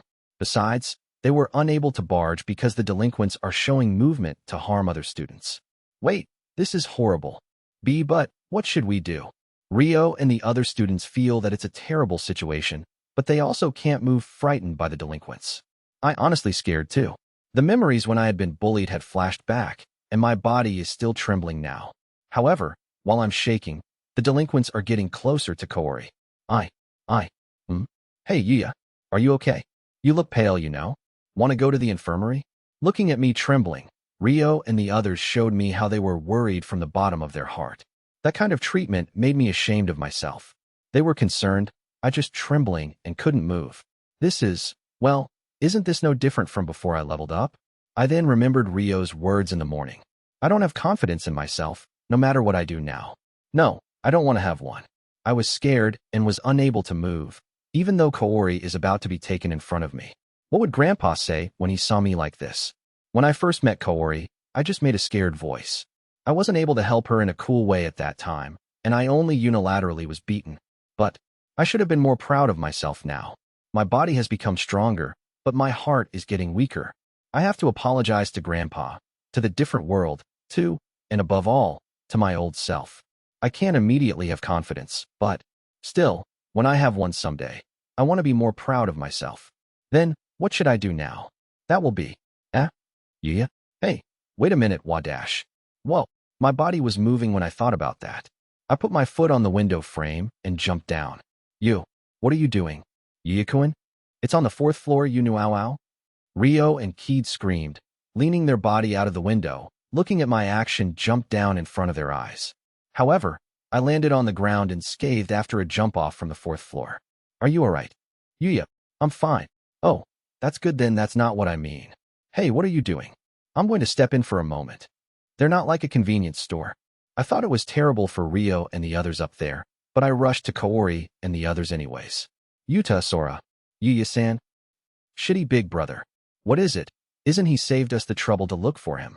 The teachers, Kaori, and Yuta and the others were surprised that I came. Then, Araki smiled and asked Yuta, Hey Yuta, this guy, can I do it? Yeah, just do it moderately, and then take him together with that girl. Hee. It's been a while, you son of a bitch. I'm going to mess up your annoying face right now and put it back to what it was. Araki said that, and surrounded me with the other people who used to bully me.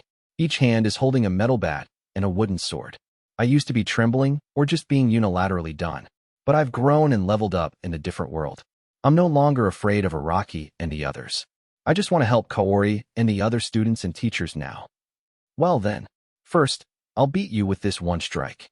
Despite using a metal bat, Araki just swung it with all his might without any hesitation. The teachers and students around me who saw it screamed. However, a completely different feeling came to my mind. Isn't it too slow? Immediately after making a big decision, I suddenly amazed before the attack.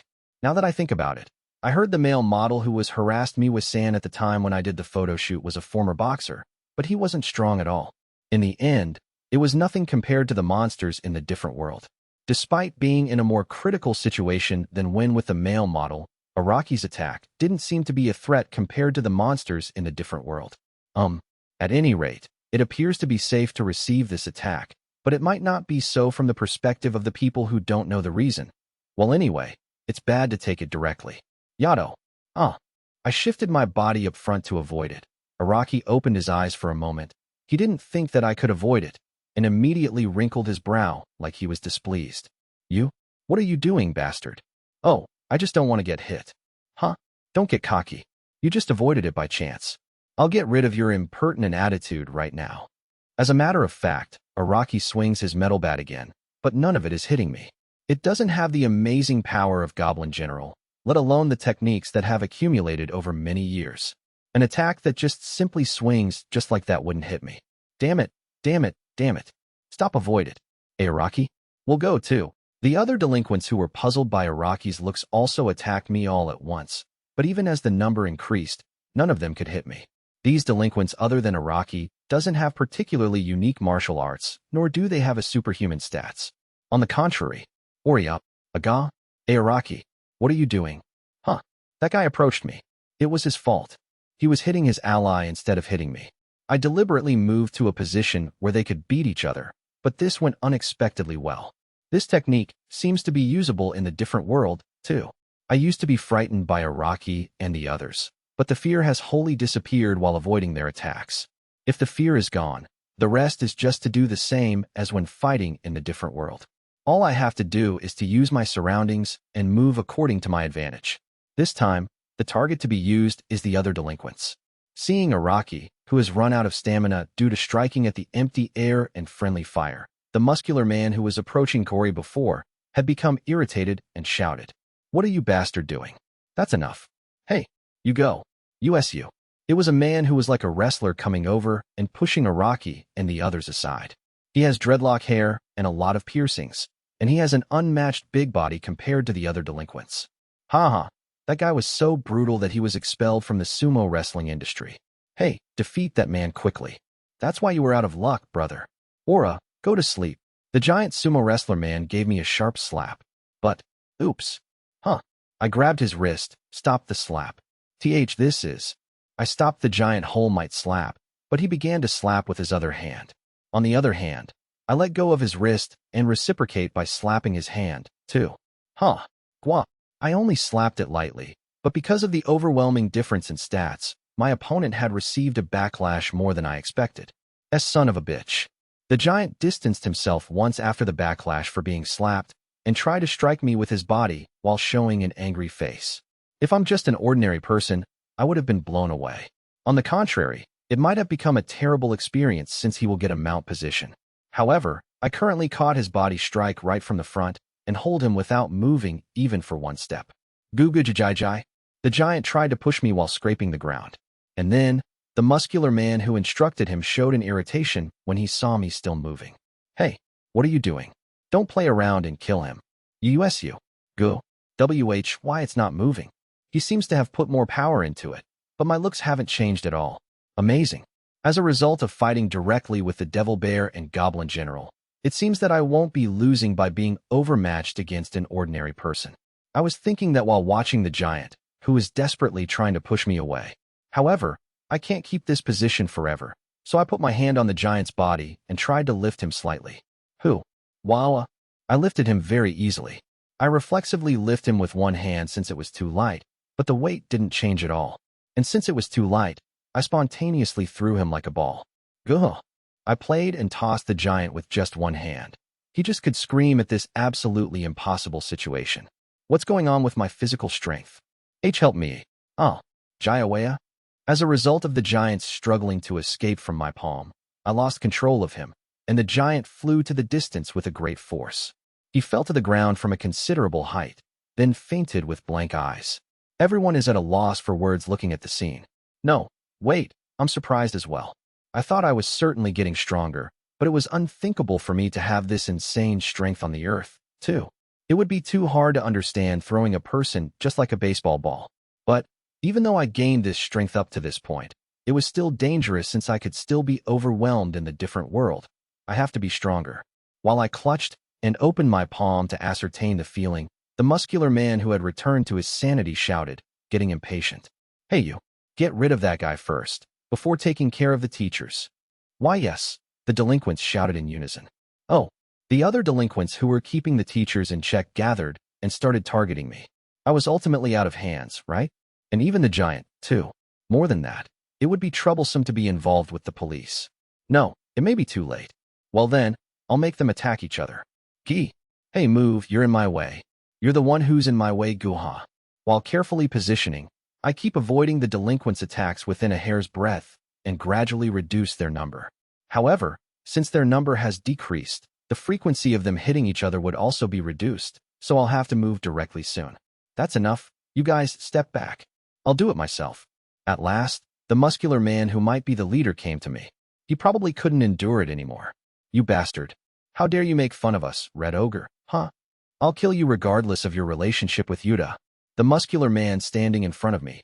He had blonde hair and was full of piercings like the giant. He has a flame tattoo or something like that on his right arm, and a red demon emblem embroidered on the back of his black jacket.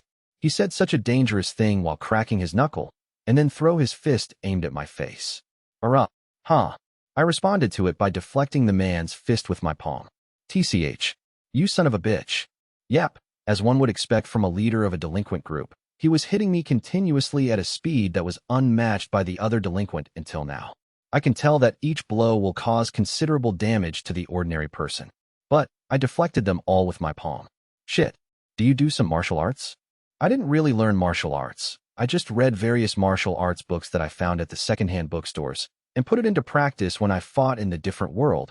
But even if I say that, he won't believe me. Not that I want to tell him anyway. Stop it and die already.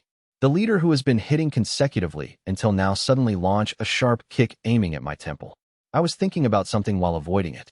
The monsters in the different worlds fight instinctively, but when it comes to human opponents, they are different. The instinctive attack is unpredictable, but the man's attack just now is mixed with feints. It's related to human strategy.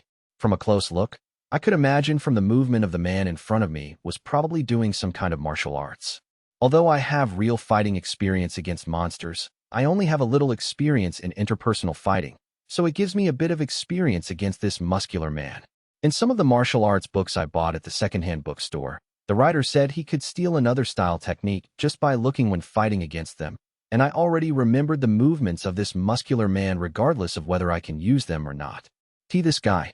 Perhaps he felt something from my gaze as that was observing him. The man attacked me even harder, hitting and kicking me using another technique. But I avoided it all unscathed, and I burned his movement to my eyes. You bastard. The man took the soil of the ground when realizing that it wasn't possible to win by the straightforward attack, and threw it to my face. Thus, my sight is deprived, showed him a chance for just a moment. Go to heal.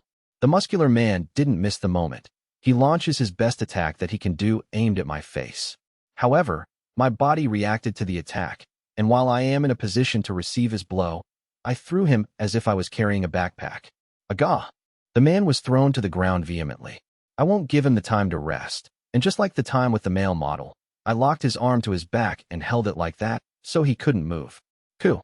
Let me go. The man's arm is completely locked, and with his movement sealed, he desperately tries to escape from my restraint, but my body doesn't move at all.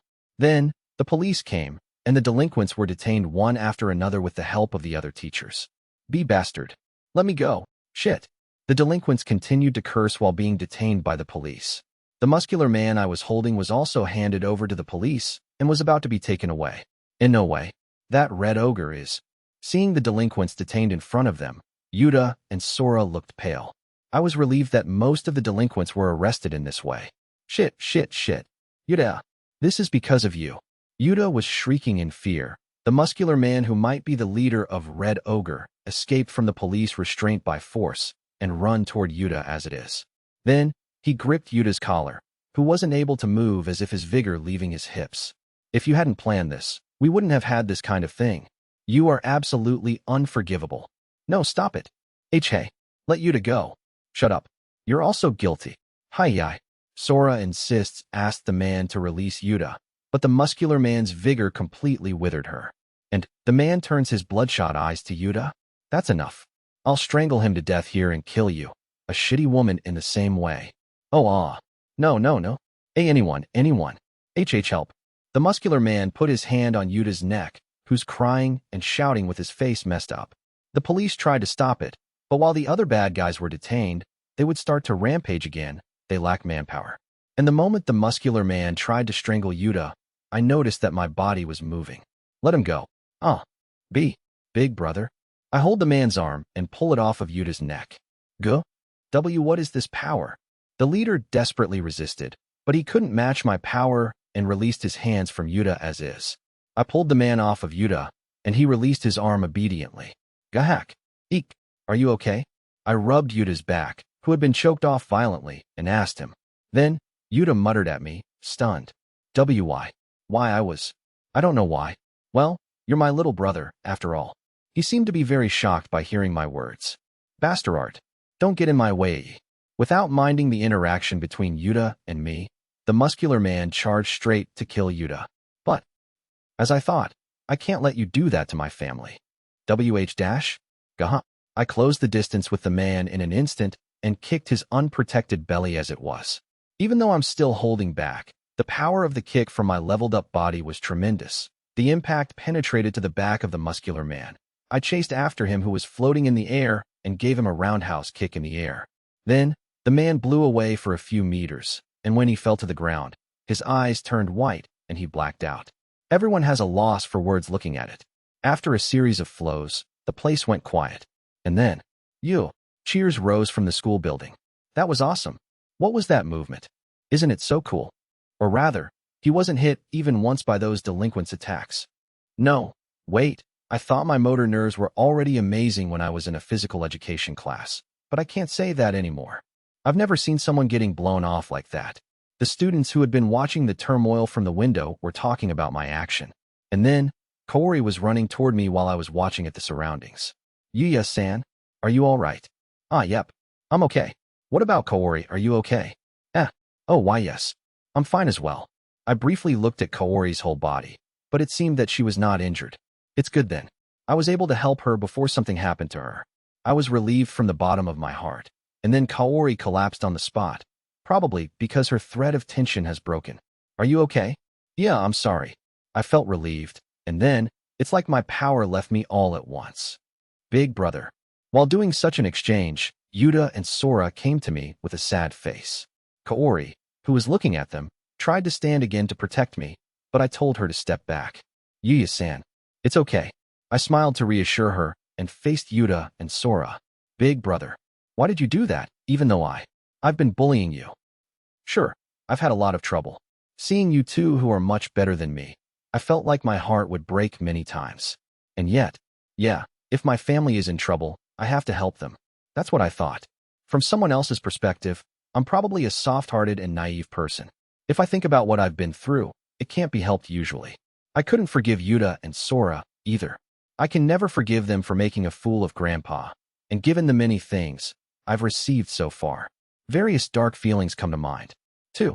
However, it's still, no matter how sweet it is from the surrounding people say, this is me. I can't abandon my family. After hearing my words, Yuta opened his eyes and started to shed tears. I'm sorry. I am so sorry. Sora was also crying next to Yuta, and then, they're also taken by the police. While seeing them off, Kaori asked, worrying about me. Was it okay?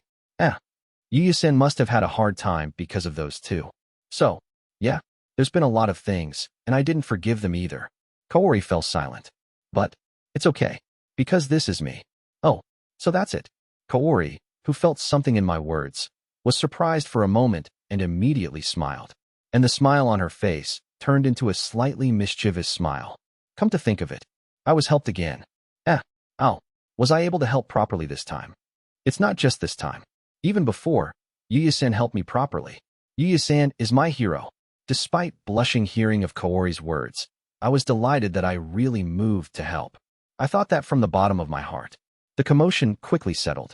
All of the delinquents were detained by the police and taken to the police station. The commotion seems to have originated from Yuta and Sora, who knew that they were not able to enter Usui Gakuen.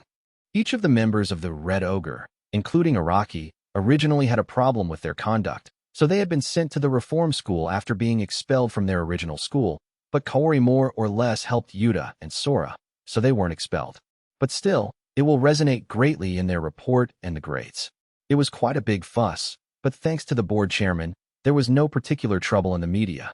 Speaking of the chairman, when the delinquents came to the school, he wasn't in the school because of his work, and when the case was resolved, he came back immediately. When he discovered that Kaori was in danger again this time, he showered me with his gratitude as much as he did before. He showered his gratitude again and again, but I was already delighted that I could attend this Usui Gakuen. Well, I had no choice but to receive it. Anyway, in the end, the injured people had been handled, and the next day, I was a little afraid to go to school. Regardless of the circumstances of what had been occurred, I easily kicked people and sent him flying like that.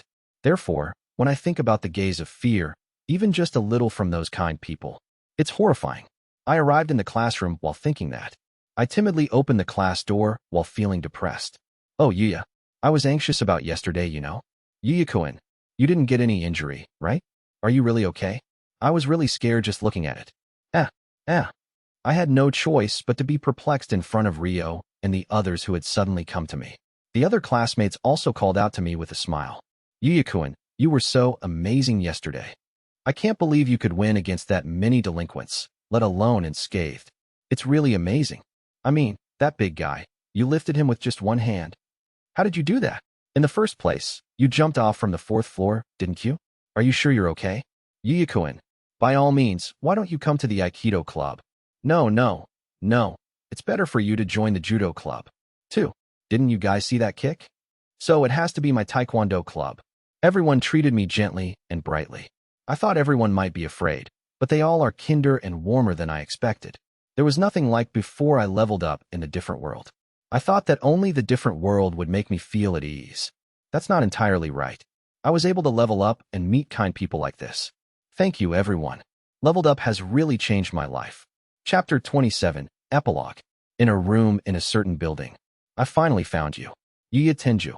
A woman laughs fearlessly in front of a series of Yuuya's photos spread out on her desk.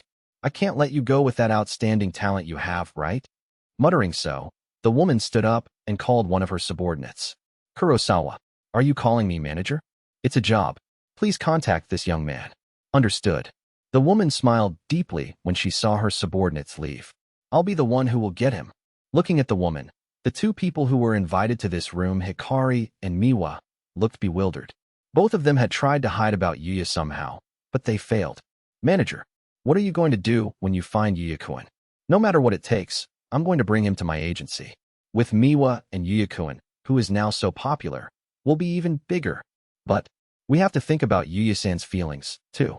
The woman opened her eyes in surprise, looking at Miwa, who told her opinion, despite her modestness. Nonsense, it's a chance to get into the entertainment world. No one would refuse this. Not only Miwa but also Hikari couldn't say anything to this woman, who says so with absolute confidence. Fufufu. Yuuya Tenjou. I want to see you with my very own eyes as soon as possible. The location has changed, and there was a certain rumor in the Alceria kingdom when the person who was trying to make contact with Yuuya appeared. Hey, did you hear about that? Oh, the thing about Lexia-sama. Yes, it seems that something happened during the last visit, and because of that, she's going to go to the Great Devil's Nest. It's strange, isn't it? Speaking of the Great Devil's Nest, it's a place that even adventurers can't get close. There are strong monsters, and there are also rumors that say that there is material for making elixir in there. It also seems to be a person living in the Great Devil's Nest, and Lexia-sama is going to meet that person. Huh, do people live in such a place? Or rather, why is she going to meet that person? I don't know if that's it, but if there's such a person living in there, that person must be eccentric. It was a place that Yuuya didn't know, and there was no doubt that his very existence was rumored. Well, I think I'll go to the different world today. A little after the things with Yuta and the others, I decided to go to the different world after a while. I've been exploring the forest, but I haven't met anyone from this world besides the ones from the Goblin General's battle. Well, I'll come across them sooner or later. Someday, I want to go out of that forest and do some sightseeing in that world too. I finished eating and went to the different world. I'm currently fighting against a monster that would have killed me if I met them in the past. It's because I became stronger now, and because I think I could still become stronger, and it's also training that helps me to spend time in this world. Huh. Good. For that reason, I encountered a bloody ogre along the way, and I was actively fighting it now. It's very different from when I met it before. Stepping in with all its might and making a big fissure on the ground, the bloody ogre shook its strong arms to resist my Omni Sword. Heya. Guga-ah. However, I cut its arm, jumped up without killing the momentum, and cut the bloody ogre from its head. At the same time, when I landed with ease, the bloody ogre has become a particle of light and disappeared. Phew. When I was collecting the drop item of the defeated bloody ogre, there was a reaction from my presence detection skill. However, the reaction is not only one, but many. What is it? I was kind of worried about the identity from those presences. I moved while erased my presence with assimilation, and finally reached the target location. Gaowa. Goo. Shit. To think we would meet a group of goblin elites. What's wrong with this forest? Even if when only one appear, it's already dangerous. Don't just move your mouth. Protect Lexia-sama no matter what. For goblin elites are fighting against the soldiers that I saw in this forest before. Among them, the middle-aged knight was fighting alone against one of the goblin elites, but the other soldiers aren't doing the same, and although it seems like they are somehow managing to hold them up now, they will soon be defeated. Honestly, I don't know the affiliation of those soldiers, and I don't know if they are enemies or allies, but I had no choice but to help them.